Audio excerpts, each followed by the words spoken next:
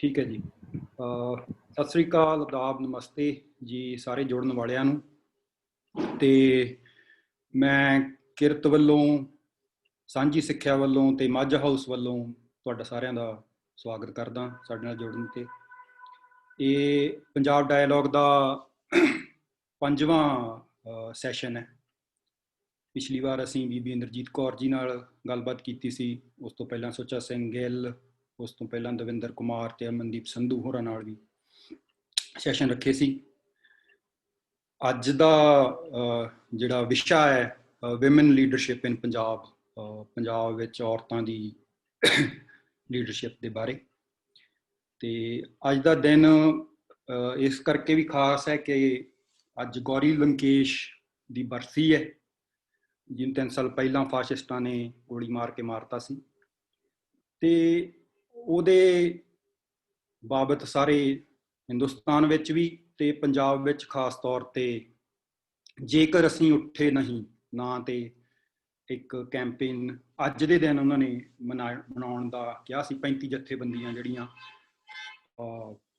ਲੋਕ ਪੱਖੀ ਵੀ ਨੇ ਤੇ ਔਰਤਾਂ ਦੀਆਂ ਜਥੇਬੰਦੀਆਂ ਵੀ ਨੇ, ਉਹਨਾਂ ਸਾਰਿਆਂ ਨੇ ਰਲ ਕੇ ਇਹ ਕੈਂਪੇਨ ਚਲਾਈ ਹੈ। ਤੇ ਸਾਡੇ ਅੱਜ ਜਿਹੜੇ ਸਪੀਕਰ ਨੇ ਮੋਨਿਕਾ ਕੁਮਾਰ, ਉਹਨਾਂ ਨੇ ਸ਼ਾਮ ਨੂੰ ਉਸੇ ਸਿਲਸਿਲੇ ਵਿੱਚ ਹੀ ਇੱਕ ਹੋਰ ਸੈਸ਼ਨ ਵੀ ਕਰਨਾ ਹੈ। ਤੇ ਹੁਣ ਮੈਂ ਮੋਨਿਕਾ ਕੁਮਾਰ ਤੇ ਨਵਕਿਰਨ ਨੱਤ ਬਾਰੇ ਥੋੜੀ ਜਿਹੀ ਇੰਟਰੋਡਕਸ਼ਨ ਦੇ ਦਿੰਦਾ। ਮੋਨਿਕਾ ਕੁਮਾਰ ਮੇਰੇ ਖਿਆਲ 'ਚ ਪਿਛਲੇ 15 ਸਾਲ ਤੋਂ ਚੰਡੀਗੜ੍ਹ 'ਚ ਰਹਿ ਰਹੇ ਨੇ, ਨਕੋਦਰ ਵਿੱਚ ਜੰਮੇ ਪਲੇ ਨੇ, GNDU ਤੋਂ ਪੜ੍ਹੇ ਨੇ। ਤੇ ਇਹਨਾਂ ਦੀ ਜਿਹੜੀ ਪੜ੍ਹਾਈ ਹੈ ਉਹ ਇੰਗਲਿਸ਼ ਲਿਟਰੇਚਰ ਵਿੱਚ ਹੈ ਤੇ ਸਕਾਲਰਸ਼ਿਪ ਇਹਨਾਂ ਦੀ ਇੰਗਲਿਸ਼ ਲਿਟਰੇਚਰ ਵਿੱਚ ਹੈ। ਪਰ ਇਹ ਹਿੰਦੀ ਸਾਹਿਤ ਦੇ ਮੰਨੇ ਪ੍ਰਮੰਨੇ ਕਵੀ ਨੇ, ਵਿਚਾਰਕ ਨੇ। ਤੇ ਇਹਨਾਂ ਦਾ ਅੱਜ ਹੀ ਇੱਕ ਹੋਰ ਲੈਕਚਰ ਹਿੰਦੀ ਸਾਹਿਤ ਦੇ ਬਾਰੇ ਵੀ ਹੈਗਾ। ਤੇ ਇਸ ਤੋਂ ਆਪਾਂ ਸਮਝ ਸਕਦੇ ਹਾਂ ਵੀ ਕਾਫੀ ਰੁੱਝੇ ਹੋਏ ਵੀ ਨੇ ਜਿਹੜੇ ਕਾਰਜ ਹੈਗੇ ਨੇ ਵਿਮਰਸ਼ ਦੇ, ਵਿਚਾਰਾਂ ਦੇ। ਤੇ ਹਿੰਦੀ ਤੋਂ ਇਲਾਵਾ ਪੰਜਾਬੀ ਵਿੱਚ ਵੀ ਲਿਖਦੇ ਨੇ, ਪੰਜਾਬ ਦੇ ਮਸਲਿਆਂ ਨਾਲ ਵਾਬਸਤਾ ਨੇ। ਇਹਨਾਂ ਨੇ 2 ਸਾਲ ਪਹਿਲਾਂ ਪਰ ਤੇ ਖੱਬੇ ਪੱਖੀ ਰਾਜਨੀਤੀ ਦੇ ਵਿੱਚ ਕੀ ਦਵੰਦ ਨੇ ਉਹਨਾਂ ਬਾਰੇ ਇੱਕ ਬਹੁਤ ਸੋਹਣਾ ਲੇਖ ਲਿਖਿਆ ਸੀ, ਜਿਹਦੇ ਉੱਤੇ ਇਹਨਾਂ ਨਾਲ ਕਾਫੀ ਫੋਨ ਆਏ, ਇਹਨਾਂ ਨੂੰ ਕਾਫੀ ਵਧੀਆ ਰਿਸਪੌਂਸ ਮਿਲਿਆ। ਉਸ ਤੋਂ ਬਾਅਦ ਇੱਕ ਬਹੁਤ ਸੋਹਣਾ ਲੇਖ ਪੰਜਾਬੀ ਟ੍ਰਿਬਿਊਨ ਵਿੱਚ ਪੰਜਾਬੀਆਂ ਦਾ ਲੋਕ ਧਰਮ ਕੀ ਹੈ, ਤਾਂ ਉਹ ਵੀ ਦੱਸਿਆ ਸੀ, ਜਿਹਨੂੰ ਆਪਾਂ ਹੁਣ ਕੈਟੇਗਰੀਜ਼ ਵਿੱਚ ਵੰਡਿਆ ਹੋਇਆ ਸਾਰਿਆਂ ਨੇ ਵੀ ਕੋਈ ਸਿੱਖ ਹੈ, ਹਿੰਦੂ ਹੈ ਕਿ ਮੁਸਲਮਾਨ ਹੈ, ਪਰ ਕੀ ਪੰਜਾਬੀਆਂ ਦਾ ਲੋਕ ਧਰਮ ਇਸ ਤਰ੍ਹਾਂ ਨਾਲ ਡਿਫਾਈਨ ਹੋ ਸਕਦਾ, ਉਹਦੇ ਬਾਰੇ ਇਹਨਾਂ ਨੇ ਵਿਚਾਰ ਰੱਖੇ ਸੀ ਆਪਣੇ। ਤੇ ਰੀਸੈਂਟਲੀ ਪਿਛਲੇ ਮਤਲਬ ਸਾਲ ਤੋਂ ਉਹ ਹਿੰਦੁਸਤਾਨ ਵਿੱਚ ਜਾਤੀਵਾਦ ਤੇ ਨਾਰੀਵਾਦ ਦੇ ਨਾਲ ਵਿਚਾਰ ਚਰਚਾ ਵਿੱਚ, ਗੈਰ ਗੰਭੀਰ ਵਿਚਾਰ ਚਰਚਾ ਵਿੱਚ ਜੁੜੇ ਹੋਏ ਨੇ। ਉਹ ਸੈਸ਼ਨਸ ਵਿੱਚ ਜਾਂਦੇ ਨੇ, ਲੋਕਾਂ ਨਾਲ ਵਾਰਤਾਲਾਪ ਕਰਦੇ ਨੇ, ਫੇਸਬੁੱਕ ਤੇ ਆਪਣੀਆਂ ਗੱਲਾਂ ਕਰਦੇ ਨੇ। ਕੁਛ ਦਿਨ ਪਹਿਲਾਂ ਅੰਮ੍ਰਿਤਾ ਪ੍ਰੀਤਮ ਦਾ ਸੀ ਦਿਨ, ਉਸ ਦਿਨ ਉਹਨਾਂ ਨੇ ਇੱਕ ਪੋਸਟ ਪਾਈ ਸੀ ਕਿ ਅੰਮ੍ਰਿਤਾ ਪ੍ਰੀਤਮ ਪੰਜਾਬੀ ਔਰਤਾਂ ਵਾਸਤੇ ਕੀ ਉਹਨਾਂ ਦੀ ਸਿਗਨੀਫਿਕੈਂਸ ਹੈ, ਤੇ ਉਹ ਕਿਉਂ ਰਾਈਲ ਅਪ ਕਰਦੀ ਹੈ ਮਰਦ ਰਾਈਟਰਸ ਨੂੰ, ਵੀ ਉਹਦਾ ਇੰਨਾ ਜਿੰਨਾ ਉਹਦੀ ਮਸ਼ਹੂਰੀ ਹੈ ਉਹਨਾਂ ਤਿੱਖਾ ਹੀ ਉਹਦਾ ਇੱਕ ਕ੍ਰਿਟਿਸਿਜ਼ਮ ਵੀ ਹੁੰਦਾ।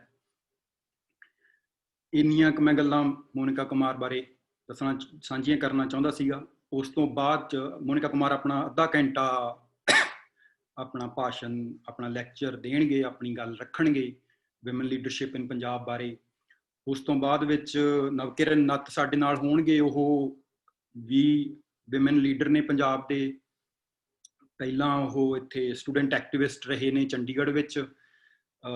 ਉਦੋਂ ਉਹ ਡਾਕਟਰ ਸੀਗੇ, ਡੈਂਟਲ ਸਰਜਨ। ਤੇ ਉਸ ਤੋਂ ਬਾਅਦ ਵਿੱਚ ਅੱਜ ਕੱਲ੍ਹ ਉਹ ਦਿੱਲੀ ਵਿੱਚ ਨੇ ਤੇ ਫਿਲਮ ਸਕਾਲਰ ਨੇ, ਫਿਲਮ ਸਕਾਲਰਸ਼ਿਪ ਵਿੱਚ ਕੰਮ ਕਰ ਰਹੇ ਨੇ। ਨਾਲ ਦੀ ਨਾਲ ਖੱਬੇ ਪੱਖੀ ਸਿਆਸਤ, ਲੋਕ ਪੱਖੀ ਸਿਆਸਤ ਤੇ ਔਰਤਾਂ ਦੀ ਸਿਆਸਤ ਵਿੱਚ ਸੰਘਰਸ਼ਸ਼ੀਲ ਨੇ, ਐਕਟਿਵਿਸਟ ਨੇ, ਤੇ ਉਹ ਬਾਅਦ ਸਵਾਲ ਜਵਾਬ ਕਰਨਗੇ ਮੋਨਿਕਾ ਕੁਮਾਰ ਨਾਲ। ਤੇ ਸਾਨੂੰ ਬਹੁਤ ਖੁਸ਼ੀ ਆ ਕਿ ਅੱਜ ਇਹ ਦੋ ਜਿਹੜੇ ਆਪਣੇ ਰੂਪ ਵਿੱਚ ਲੀਡਰ ਵੀ ਨੇ ਪੰਜਾਬੀ ਨਾਰੀਵਾਦ ਵਿੱਚ ਜਾਂ ਪੰਜਾਬੀ ਸਮਾਜ ਦੇ, ਸਾਡੇ ਨਾਲ ਜੁੜੇ ਨੇ, ਤੇ ਉਹ ਵਿਮਨ ਲੀਡਰਸ਼ਿਪ ਇਨ ਪੰਜਾਬ ਬਾਰੇ ਗੱਲ ਕਰਨਗੇ। ਤੇ ਬਹੁਤ ਬਹੁਤ ਧੰਨਵਾਦ ਮੋਨਿਕਾ, ਬਹੁਤ ਬਹੁਤ ਧੰਨਵਾਦ ਨਵਕਿਰਨ। ਤੇ ਅੱਗੇ ਹੁਣ ਤੁਸੀਂ ਮੇਰੇ ਖਿਆਲ 'ਚ ਸ਼ੁਰੂ ਕਰ ਸਕਦੇ ਹੋ ਆਪਣਾ ਲੈਕਚਰ। ਠੀਕ ਹੈ, ਧੰਨਵਾਦ ਜਸਦੀਪ।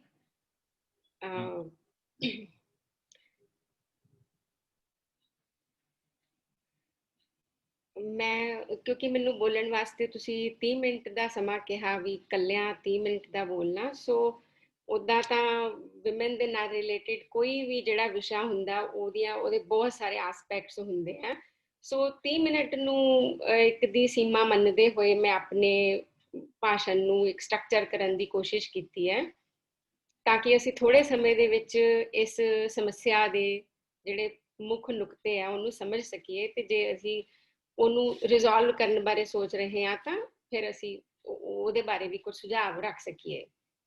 ਪਹਿਲੀ ਗੱਲ ਤਾਂ ਮਤਲਬ ਮੈਂ ਆਪਣੀ ਗੱਲ ਇੱਥੋਂ ਹੀ ਕਰਨੀ ਚਾਹੁੰਦੀ ਹਾਂ ਕਿ ਜੇ ਤੁਸੀਂ ਬਿਲਕੁਲ ਇੱਕ ਆਬਜੈਕਟਿਵਿਟੀ ਨਾਲ ਇਸ ਦੁਨੀਆ ਨੂੰ ਤੁਸੀਂ ਕਿਧਰੋਂ ਵੀ ਦੇਖਣ ਦੀ ਕੋਸ਼ਿਸ਼ ਕਰੋ ਕਿ ਕੁਦਰਤ ਤੋਂ ਬਾਅਦ ਜਿਹੜਾ ਸਮਾਜਿਕ ਜਿਹੜੀ ਵਿਵਸਥਾ ਆ ਉਹਦਾ ਸਰੋਤ ਕੀ ਆ, ਉਹ ਕਿਹਦੀ ਕਲਪਨਾ ਆ, ਤੇ ਮੈਨੂੰ ਲੱਗਦਾ ਹੈ ਕਿ ਵੀ ਥੋੜਾ ਜਿੰਨਾ ਚੇਤਨ ਹੋਇਆ ਆਦਮੀ ਵੀ ਇਸ ਗੱਲ ਨੂੰ ਸਮਝ ਸਕਦਾ ਆ ਕਿ ਇਹ ਜਿਹੜਾ ਸਮਾਜ ਆ, ਇਹ ਜਿਹੜਾ ਹਿਊਮਨ ਵਰਲਡ ਆ, ਇਹ ਮੇਲ ਇਮੈਜੀਨੇਸ਼ਨ ਦੀ ਦੁਨੀਆ ਆ, ਇਹ ਮੇਲ ਜਿਹੜੀ ਥਿੰਕਿੰਗ, ਉਹਦੀ ਕਲਪਨਾ, ਉਹਦਾ ਇਸ ਸਿਰਜਿਆ ਹੋਇਆ ਸਮਾਜ ਆ।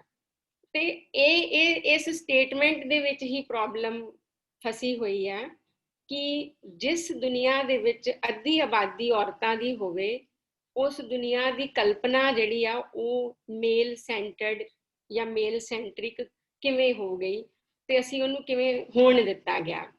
ਉੱਦਾਂ ਤਾਂ ਦੇਖੋ ਪੂਰੀ ਦੁਨੀਆ ਦੇ ਵਿੱਚ ਹੀ ਅਕਸਰ ਇਹ ਮੁੱਦਾ ਚੱਲਿਆ ਰਹਿੰਦਾ ਹੈ ਕਿ ਦੁਨੀਆ ਦੇ ਵਿੱਚ ਲੀਡਰਸ਼ਿਪ ਦਾ ਕ੍ਰਾਈਸਿਸ ਆ। ਪਿਛਲੇ ਕੁਝ ਸਾਲਾਂ ਵਿੱਚ ਰਾਈਟ ਵਿੰਗ ਫੋਰਸਿਸ ਬਹੁਤ ਜ਼ਿਆਦਾ ਰਾਈਜ਼ ਕਰ ਗਈਆਂ, ਤਾਂ ਲੀਡਰਸ਼ਿਪ ਦਾ ਕ੍ਰਾਈਸਿਸ ਜਿਹੜਾ ਉਹ ਹੋਰ ਜ਼ਿਆਦਾ ਸਾਨੂੰ ਮਹਿਸੂਸ ਹੋਣਾ ਸ਼ੁਰੂ ਹੋ ਗਿਆ।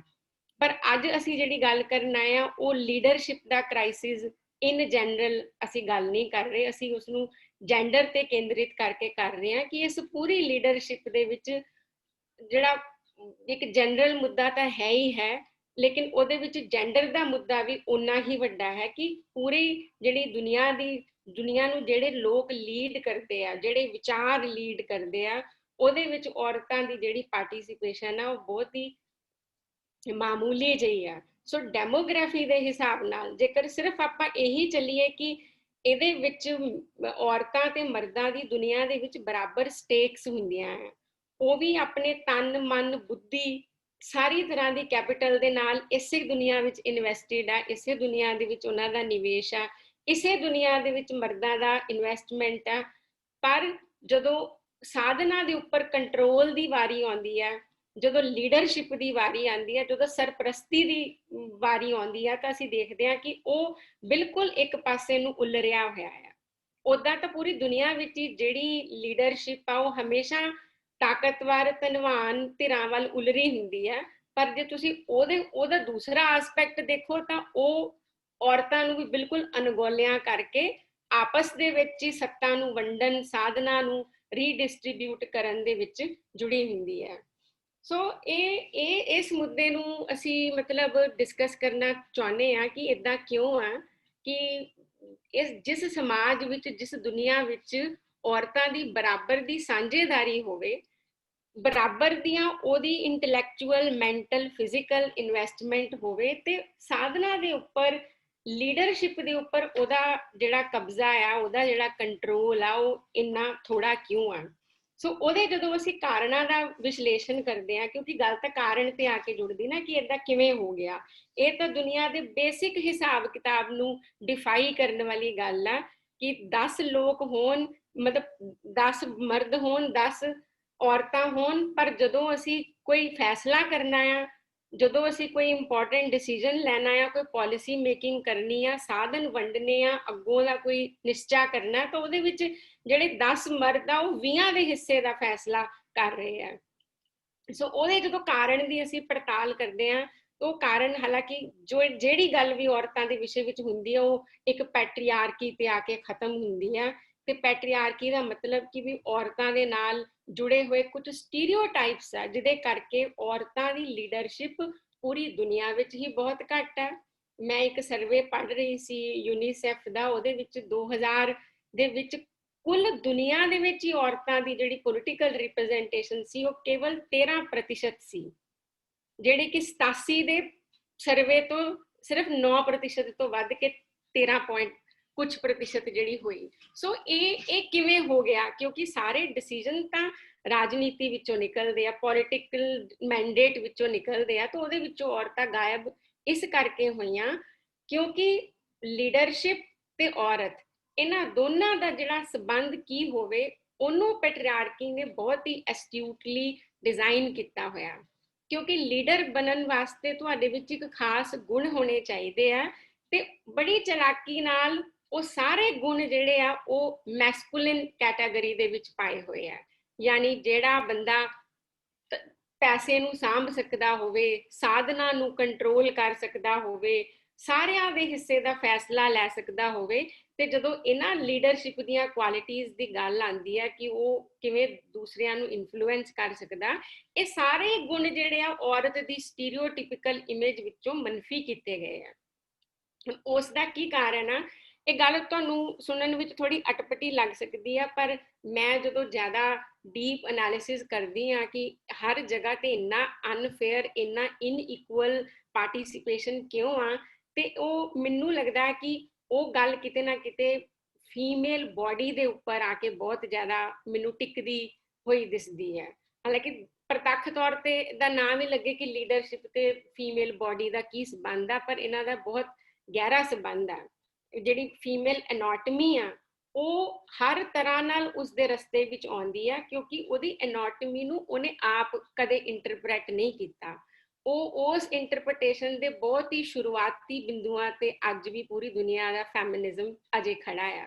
ਕਿਉਂਕਿ ਲੀਡਰ ਬਣਨ ਵਾਸਤੇ ਤੁਹਾਨੂੰ ਕਠੋਰ ਹੋਣਾ ਪਊਗਾ, ਤੁਹਾਨੂੰ ਨਿਸ਼ਪਕਸ਼ ਹੋਣਾ ਪਊਗਾ, ਤੇ ਔਰਤਾਂ ਜਿਹੜੀਆਂ ਉਹ ਮਮਤਾ ਦੀਆਂ ਮਾਰੀਆਂ ਸੈਂਟੀਮੈਂਟਲ ਹੁੰਦੀਆਂ, ਇੱਕ ਤਾਂ ਉਹ ਆਬਜੈਕਟਿਵ ਨਹੀਂ ਹੋ ਸਕਦੀਆਂ, ਦੂਸਰਾ ਉਹ ਕਠੋਰ ਨਹੀਂ ਹੋ ਸਕਦੀਆਂ। ਸੋ ਇਹ ਅਸੀਂ ਬਿਲਕੁਲ, ਔਰ ਪਿਛਲੇ ਕੁਝ ਸਾਲਾਂ ਵਿੱਚ ਤਾਂ ਨੇਤਾ ਤਾਕਤਵਰ ਦਾ ਮਤਲਬ ਅਸੀਂ ਹੋਰ ਜ਼ਿਆਦਾ ਉਹਨੂੰ ਮੈਸਕੂਲਿਨ ਇਮੇਜ ਜਿਹੜੀ ਆ ਉਹ leadership the with particularly this BJP regime, ਅਸੀਂ ਹੋਰ ਜ਼ਿਆਦਾ ਉਹਦਾ ਜਿਹੜਾ ਨਾਇਕ ਦਾ ਕਨਸੈਪਟ ਸੀਗਾ, ਜਿਹੜਾ ਲੀਡਰ ਦਾ ਕਨਸੈਪਟ ਸੀ, ਉਹ ਹੋਰ ਜ਼ਿਆਦਾ ਮੈਸਕੂਲਿਨਾਈਜ਼ ਕਰ ਦਿੱਤਾ।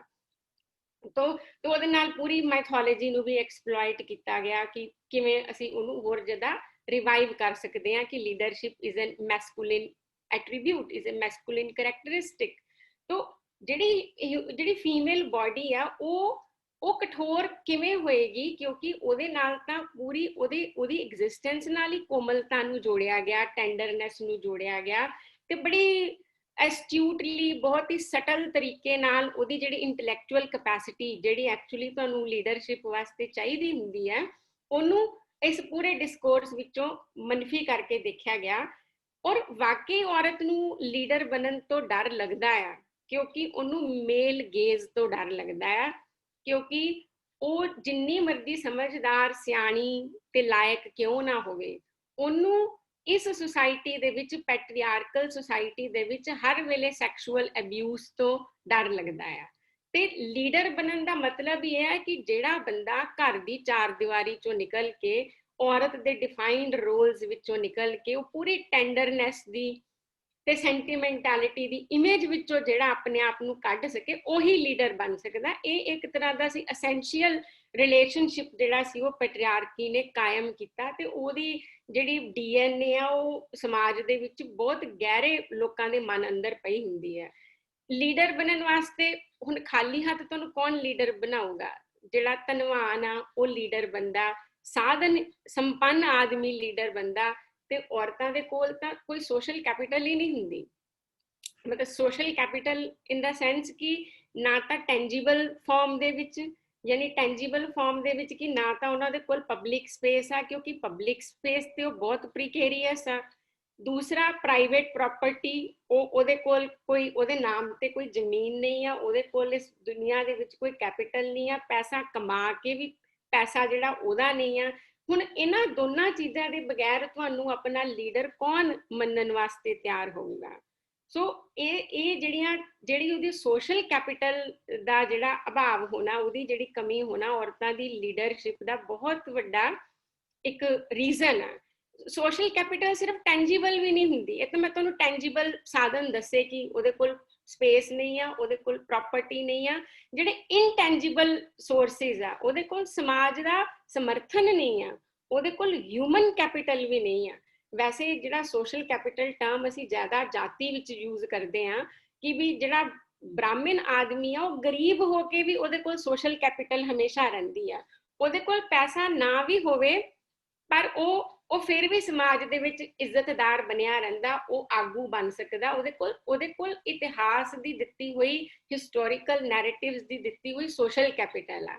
ਤੋ ਇੱਕ ਔਰਤ ਦੇ ਕੋਲ ਨਾ ਤਾਂ ਟੈਂਜੀਬਲ ਸੋਸ਼ਲ ਕੈਪੀਟਲ ਆ, ਨਾ ਹੀ ਉਸਦੇ ਕੋਲ ਇਨਟੈਂਜੀਬਲ ਸੋਸ਼ਲ ਕੈਪੀਟਲ ਆ। ਤੋ ਇਸ ਦੀ ਲੈਕ ਵਜੋਂ ਹੀ ਸਾਡੇ ਕੋਲ ਇਦਾਂ ਦਾ ਸਿਨੈਰੀਓ ਆ ਕਿ ਜਿੱਥੇ ਔਰਤਾਂ ਦੀ ਜਿਹੜੀ ਰਿਪਰੈਜ਼ੈਂਟੇਸ਼ਨ ਆ, ਔਰਤਾਂ ਦੀ ਲੀਡਰਸ਼ਿਪ ਆ, ਬਹੁਤ ਮੀਗਰ ਆ।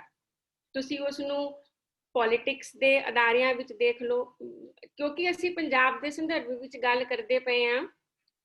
ਤੁਸੀਂ ਪੰਜਾਬ ਦੀ ਚੀਫ ਮਿਨਿਸਟਰਸ਼ਿਪ ਪੂਰੀ ਪੋਸਟ ਇੰਡੀਪੈਂਡੈਂਸ ਉਹਦਾ ਇਨਕੰਬੈਂਸੀ ਬੋਰਡ ਚੈੱਕ ਕਰ ਲਓ ਕਿ ਇੱਥੇ ਕਿੰਨੀਆਂ ਜਿਹੜੀਆਂ ਸੀ ਉਹ ਔਰਤਾਂ ਮੁੱਖ ਮੰਤਰੀ ਹੋਈਆਂ। ਫਿਰ ਉਸ ਤੋਂ ਬਾਅਦ ਤੁਸੀਂ ਕਿੰਨੀਆਂ ਪਾਰਲੀਮੈਂਟੇਰੀਅਨਸ ਹੋਈਆਂ। ਉਹ ਈਵਨ ਉਹਦੇ ਉਸ ਤੋਂ ਥੱਲੜੇ ਲੈਵਲ ਦਾ ਜਿਹੜਾ ਇੱਕ ਪੂਰਾ ਸਾਡੇ ਕੋਲ ਹਾਇਰਾਰਕੀ ਆ ਐਡਮਿਨਿਸਟ੍ਰੇਟਿਵ ਪੋਜੀਸ਼ਨਸ ਦੀ, ਟੌਪ ਪੋਜੀਸ਼ਨਸ ਦੀ, ਉਹਦੇ ਵਿੱਚ ਤੁਹਾਨੂੰ ਪਹਿਲੀ ਮਾਰ ਕਾਸਟ ਤੇ ਮਿਲੂਗੀ ਕਿ ਉਹ ਅਪਰ ਕਾਸਟ ਹੋਣਗੇ ਤੇ ਦੂਸਰਾ ਉਹ ਅਪਰ ਕਾਸਟ ਮੇਲ ਹੋਣਗੇ। ਯਾਨੀ ਸਾਰੇ ਪੂਰੀ ਇੱਕ ਛੋਟੀ ਜਿਹੀ ਮਾਈਨੋਰਿਟੀ ਇੱਕ ਬਹੁਤ ਵੱਡੀ ਮੈਜੋਰਿਟੀ ਦੇ ਹੱਕ ਵਿੱਚ ਫੈਸਲੇ ਕਰਨ ਦੇ ਦਾਅਵੇ ਪੇਸ਼ ਕਰਦੀ ਹੈ। ਸੋ ਇਹ ਜਿਹੜੀ ਸੋਸ਼ਲ ਕੈਪੀਟਲ ਦਾ ਨਾ ਹੋਣਾ, ਔਰਤਾਂ ਦੀ ਲੀਡਰਸ਼ਿਪ ਦੇ ਵਿੱਚ ਉਹਨਾਂ ਦਾ ਫਾਰਵਰਡ ਨਾ ਹੋਣ ਦਾ ਇੱਕ ਬਹੁਤ ਵੱਡਾ ਕਾਰਨ ਆ। ਤੇ ਉਹਦਾ ਹੀ ਜਿਹੜੀ ਬੋਡੀ ਨੂੰ ਲੈ ਕੇ ਜਿਹੜੇ ਸਾਡਾ ਸਟੀਰੀਓਟਾਈਪ ਆ, ਉਹ ਵੀ ਉਹਨੂੰ ਬਹੁਤ ਜ਼ਿਆਦਾ ਰੋਕਦਾ। ਚਾਹੇ ਉਹ ਵੱਡੀਆਂ ਪੋਜੀਸ਼ਨਸ ਆ, ਪੋਲੀਟੀਕਲ ਪੋਜੀਸ਼ਨਸ, ਜਾਂ ਫਿਰ ਉਹ ਛੋਟੇ ਲੈਵਲ ਤੇ ਈਵਨ ਤੁਸੀਂ ਨਗਰ ਪਾਲਿਕਾ ਜਾਂ ਪੰਚਾਇਤ ਦੇ ਵਿੱਚ ਦੇਖੋ ਕਿ ਜਿੱਥੇ ਸੀਟਸ ਰਿਜ਼ਰਵ ਕਰ ਵੀ ਦਿੱਤੀਆਂ ਗਈਆਂ, ਉੱਥੇ ਵੀ ਔਰਤਾਂ ਦੀ ਲੀਡਰਸ਼ਿਪ ਜਿਹੜੀ ਸੀ, ਉਹਨਾਂ ਦੀ ਐਮਪਾਵਰਮੈਂਟ ਦਾ ਜਿਹੜਾ ਉਹ ਰਸਤਾ ਸੀ, ਉਹ ਬਹੁਤ ਘੱਟ ਬਣੀ। ਉਹ ਵੀ ਕਿਤੇ ਨਾ ਕਿਤੇ ਮੇਲ ਪੈਟਰਨਸ ਦੇ ਵਿੱਚ ਵਿਕਟਿਮਾਈਜ਼ ਹੋ ਗਈ ਜਾਂ ਉੱਥੇ ਹੀ ਖੱਪ ਗਈ। ਪਰ ਜਿਹੜੀ ਉਹਦੀ ਆਪਣੀ ਸੋਵਰੈਨਿਟੀ ਸੀ ਉਹ ਨਹੀਂ ਅਸਰਟ ਹੋ ਸਕੀ। ਸੋ ਇਸ ਦੀ ਜਿਹੜੀ ਕਮੀ, ਇਹਦੇ ਕਾਰਨ ਜਦੋਂ ਮੈਂ ਐਨਾਲਾਈਜ਼ ਕਰਦੀ ਹਾਂ ਤਾਂ ਉਹ ਇਹ ਹੈ ਕਿ ਜਿਹੜੇ ਉਹਦੇ ਅਸੀਂ ਜੋੜਿਆ ਕਿ ਵੀ ਪੈਸਾ, ਆਪਣੇ ਪੈਸੇ ਦੇ ਉੱਪਰ ਕੰਟਰੋਲ ਰੱਖਣ ਵਾਲੀ ਔਰਤ ਜਿਹੜੀ ਆ, ਉਹਦੇ ਮੋਰਲਸ ਕੁਐਸਚਨੇਬਲ ਹੋ ਜਾਂਦੇ ਆ। ਪੋਲੀਟੀਕਲ ਐਂਬੀਸ਼ਨਸ ਰੱਖਣ ਵਾਲੀ ਔਰਤ ਵੀ ਜਿਹੜੀ ਆ ਉਹ ਗ੍ਰਸਤੀ ਵਾਸਤੇ ਮਾਕੂਲ ਨਹੀਂ ਮੰਨੀ ਜਾਂਦੀ। ਸੋ ਔਰਤ ਦੇ ਅਰਾਊਂਡ ਜਿੰਨੀ ਵੀ ਸਾਰੀ ਇਮੇਜ ਬਿਲਡਿੰਗ ਆ, ਉਹ ਸਾਰੀ ਉਹਨੂੰ ਸਰਪ੍ਰਸਤ ਬਣਨ ਤੋਂ, ਲੀਡਰ ਬਣਨ ਤੋਂ ਰੋਕਦੀ ਹੈ ਤੇ ਉਹਨੂੰ ਇੱਕ ਸਬਸਰਵੀਐਂਟ ਰੋਲ ਵਾਸਤੇ ਹੀ ਉਹ ਆਪ ਵੀ ਮੰਨਦੀ ਹੈ ਕਿ ਮੈਂ ਉਹਦੇ ਵਾਸਤੇ ਹੀ ਬਣੀ ਆ, ਤੇ ਜਿਹੜੇ ਮਰਦ ਸਮਾਜ ਆ ਉਹ ਵੀ ਉਹਨੂੰ ਉਸੇ ਤਰੀਕੇ ਨਾਲ ਦੇਖਣਾ ਚਾਹੁੰਦਾ। ਹੁਣ ਇਹ ਕੈਪੀਟਲ, ਜਦ ਤੱਕ ਕੈਪੀਟਲ ਤੋਂ ਬਗੈਰ ਕੁਝ ਵੀ ਨਹੀਂ। ਮੈਂ ਇਸ ਮਾਮਲੇ ਵਿੱਚ ਬਿਲਕੁਲ ਜਿਹੜਾ ਇੱਕ ਸਾਡੇ ਕੋਲ ਮਾਰਕਸਿਸਟ ਡਿਸਕੋਰਸ ਆ, ਮੈਨੂੰ ਲੱਗਦਾ ਹੈ ਕਿ ਮੈਂ ਕਹਿ ਸਕਦੀ ਹਾਂ ਕਿ ਉਹ ਸਿਰਫ ਕਲਾਸ ਦੇ ਉੱਤੇ ਅਪਲਾਈ ਨਹੀਂ ਹੁੰਦਾ, ਉਹ ਜੈਂਡਰ ਦੇ ਉੱਤੇ ਵੀ ਉਸੇ ਤਰੀਕੇ ਨਾਲ ਅਪਲਾਈ ਹੁੰਦਾ ਕਿ ਅਸੀਂ ਸੋਸ਼ਲ ਕੈਪੀਟਲ ਤੋਂ ਜੇ ਸਾਡੇ ਕੋਲ ਨਾ ਹੋਵੇ ਤਾਂ ਅਸੀਂ ਇਸ ਸਮਾਜ ਦੇ ਵਿੱਚ ਆਪਣੀ ਕਲਪਨਾ, ਆਪਣੀ ਬੁੱਧੀ, ਆਪਣੇ ਵਿਚਾਰ ਕਦੇ ਵੀ ਇੰਪਲੀਮੈਂਟ ਨਹੀਂ ਕਰ ਸਕਦੇ। ਔਰ ਜਦੋਂ ਕੋਈ ਔਰਤ ਲੀਡਰ ਬਣ ਵੀ ਜਾਂਦੀ ਹੈ, ਬਾਅਦ ਦਫਾ ਕਿ ਉਹ ਰਿਜ਼ਰਵੇਸ਼ਨ ਦੇ ਕਰਕੇ ਬਣ ਗਈ, ਪਿੰਡਾਂ ਕਸਬਿਆਂ, ਮੈਂ ਕਸਬੇ ਵਿੱਚ ਆਪਣਾ ਜੀਵਨ ਬਿਤਾਇਆ, ਈਵਨ ਸਾਡੀ ਆਪਣੀ ਜਿਹੜੀ ਵਾਰਡ ਸੀ ਉਹ ਵਿਮਨ ਰਿਜ਼ਰਵਡ ਵਾਰਡ ਸੀਗਾ, ਲੇਕਿਨ ਜਿਹੜੀ ਲੇਡੀ ਉੱਥੇ ਹਮੇਸ਼ਾ ਜਿੱਤਦੀ ਸੀ ਉਹ ਐਕਚੁਅਲੀ ਪਪੇਟ ਸੀ ਆਪਣੇ ਹਸਬੈਂਡ ਦਾ, ਕਿਉਂਕਿ ਉਹਦਾ ਹਸਬੈਂਡ ਪਹਿਲਾਂ ਮਿਊਨਿਸਪਲ ਕਾਉਂਸਲਰ ਸੀਗਾ ਤੇ ਉਹ ਜਦੋਂ ਵਾਰਡ ਜਿਹੜਾ ਸੀ ਉਹ ਵਿਮਨ ਲਈ ਰਿਜ਼ਰਵ ਹੋ ਗਿਆ ਤਾਂ ਉਹਦੇ ਹਿੱਸੇ ਦੀ ਪੋਲਿਟਿਕਸ ਸਾਰੀ ਉਹੀ ਕਰਦਾ। ਈਵਨ ਮੈਂ ਉਹਨੂੰ ਪੁੱਛਿਆ ਵੀ ਕਿ ਵੀ ਤੁਸੀਂ ਜਾਂਦੇ ਹੁੰਦੇ ਆ ਉੱਥੇ ਟਾਊਨ ਹਾਲ ਜਾਂ ਕਿਵੇਂ, ਉਹ ਕਹਿੰਦੀ ਨਹੀਂ ਮੈਂ ਸਾਇਨ ਸੂਇਨ ਕਰਨ ਜਾਂਦੀ ਹੁੰਦੀ ਆ। ਮਤਲਬ ਉਹ ਉਸ ਆਈਡੀਆ ਤੋਂ ਵੀ ਬਿਲਕੁਲ ਦੂਰ ਆ ਕਿ ਵਿਮਨ ਲੀਡਰਸ਼ਿਪ ਦਾ ਆਈਡੀਆ ਵੀ ਕੀ ਹੁੰਦਾ ਆ। ਤੇ ਇਹ ਪੂਰਾ ਫਸਾਡ, ਪੂਰੀ ਜਿਹੜੀ ਏਲੀਏਨੇਸ਼ਨ ਜਾਂ ਇਸਟ੍ਰੇਂਜਮੈਂਟ ਆ, ਇਹ ਬੜੇ ਸਲੀਕੇ ਨਾਲ ਕੀਤੀ ਗਈ ਹੈ। ਈਵਨ ਜਦੋਂ ਦੁਨੀਆ ਦੇ ਵਿੱਚ ਔਰਤਾਂ ਦੇ ਅਧਿਕਾਰ ਨੂੰ ਲੈ ਕੇ ਹੁਣ ਇਗਨੋਰੈਂਸ ਨਹੀਂ ਆ, ਉਹ ਇੱਕ ਅਲੱਗ ਜ਼ਮਾਨਾ ਸੀ ਜਦੋਂ ਇਗਨੋਰੈਂਸ ਸੀ। ਹੁਣ ਕੀ ਹੈ ਕਿ ਹੁਣ ਤਾਂ ਸਟਬਨ ਕਮਿਟਮੈਂਟ ਟੂ ਪੈਟਰੀਆਰਕੀ ਹੈ। ਉਹਨੂੰ ਲੱਗਦਾ ਹੈ ਕਿ ਉਹ ਲੇਡੀ ਕਾਉਂਸਲਰ ਨੂੰ ਇੰਨਾ ਹੀ ਬਹੁਤ ਲੱਗਦਾ ਹੈ ਕਿ ਵੀ ਮੈਨੂੰ ਮੌਕਾ ਦਿੱਤਾ ਗਿਆ, ਤੇ ਉਹਦੀ ਕਲਪਨਾ, ਉਹਦੀ ਆਪਣੇ ਵਿਚਾਰ ਤਾਂ ਫਿਰ ਵੀ ਨਹੀਂ ਆ ਰਹੇ, ਉਹਦੇ ਤੇ ਇੰਨੀ ਬੇਯਕੀਨੀ ਆ ਕਿ ਉਹ ਕਿਵੇਂ ਫੈਸਲੇ ਕਰ ਸਕਦੀ ਹੈ, ਉਹ ਕਿਵੇਂ ਡਿਸਾਈਡ ਕਰੂਗੀ, ਲੋਕਾਂ ਦੇ ਝਗੜੇ ਕਿਵੇਂ ਸੁਲਝਾਊਗੀ, ਜਿਹਨੂੰ ਘਰ ਤੋਂ ਬਾਹਰ ਜਿੰਨੇ ਕਦੇ ਨਿਕਲ ਕੇ ਨਹੀਂ ਦੇਖਿਆ। ਸੋ ਉਹਦੇ ਇਸ ਕਰਕੇ ਬਾਵਜੂਦ ਇਹਦੇ ਕਿ ਔਰਤਾਂ ਦੀ ਰਿਜ਼ਰਵੇਸ਼ਨ ਕਿਤੇ ਕਿਤੇ ਨਿਸ਼ਚਿਤ ਕੀਤੀ ਗਈ, ਪਰ ਉੱਥੇ ਵੀ ਤੁਹਾਨੂੰ ਔਰਤਾਂ ਦੀ ਲੀਡਰਸ਼ਿਪ ਦੇਖਣ ਨੂੰ ਨਹੀਂ ਮਿਲੀ। ਮਤਲਬ ਅਜੇ ਵੀ ਉਹ ਦੁਨੀਆ, ਉਹ ਸਮਾਜ ਦੇਖਣਾ ਅਜੇ ਅਸੀਂ ਬਾਕੀ ਆ ਜਿਹਦੇ ਵਿੱਚ ਇਹ ਪੈਟਰੀਆਰਕੀ ਦੀ ਵੇਲ, ਇਹਨੂੰ ਡਿਸਮੈਂਟਲ ਕਰਨ ਤੋਂ ਬਾਅਦ ਜਿਹੜੀ ਜੇ ਕੋਈ ਵਿਮਨ ਇਮੈਜੀਨੇਸ਼ਨ ਹੋਊਗੀ ਤਾਂ ਉਹ ਕਿਵੇਂ ਦੀ ਹੋਊਗੀ। ਆਪਣੀ ਗੱਲ ਦਾ ਤੀਸਰਾ ਬਿੰਦੂ ਮੈਂ ਹੁਣ ਅੱਗੇ ਵਧਦਿਆਂ ਹੋਇਆ ਇਹ ਲਿਜਾਣਾ ਚਾਹੁੰਦੀ ਆ ਕਿ ਅੱਜ ਤੱਕ ਦੀ ਨਾਰੀਵਾਦੀ ਜਿਹੜਾ ਅੰਦੋਲਨ ਸੀ, ਉਹਨੇ ਵਿਮਨ ਲੀਡਰਸ਼ਿਪ ਨੂੰ ਇੰਨਾ ਐਕਸਲਰੇਟ ਕਿਉਂ ਨਹੀਂ ਕਰ ਸਕੀ। ਉਹਦੇ ਆਪਣੇ ਕੀ ਦੋਸ਼ ਰਹੇ ਕਿ ਬਾਵਜੂਦ ਇਹਦੇ ਕਿ ਹੁਣ ਨਾਰੀਵਾਦ ਦਾ ਇਤਿਹਾਸ ਹਿੰਦੁਸਤਾਨ ਵਿੱਚ ਬਹੁਤ ਲੰਮਾ, ਦੁਨੀਆ ਦੇ ਵਿੱਚ ਬਹੁਤ ਵੱਡਾ, ਤੇ ਪੰਜਾਬ ਦੇ ਵਿੱਚ ਵੀ ਸਮਾਨਾਂਤਰ ਰੂਪ ਵਿੱਚ ਉਹ ਚੱਲਦਾ ਰਿਹਾ। ਤਾਂ ਉਹ ਫੈਮਿਨਿਜ਼ਮ ਦੇ ਵਿੱਚ ਕੀ ਸਾਡੇ ਫਲॉज ਰਹੇ, ਕੀ ਸਾਡੀਆਂ ਕਮੀਆਂ ਰਹੀਆਂ ਕਿ ਉਸ ਤਰੀਕੇ ਦੀ ਲੀਡਰਸ਼ਿਪ ਅਸੀਂ ਕਦੇ ਨਹੀਂ ਬਿਲਡ ਕਰ ਸਕੇ। ਪੰਜਾਬ ਵਿੱਚ ਮੈਨੂੰ ਤਾਂ ਮਤਲਬ ਕਿ ਬੜੀ ਸਰਸਰੀ ਜੀ ਨਿਗਾਹੀ ਜਦ ਮੈਂ ਮਾਰਦੀ ਹਾਂ, ਕਿਉਂਕਿ ਮੈਂ ਐਜੂਕੇਸ਼ਨ ਸੈਕਟਰ ਵਿੱਚ ਰਹੀ ਹਾਂ ਸ਼ੁਰੂ ਤੋਂ, ਪਹਿਲਾਂ ਪੜ੍ਹਨ ਵੇਲੇ ਫਿਰ ਪੜ੍ਹਾਉਣ ਵੇਲੇ, ਤਾਂ ਮੈਨੂੰ ਤਾਂ ਇਹੀ ਲੱਗਦਾ ਰਿਹਾ ਕਿ ਮੈਂ ਤਾਂ ਕੋਈ ਯੂਨੀਵਰਸਿਟੀਜ਼ ਵੀ ਨਹੀਂ ਦੇਖੀਆਂ ਜਿੱਥੇ ਇੱਕ ਵਾਈਸ ਚਾਂਸਲਰ ਤੱਕ ਵੀ ਔਰਤਾਂ ਬਣੀਆਂ ਹੋਣ। ਤੁਸੀਂ ਇਮੈਜਿਨ ਹੀ ਨਹੀਂ ਕਰ ਸਕਦੇ, ਕਿਉਂਕਿ ਉਹ ਉਹਨਾਂ ਜਗ੍ਹਾ ਤੇ ਹੋਣ ਦੇ ਬਾਵਜੂਦ ਵੀ, ਉਸ ਇਨਕੰਬੈਂਸੀ ਦੇ ਵਿੱਚ ਹੋਣ ਦੇ ਬਾਵਜੂਦ ਵੀ ਉਹਨਾਂ ਦੇ ਚਾਂਸਿਸ ਉਦੋਂ ਬਿਲਕੁਲ ਬਲੀਕ ਹੋ ਜਾਂਦੇ ਆ ਜਦੋਂ ਉਹ ਇਦਾਂ ਦੀਆਂ, ਜਦ ਤੱਕ ਕਿ ਉਹ ਸੀਨੀਅਰਿਟੀ ਦਾ ਮਸਲਾ ਨਾ ਹੋਵੇ। ਹੁਣ ਸੀਨੀਅਰਿਟੀ ਕਰਕੇ ਤੁਸੀਂ ਹੈਡ ਆਫ ਦੀ ਡਿਪਾਰਟਮੈਂਟ ਬਣ ਜਾਓ, ਪ੍ਰਿੰਸੀਪਲ ਬਣ ਜਾਓ, ਤੇ ਉਹ ਇੱਕ ਵੱਖਰੀ ਗੱਲ ਆ। ਲੇਕਿਨ ਤੁਸੀਂ ਉਦਾਂ ਜੇਕਰ ਦੇਖੋ ਤੇ ਉਹ ਜੇ ਬਣ ਵੀ ਜਾਵੇ ਤਾਂ ਉਹਨੂੰ ਆਪਣੇ ਕਾਊਂਟਰ, ਜਿਹੜੇ ਮੇਲ ਕਾਊਂਟਰ ਪਾਰਟਸ ਆ, ਉਹਨਾਂ ਨੂੰ ਬਹੁਤ ਖੁਸ਼ ਰੱਖਣਾ ਪੈਂਦਾ ਹੈ, ਕਿਉਂਕਿ ਉਹ ਬਣ ਤਾਂ ਗਈ, ਉਹ ਬੇਸ਼ੱਕ ਕਿਸੇ ਪੋਜੀਸ਼ਨ ਤੇ ਵੀ ਆ ਗਈ, ਪਰ ਉਸ ਮੇਲ ਗੇਜ਼ ਤੋਂ ਮੁਕਤੀ ਉਹ ਕਿਵੇਂ ਪਾਊਗੀ। ਮੈਂ ਆਪਣੀ ਅਨੁਭਵ ਦੇ ਵਿੱਚ ਏਦਾਂ ਦੀਆਂ ਪ੍ਰਿੰਸੀਪਲ, ਡਾਇਰੈਕਟਰ ਔਰਤਾਂ ਵੀ ਦੇਖੀਆਂ ਜਿਹੜੀਆਂ ਬਣ ਕੇ ਵੀ ਘਬਰਾਈਆਂ ਰਹੀਆਂ ਆਪਣੇ ਟੈਨਿਓਰ ਦੇ ਵਿੱਚ।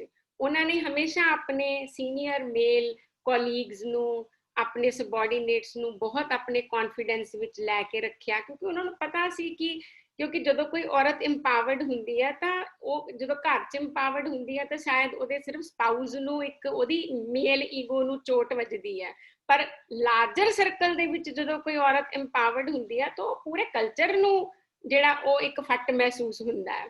ਸੋ ਉਹਨੂੰ ਪ੍ਰੀਐਮਪਟ ਕਰਦੇ ਹੋਏ ਜਿਹੜਾ ਨਾ ਔਰਤਾਂ ਪਹਿਲਾਂ ਹੀ ਆਪਣੀ ਜਿਹੜੀ ਉਹਨਾਂ ਦੀ ਮੌਲਿਕਤਾ ਹੁੰਦੀ ਆ ਉਹ ਉਸ ਨੂੰ ਕਦੇ ਪ੍ਰਵਾਨ ਨਹੀਂ ਚੜਨ ਦਿੰਦੀਆਂ।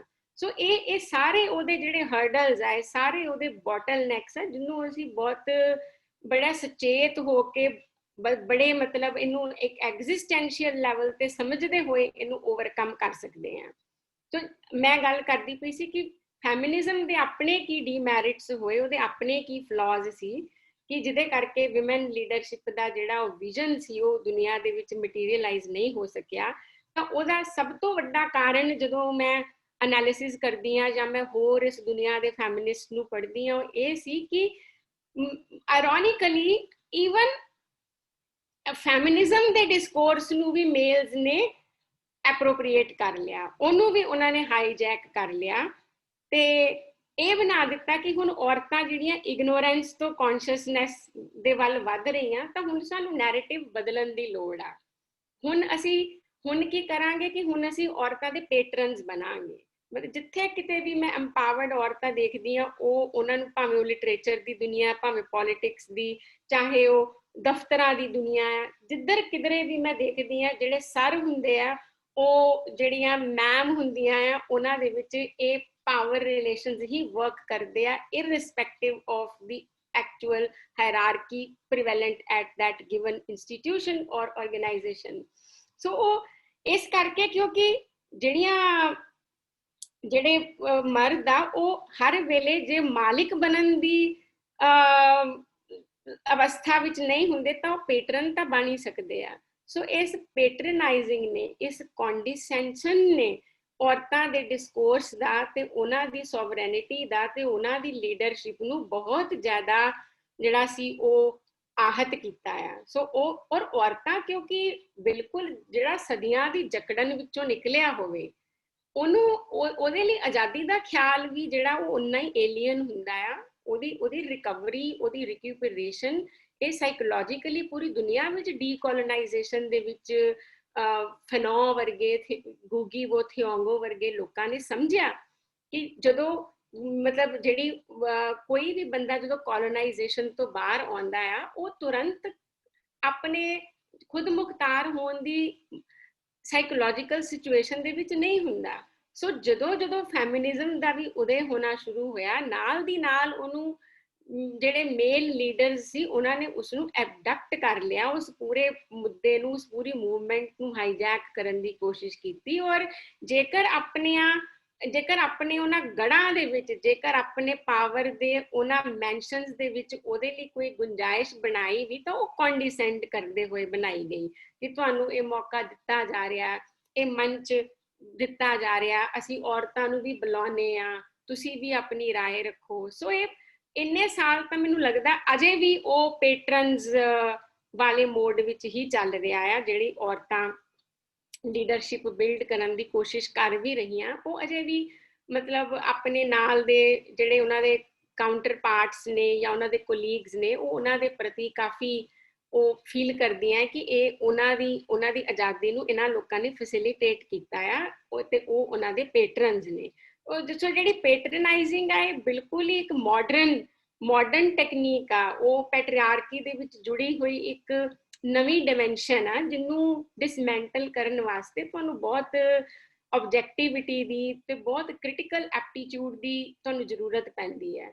ਕਿਉਂਕਿ ਉਹਨਾਂ ਨੂੰ ਲੱਗਦਾ ਨਾ ਕਿ ਐਪਰੈਂਟਲੀ ਤਾਂ ਇਹ ਅਧਿਕਾਰ ਜਿਨ੍ਹਾਂ ਨੇ ਦਿੱਤੇ ਉਹ ਮਰਦ ਸੀਗੇ, ਈਵਨ ਜਿਨ੍ਹਾਂ ਨੇ ਰਿਜ਼ਰਵੇਸ਼ਨ ਨੂੰ ਇਵੈਂਚੁਅਲੀ ਐਗਜ਼ੀਕਿਊਟ ਕੀਤਾ, ਉਹ ਮਰਦਾਂ ਦੀ ਪਾਰਟਿਸਿਪੇਸ਼ਨ ਤੋਂ ਬਗੈਰ ਨਹੀਂ ਹੋ ਸਕਿਆ। ਉਹਦੇ ਵਿੱਚ ਮੈਜੋਰਿਟੀ ਦੀ ਜ਼ਰੂਰਤ ਪੈਂਦੀ, ਉਹਦੇ ਵਿੱਚ ਇੱਕ ਕੰਸੈਂਸਸ ਦੀ ਜ਼ਰੂਰਤ ਪੈਂਦੀ ਹੈ। ਸੋ ਔਰਤਾਂ ਇਹ ਸੋਚਣ, ਇੱਥੋਂ ਤੱਕ ਸੋਚਣਾ ਉਹਨਾਂ ਲਈ ਇੱਕ ਬੜਾ ਔਡੇਸ਼ੀਅਸ ਬਣ ਜਾਂਦਾ ਹੈ, ਇੱਕ ਬੜੀ ਔਡੇਸਿਟੀ ਬਣ ਜਾਂਦੀ ਹੈ ਕਿ ਬਈ ਇਹ this ever belong to us, ਇਹ ਹਮੇਸ਼ਾ ਤੋਂ ਸਾਡਾ ਅਧਿਕਾਰ ਸੀ, ਇਹ ਹਮੇਸ਼ਾ ਤੋਂ ਸਾਡੀ ਓਨਰਸ਼ਿਪ ਸੀ।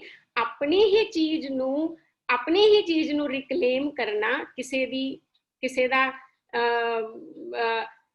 ਮਤਲਬ ਆਊਟ ਆਫ ਐਮਪਥੀ ਜਾਂ ਸਿੰਪਥੀ ਜਾਂ ਆਊਟ ਆਫ ਜਸਟਿਸ ਦਿੱਤੀ ਹੋਈ ਕੋਈ ਚੀਜ਼ ਨਹੀਂ ਹੁੰਦੀ। ਸੋ ਮੈਂ ਜਿੱਥੋਂ ਤੱਕ ਮਹਿਸੂਸ ਕਰਦੀ ਹਾਂ, ਈਵਨ ਪੰਜਾਬ ਦੀਆਂ ਔਰਤਾਂ ਦੇ ਵਿੱਚ ਵੀ ਅਜੇ ਉਸ ਤਰੀਕੇ ਦਾ, ਪਰਟੀਕੁਲਰਲੀ ਪੰਜਾਬੀ ਜਿਹੜੀ ਮਿਡਲ ਕਲਾਸ ਸੁਸਾਇਟੀ ਹੈ, ਉਹਦੇ ਵਿੱਚ ਤਾਂ ਬਹੁਤ ਹੀ ਜ਼ਿਆਦਾ ਤੁਹਾਨੂੰ ਏਲੀਏਨੇਟਿਡ ਔਰਤਾਂ ਮਿਲਦੀਆਂ, ਜਿਹੜੀਆਂ ਮਤਲਬ ਰਿਲੀਜਨ ਤੇ ਕਲਚਰ ਰਿਲੀਜਨ ਇਹਨਾਂ ਦੀਆਂ ਫੋਰਸਿਸ ਦੇ ਵਿੱਚ ਹੀ ਆਪਣੀ ਐਗਜ਼ਿਸਟੈਂਸ ਤੇ ਆਪਣੀ ਆਈਡੈਂਟੀਟੀ ਨੂੰ ਟਰੈਪਡ ਹੋ ਕੇ ਰਹਿੰਦੀਆਂ। ਤੇ ਜੇ ਕਿਤੇ ਐਮਪਾਵਰਮੈਂਟ ਦੀ ਪੋਜੀਸ਼ਨ ਵਿੱਚ ਵੀ ਹੋਣ ਤਾਂ ਉਹ ਮਰਦਾਂ ਦੀ ਅਪੀਜ਼ਮੈਂਟ, ਕਿਉਂਕਿ ਉਹਨਾਂ ਨੂੰ ਲੱਗਦਾ ਉਹਨਾਂ ਦੇ ਸਰਵਾਈਵਲ ਵਾਸਤੇ ਉਹ ਬਹੁਤ ਜ਼ਰੂਰੀ ਆ। ਤਾਂ ਇਹ ਸਾਰੀ ਜਿਹੜੀ ਫੈਮਿਨਿਜ਼ਮ ਦੀ ਜਿਹੜੀ ਮੂਲ ਦਿਸ਼ਾ ਸੀ ਉਹ ਜ਼ਰੂਰ ਭਟਕਾਈ ਗਈ, ਕਿਉਂਕਿ ਉਸ ਨੂੰ ਪੂਰੀ ਇਸ ਮੇਲ ਹੈਜੀਮਨੀ ਨੇ, ਇਸ ਮੇਲ ਗੇਜ਼ ਨੇ, ਇਸ ਜਿਹੜਾ ਜੈਂਡਰ ਬਾਇਸ ਸੀ, ਉਹਨੂੰ ਆਪਣੀ ਛਤਰ ਛਾਇਆ ਥੱਲੇ ਲੈਣ ਦੀ ਕੋਸ਼ਿਸ਼ ਕੀਤੀ। ਦੂਸਰਾ ਨੁਕਤਾ ਜਿਹੜਾ ਮੈਂ ਸਮਝ ਸਕੀ ਹਾਂ ਕਿ what is the problem with Punjabi feminism or feminism in general in India, ਕਿ ਅਸੀਂ ਜਿਹੜਾ ਫੈਮਿਨਿਜ਼ਮ ਆ, ਜਿਹੜਾ ਔਰਤਾਂ ਦੀ ਐਕਨੋਲੇਜਮੈਂਟ ਆ, ਉਹਨੂੰ ਅਸੀਂ ਔਰਤਾਂ ਨੂੰ ਜਾਂ ਤਾਂ ਬੈਨੀਫਿਸ਼ਰੀਜ਼ ਜਾਂ ਵਿਕਟਿਮਸ ਜਾਂ ਕੇਸ ਸਟੱਡੀਜ਼ ਤੇ ਜਾਂ ਫਿਰ ਅਸੀਂ ਉਹਨਾਂ ਨੂੰ ਸੈਲੀਬ੍ਰੇਟ ਕਰਨ ਦੇ ਮੋਡ ਵਿੱਚ ਰਹਿੰਦੇ ਹਾਂ, ਜਾਂ ਫਿਰ ਅਸੀਂ ਇਹਦਾ ਜਿਹੜਾ ਪ੍ਰਸੰਗ ਬਣਾਉਂਦੇ ਆ ਐਮਪਾਵਰਡ ਔਰਤਾਂ ਦਾ, ਉਹ ਅਸੀਂ ਮਾਈਥੋਲੋਜੀਕਲ ਕਰੈਕਟਰਸ ਤੇ ਹਿਸਟੋਰੀਕਲ ਕਰੈਕਟਰਸ ਤੇ ਲਿਆ ਕੇ ਤੇ ਇੱਕ ਐਕਚੁਅਲੀ ਇੱਕ ਨਾਗਰਿਕ ਔਰਤ ਦਾ ਜਿਹੜਾ ਆਜ਼ਾਦੀ ਦੀ ਗੱਲ ਕਰਨਾ ਬਹੁਤ ਖਤਰਨਾਕ ਆ। ਮਾਈ ਭਾਗੋ ਦੀ ਗੱਲ ਕਰਨਾ ਆਸਾਨ ਆ, ਰਾਣੀ ਜਿੰਦਾਂ ਦੀ ਗੱਲ ਕਰਨ ਨਾਲ ਵੀ ਕੁਝ ਖਾਸ ਨਹੀਂ ਵਿਗੜਦਾ, ਪਰ ਤੁਸੀਂ ਹੁਣ ਇੱਕ ਕਸਬੇ ਦੀ ਗ੍ਰਸਤਨ ਔਰਤ ਦੀ ਜਦੋਂ ਲੀਡਰਸ਼ਿਪ ਦੀ ਗੱਲ ਕਰਦੇ ਆ ਤਾਂ ਉਹ ਐਕਚੁਅਲੀ ਕਲਚਰ ਨੂੰ ਇੱਕ ਜਿਹੜਾ ਉਹ ਚੈਲੰਜ ਮਿਲਦਾ ਆ। ਉਹ ਇਸ ਡਿਸਕੋਰਸ ਵਿੱਚ ਤੁਹਾਨੂੰ ਕਿਤੇ ਨਹੀਂ ਮਿਲੂਗੀ। ਉਹਦੀ ਜਿਹੜੀ ਸੋਵਰੈਨਿਟੀ ਆ, ਉਹਦੀ ਲੀਡਰਸ਼ਿਪ ਨੂੰ ਬੜੀ ਸਮਾਰਟਲੀ, ਬੜੀ ਕਨਿੰਗਲੀ ਉਸ ਨੂੰ ਅਬਸਕਿਓਰ ਕੀਤਾ ਗਿਆ। ਸੋ ਦੂਸਰਾ ਜਿਹੜਾ ਪੁਆਇੰਟ ਮੈਂ ਤੁਹਾਡੇ ਨਾਲ ਡਿਸਕਸ ਕਰਨਾ ਚਾਹੁੰਦੀ ਸੀ ਕਿ ਫੈਮਿਨਿਜ਼ਮ ਦੇ ਵਿੱਚ ਕੀ ਦਿੱਕਤ ਰਹੀ, ਕਿ ਉਹਨੇ ਮਾਈਥੋਲੋਜੀਕਲ ਤੇ ਹਿਸਟੋਰੀਕਲ ਕੈਰੈਕਟਰਸ ਨੂੰ ਐਗਰੈਂਡਾਈਜ਼ ਕੀਤਾ। ਜਦੋਂ ਵੀ ਗੱਲ ਆਉਂਦੀ ਆ, ਜਦੋਂ ਸਿੱਖ ਅਦਾਰਿਆਂ ਵਿੱਚ ਚਰਚਾ ਹੁੰਦੀ ਆ ਤਾਂ ਸਾਰੇ ਮਾਤਾ ਸਾਹਿਬ ਕੌਰ ਦੀ ਗੱਲ ਕਰਦੇ ਆ, ਮਾਈ ਭਾਗੋ ਦੀ ਗੱਲ ਕਰਦੇ ਆ, ਤੇ ਉਹ ਗੱਲ ਉੱਥੇ ਖਤਮ ਹੋ ਜਾਂਦੀ ਆ ਕਿ ਬਈ ਸਾਡੇ ਤਾਂ ਕੋਈ ਪ੍ਰੋਬਲਮ ਨਹੀਂ ਆ, ਕਿਉਂਕਿ ਸਿੱਖ ਇਤਿਹਾਸ ਵਿੱਚ ਤਾਂ ਬੜੀਆਂ ਦਲੇਰ ਔਰਤਾਂ ਰਹੀਆਂ। ਪਰ ਹੁਣ ਤੁਸੀਂ ਕਿਉਂਕਿ ਉਹ ਰਿਲੀਜਨ ਦਾ ਇੱਕ ਪੂਰਾ ਆਪਣੀ ਤਰ੍ਹਾਂ ਦਾ ਇੱਕ ਟੈਰਰ ਹੁੰਦਾ ਹੈ ਕਿ ਤੁਸੀਂ ਉੱਥੇ ਕਿੱਦਾਂ ਦੀ ਗੱਲ ਕਰ ਸਕਦੇ ਆ। ਈਵਨ ਹਿੰਦੂ ਸਰਕਲਸ ਵਿੱਚ ਵੀ ਇਹੀ ਹੁੰਦਾ, ਉਹ ਵੀ ਆਪਣੀ ਮਦਾਲਸਾ, ਗਾਰਗੀ, ਲక్ష్ਮੀ ਬਾਈ ਤੇ ਉਹੋ ਜਿਹੀਆਂ ਔਰਤਾਂ ਦੇ ਡਿਸਕੋਰਸਿਸ ਨਾਲ ਹੀ ਇਸ ਪੂਰੇ ਜਿਹੜੀ ਐਕਚੁਅਲ ਜਿਹੜੀ ਪ੍ਰੋਬਲਮ ਆ ਉਹਨੂੰ ਐਡਰੈਸ ਕਰਨ ਬਾਰੇ ਕੋਈ ਨਹੀਂ ਸੋਚਦਾ। ਉਹ ਮੁੱਦਾ ਸ਼ੁਰੂ ਹੁੰਦਾ, ਉਹ ਸੈਲੀਬ੍ਰੇਟ ਕਰਕੇ ਉੱਥੇ ਹੀ ਖਤਮ ਹੋ ਜਾਂਦਾ। ਇੱਕ ਮਾਰਸ਼ਲ ਗੁਣਾ ਵਾਲੀ ਜਿਹੜੀ ਕਿ ਆਜ਼ਾਦੀ ਵਾਸਤੇ ਮਤਲਬ ਕਿਹੜੇ ਮਾਰਸ਼ਲ ਜਿਹੜੀ ਇਮੇਜ ਆ, ਉਹੀ ਤਾਂ ਸਿਰਫ ਵਿਮਨ ਲਿਬਰੇਸ਼ਨ ਦਾ ਕੋਈ ਇਮੇਜ ਨਹੀਂ ਆ।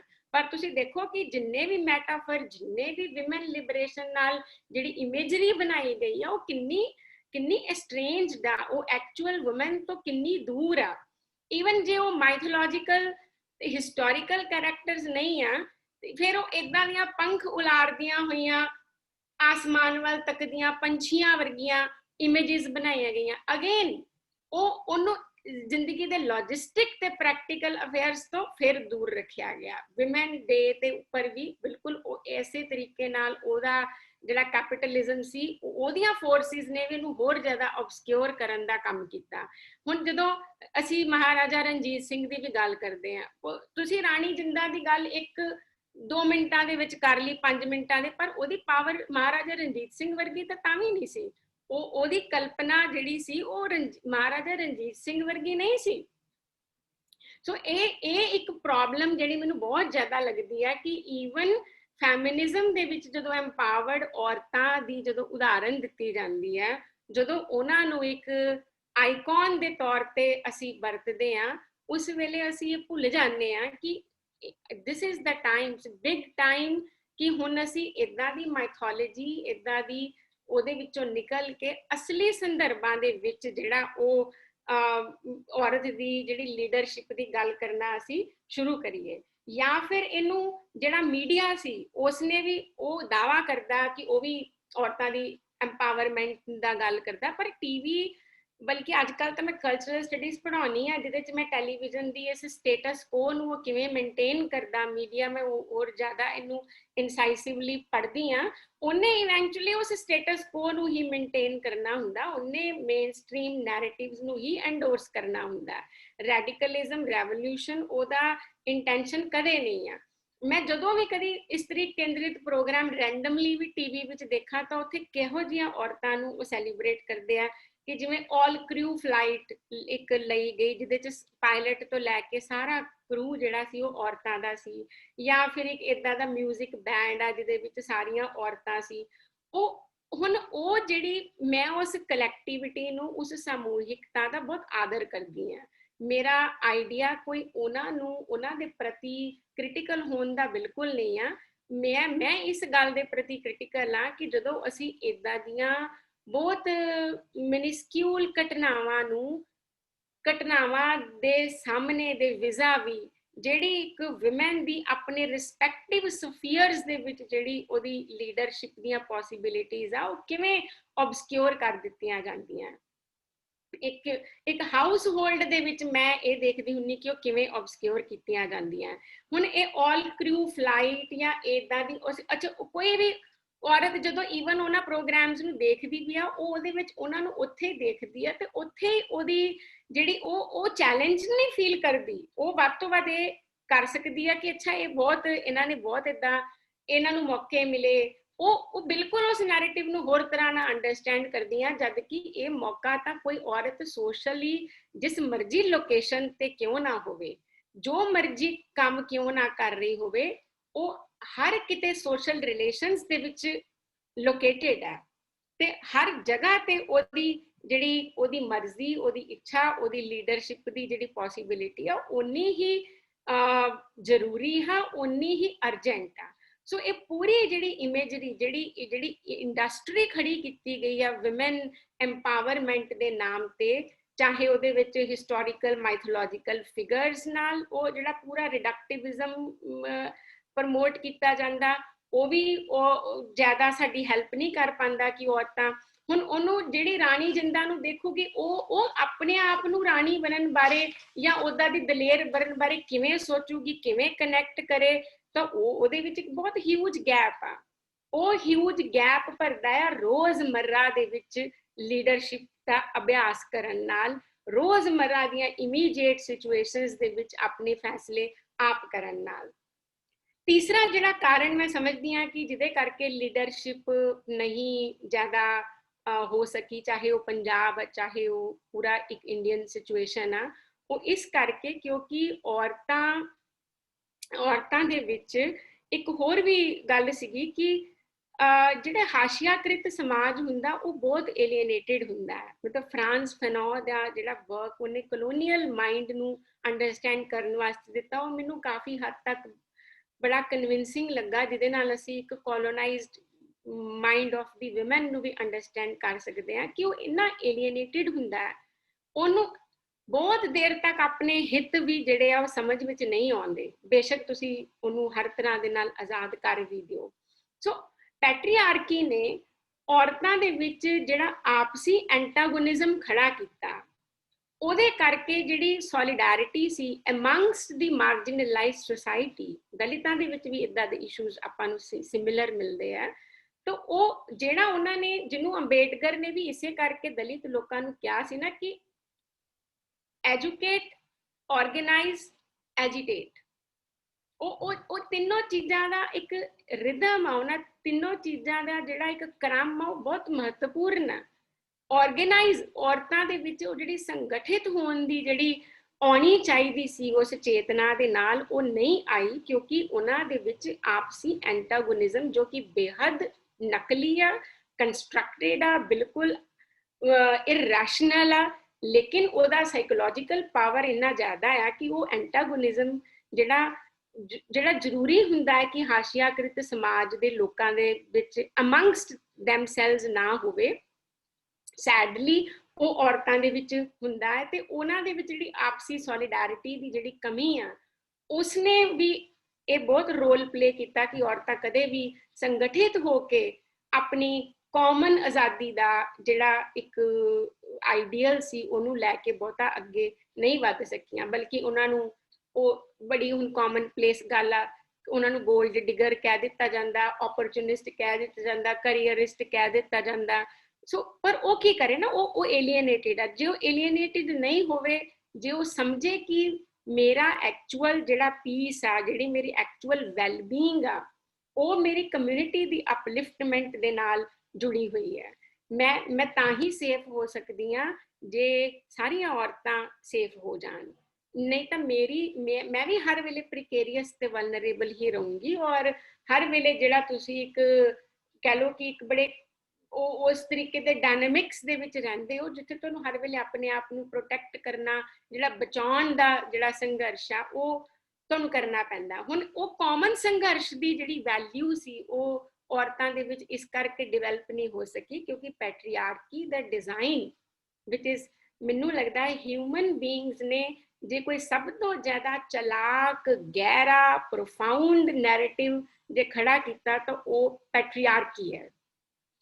ਸੋ ਉਹਦੇ ਵਿੱਚ ਉਹ ਜਿਹੜਾ ਉਹਨਾਂ ਦੀ ਸੋਲੀਡੈਰਿਟੀ ਸੀ, ਜਿਹੜੇ ਉਹਨਾਂ ਦੇ ਸਾਂਝੇ ਸੰਘਰਸ਼ ਸੀਗੇ, ਉਹ ਜਿਹੜੇ ਸੀ ਉਹ ਡਿਵੈਲਪ ਨਹੀਂ ਹੋ ਸਕੇ। ਇਹੀ ਕਾਰਨ ਆ ਕਿ ਰਿਆ ਚੱਕਰਵਰਤੀ ਦੀ ਜਦੋਂ ਟ੍ਰੋਲਿੰਗ ਹੁੰਦੀ ਆ ਜਾਂ ਉਹਦੀ ਵਿਚ ਹੰਟਿੰਗ ਹੁੰਦੀ ਆ, ਤਾਂ ਉਹਦੇ ਵਿੱਚ ਬਹੁਤ ਸਾਰੀਆਂ ਔਰਤਾਂ ਵੀ ਜਿਹੜੀਆਂ ਉਹ ਸੁਸ਼ਾਂਤ ਸਿੰਘ ਰਾਜਪੂਤ ਦੇ ਨਾਲ ਤੁਹਾਨੂੰ ਖੜੀਆਂ ਹੋਈਆਂ ਦਿਸਦੀਆਂ, ਤੇ ਉਹ ਤੁਹਾਨੂੰ ਉਹ ਵੀ ਬਿਲੀਵ ਕਰਦੀਆਂ ਕਿ ਰਿਆ ਚੱਕਰਵਰਤੀ ਨੇ ਹੀ ਇਹ ਸਾਰਾ ਕੁਝ ਕੀਤਾ ਹੋਊਗਾ, ਉਹਦੇ ਮਰਡਰ ਨੂੰ ਅਬੈਟ ਕੀਤਾ ਹੋਊਗਾ। ਸੋ ਔਰਤਾਂ ਕਿਵੇਂ ਇਹ ਵਿਸ਼ਵਾਸ ਕਰਨ ਲੱਗ ਪੈਂਦੀਆਂ, ਕਿਉਂਕਿ ਉਹਨਾਂ ਦੀ ਏਲੀਏਨੇਸ਼ਨ, ਉਹਨਾਂ ਦੀ ਜਿਹੜੀ ਉਹ ਮੈਂਟਲ ਮੇਕਅਪ ਆ, ਜਿਹੜੀ ਉਹਨਾਂ ਦੀ ਕਨਫਿਗੂਰੇਸ਼ਨ ਆ, ਜਿਹੜੀ ਪੈਟਰੀਆਰਕੀ ਨੇ ਕੀਤੀ ਆ, ਇਹ ਉਹਨਾਂ ਨੂੰ ਮਤਲਬ ਬੜੀ ਫਾਲਸ ਇੰਟਿਊਸ਼ਨ ਦੇ ਨਾਲ ਉਹਨਾਂ ਨੂੰ ਗਾਈਡ ਕਰਦੀ ਹੈ ਕਿ ਉਹਨਾਂ ਨੇ ਆਪਣੀ ਪੋਜੀਸ਼ਨ, ਆਪਣਾ ਪੱਖ ਜਿਹੜਾ ਉਹ ਕਿਹਦੇ ਵੱਲ ਲੈਣਾ। ਸੋ ਇਹ ਜਿਹੜਾ ਬੇਸਿਕ ਲੈਕ ਜਿਹੜਾ ਹੁੰਦਾ ਔਰਤਾਂ ਦੇ ਵਿੱਚ ਆਪਸੀ ਏਕਤਾ ਦਾ, ਇਹ ਵੀ ਲੀਡਰਸ਼ਿਪ ਦੇ ਵਿੱਚ ਇੱਕ ਬਹੁਤ ਵੱਡੀ ਹਰਡਲ ਕ੍ਰੀਏਟ ਕਰਦਾ ਹੈ।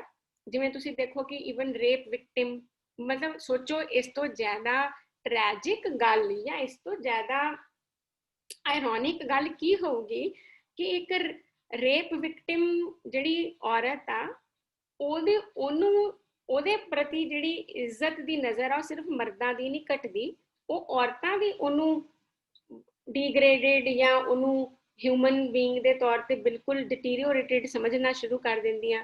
ਤਾਂ ਉਸ ਵੇਲੇ ਸਾਨੂੰ ਇਹ ਸਮਝਣ ਦੀ ਕੋਸ਼ਿਸ਼ ਕਰਨੀ ਚਾਹੀਦੀ ਆ।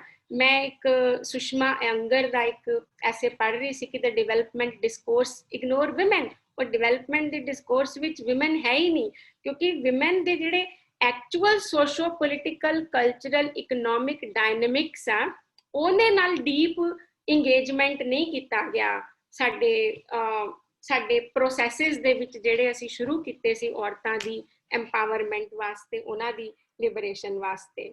ਸੋ ਇਹ ਜਿਹੜੇ ਕਾਰਨ, ਜਿਹੜੇ ਮੈਂ 3-4 ਕਾਰਨ ਮੈਂ ਐਨਾਲਾਈਜ਼ ਕਰਨ ਦੀ ਕੋਸ਼ਿਸ਼ ਕੀਤੀ ਕਿ ਉਹਨੂੰ ਬਿਲਕੁਲ ਸਤਹੀ ਤੌਰ ਤੇ ਸਮਝ ਕੇ ਉਹਨੂੰ ਸੈਲੀਬ੍ਰੇਟਰੀ ਮੋਡ ਵਿੱਚ ਪਾ ਦੇਖੋ। ਸੈਲੀਬ੍ਰੇਟ ਕਰਨਾ ਬਹੁਤ ਆਸਾਨ ਆ, ਇੱਕ ਦਿਨ ਵਾਸਤੇ ਮਦਰਸ ਡੇ ਮਨਾਉਣਾ ਬਹੁਤ ਆਸਾਨ ਆ, ਵਿਮਨਸ ਡੇ ਮਨਾਉਣਾ, ਰੋਜ਼ ਆਪਣੀ ਪਾਵਰ, ਰੋਜ਼ ਆਪਣੀਆਂ ਲੀਡਰਸ਼ਿਪ ਸ਼ੇਅਰ ਕਰਨੀ, ਉਹ ਇੱਕ ਅਸਲੀ ਚੁਣੌਤੀ ਹੈ।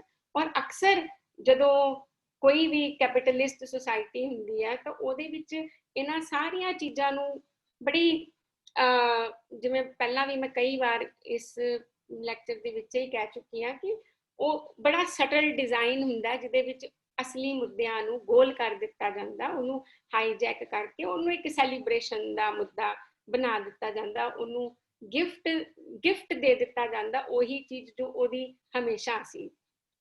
ਸੋ ਇਹ ਜਿਹੜਾ ਮਤਲਬ ਜਿਹੜੀ ਸੋਸ਼ਲ ਕੈਪੀਟਲ ਨੂੰ ਰਿਕਲੇਮ ਕਰਨਾ, ਉਹ ਜ਼ਰੂਰ ਇੱਕ ਰਾਹ ਹੋ ਸਕਦੀ ਹੈ ਜਿਹਦੇ ਨਾਲ ਵਿਮਨ ਦੀ ਲੀਡਰਸ਼ਿਪ ਜਾਂ ਉਹ ਜਿੰਨੇ ਵੀ ਕਲੀਸ਼ੇ, ਜਿੰਨੇ ਵੀ ਸਟੀਰੀਓਟਾਈਪ ਟਿਪੀਕਲ ਇਮੇਜਸ ਆ ਜਿਹੜੀਆਂ ਔਰਤਾਂ ਨਾਲ ਜੁੜੀਆਂ ਹੋਈਆਂ, ਇੱਕ ਬੇਸਿਕ ਜਿਹੜੀ ਸ਼ੁਰੂਆਤ ਹੋ ਸਕਦੀ ਹੈ ਇਸੇ ਤਰੀਕੇ ਨਾਲ ਹੋ ਸਕਦੀ ਹੈ ਕਿ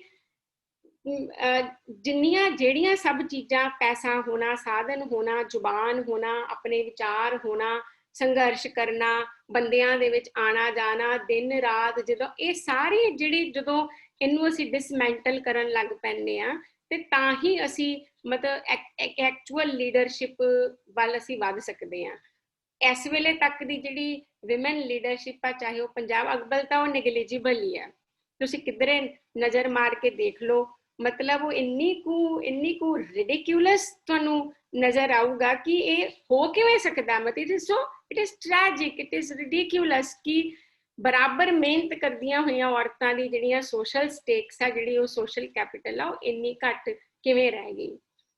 ਜਦੋਂ ਅਸੀਂ ਇਸ ਟੌਪਿਕ ਬਾਰੇ ਚਰਚਾ ਕਰ ਹੀ ਰਹੇ ਸੀ ਮਨੂ ਦੇ ਨਾਲ, ਤੇ ਮੈਂ ਕਿਹਾ ਸੀ ਕਿ ਅਸੀਂ ਫੈਮਿਨਿਜ਼ਮ ਬਾਰੇ ਗੱਲਾਂ ਕਰਦੇ ਰਹਿੰਦੇ ਆ, ਉਸਨੇ ਵੀ ਕਿਹਾ ਕਿ ਸਾਨੂੰ ਇਹ ਪ੍ਰੋਬਲਮ ਇਸਟੈਬਲਿਸ਼ ਕਰਨ ਦੇ ਵਿੱਚ ਜ਼ਿਆਦਾ ਸਮਾਂ ਨਹੀਂ ਲੱਗੂਗਾ, ਸਾਨੂੰ ਸਭ ਨੂੰ ਪਤਾ ਹੈ।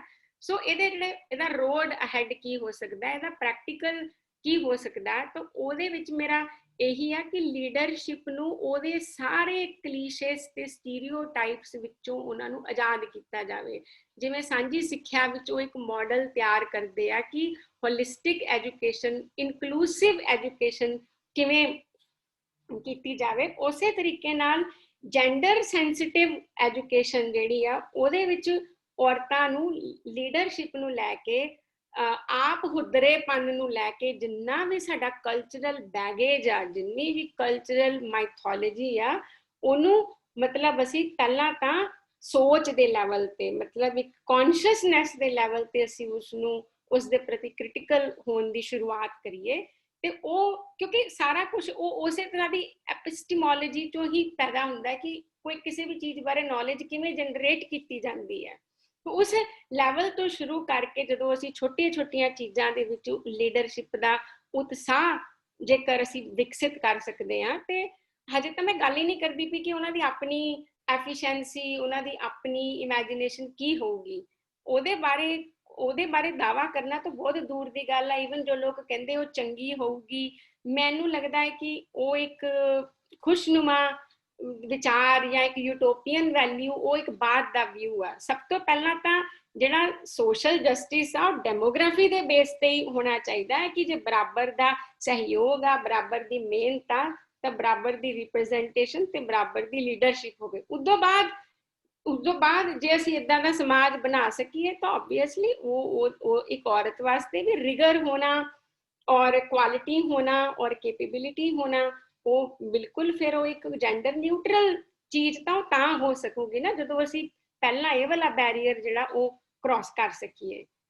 ਸੋ ਮੇਰੇ ਆਪਣੇ ਵੱਲੋਂ ਜਿਹੜਾ ਜੋ ਮੈਂ ਕਹਿਣਾ ਚਾਹੁੰਦੀ ਸੀ ਕਿ ਪੰਜਾਬ ਦੇ ਵਿੱਚ ਜਿਹੜਾ ਕ੍ਰਾਈਸਿਸ ਹੈ, ਇੱਕ ਚੀਜ਼ ਜੇ ਲੈਸਟ ਆਈ ਸ਼ੁਡ ਫੋਰਗੇਟ, ਉਹ ਇਹ ਸੀ ਕਿ ਅਕਸਰ ਪੰਜਾਬ ਦੇ ਵਿੱਚ ਫੈਮਿਨਿਜ਼ਮ ਨੂੰ ਇਹ ਕਹਿ ਕੇ ਵੀ ਓਬਸਕਿਓਰ ਕਰ ਦਿੱਤਾ ਜਾਂਦਾ ਕਿ ਵੀ ਇੱਥੇ ਤਾਂ ਸਭ ਕੁਝ ਠੀਕ ਆ, ਇੱਥੇ ਕੋਈ ਸਤੀ ਨਹੀਂ ਹੋ ਰਿਹਾ, ਇੱਥੇ ਡਾਊਰੀ ਦੀ ਪ੍ਰੋਬਲਮ ਬਹੁਤ ਘਟ ਰਹੀ ਆ, ਇੱਥੇ ਕੋਈ ਪਰਦਾ ਨਹੀਂ ਕਰਦਾ, ਸਿੱਖ ਔਰਤਾਂ, ਪੰਜਾਬੀ ਔਰਤਾਂ ਬੜੀਆਂ ਦਲੇਰ ਹੁੰਦੀਆਂ, ਮਤਲਬ ਅਨਦਰ ਮਾਈਥੋਲੋਜੀ।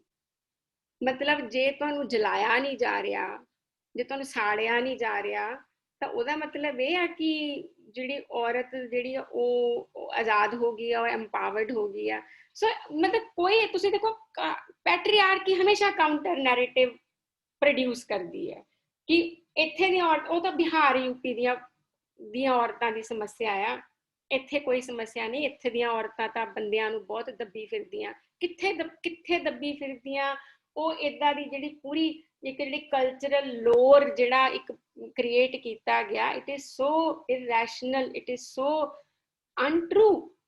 ਸੋ ਇਹ ਜਿਹੜੀ ਇੱਕ ਜੀ ਨਾ ਪੰਜਾਬੀ ਔਰਤ ਦੀ ਵੀ ਜਿਹੜੀ ਇਮੇਜ ਆ, ਜਿਹੜੀ ਮਾਈਥੋਲੋਜੀ, ਕਿਉਂਕਿ ਉਹਨਾਂ ਨੂੰ ਵੀ ਹਮੇਸ਼ਾ ਅਸੀਂ ਮਾਰਸ਼ਲ ਵਿਮਨ ਦੀ ਇਮੇਜ ਆਪਣੀ ਸਪਰੈਡ ਕਰਦੇ ਹਾਂ, ਅਸੀਂ ਇੰਨੇ ਕਲਚਰਲ ਲਾਈਜ਼ ਸਪਰੈਡ ਕਰਦੇ ਹਾਂ ਆਪਣੀ ਆਈਡੈਂਟੀਟੀ ਨੂੰ ਸਬਸਟੈਂਸ਼ੀਏਟ ਕਰਨ ਵਾਸਤੇ।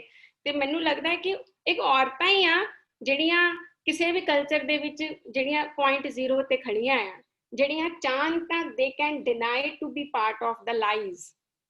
ਸੋ ਸੁਪਰ ਵਿਮਨ ਦਾ ਆਈਡੀਆ, ਮਾਰਸ਼ਲ ਵਿਮਨ, ਪੰਜਾਬ ਦੀਆਂ ਆਈਕੋਨਿਕ ਔਰਤਾਂ, ਬੇਸ਼ੱਕ ਉਸ ਜ਼ਮਾਨੇ ਦੀਆਂ ਉਹ ਆਈਕੋਨਿਕ ਔਰਤਾਂ ਹੀ ਸੀ, ਪਰ ਇਹ ਜਿਹੜੀ ਇੱਕ ਆਮ ਔਰਤ, ਜਿਹੜੀ ਆਮ ਪੰਜਾਬੀ ਔਰਤ ਦੀ ਜਿਹੜੀ ਪੰਜਾਬ ਦੇ ਚਾਹੇ ਪਿੰਡਾਂ ਵਿੱਚ ਰਹਿੰਦੀ ਹੈ, ਚਾਹੇ ਕਿਸਾਨ ਫੈਮਿਲੀ ਵਿੱਚ ਰਹਿੰਦੀ ਹੈ, ਚਾਹੇ ਪੜ੍ਹੀ ਲਿਖੀ ਕਸਬੇ ਵਿੱਚ, ਚਾਹੇ ਸ਼ਹਿਰ ਵਿੱਚ, ਚਾਹੇ ਇੱਥੋਂ ਮਤਲਬ ਜਿਹੜਾ ਇੱਕ NRI ਕਲਚਰ ਆ, ਬਹੁਤ ਸਾਰੀਆਂ ਔਰਤਾਂ ਉਸ ਕੈਟਾਗਰੀ ਵਿੱਚ ਵੀ ਪੰਜਾਬ ਵਿੱਚ ਆਉਂਦੀਆਂ, ਤੇ ਉਹ ਕਿੰਨੀਆਂ ਕੁ ਐਮਪਾਵਰਡ, ਕਿੰਨੀਆਂ ਕੁ ਤੁਸੀਂ ਉਹਨਾਂ ਦੇ ਵਿੱਚ ਲੀਡਰਸ਼ਿਪ ਕੁਆਲਿਟੀਜ਼ ਦੇਖਦੇ ਆ, ਉਹਨਾਂ ਦਾ ਕੀ ਜਿਹੜਾ ਉਹਨਾਂ ਦੀਆਂ ਕੰਟੂਅਰਸ ਆ, ਉਹ ਉਸ ਜਿਹੜੀ ਬਣਾਈ ਹੋਈ ਇਸਟੈਬਲਿਸ਼ਡ ਇਮੇਜ ਆ ਪੰਜਾਬੀ ਔਰਤਾਂ ਦੇ ਬਾਰੇ, ਉਹ ਮੈਨੂੰ ਬਿਲਕੁਲ ਹੀ ਸਟ੍ਰੇਂਜ ਲੱਗਦੀ ਆ ਔਰ ਬਿਲਕੁਲ ਬੇਸਡ ਔਨ ਲਾਈਜ਼ ਆ।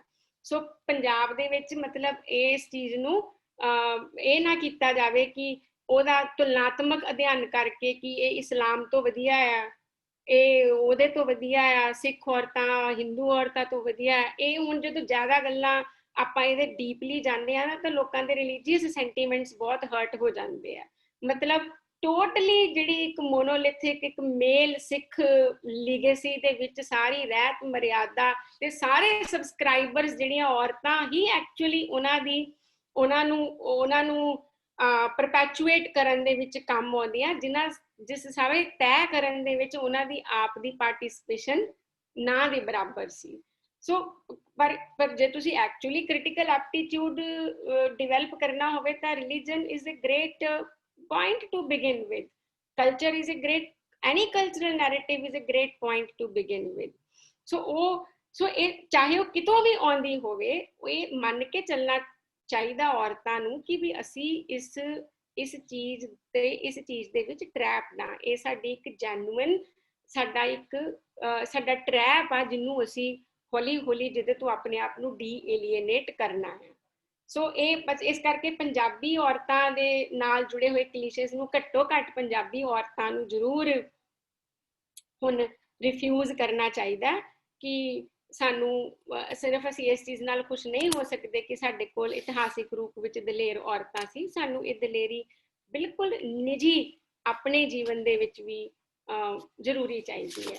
ਸੋ ਮੇਰੇ ਵੱਲੋਂ ਇਹੀ ਇਸ ਵਿਸ਼ੇ ਦੇ ਉੱਪਰ ਕਹਿਣਾ ਸੀ। ਬਾਕੀ ਅੱਗੋਂ ਜਿਵੇਂ ਮੋਡਰੇਟਰ ਇਸ ਗੱਲ ਨੂੰ ਚਲਾਉਣਗੇ ਤੇ ਫਿਰ ਆਪਾਂ ਬਾਕੀ ਗੱਲ ਬਾਅਦ ਵਿੱਚ ਕਰਦੇ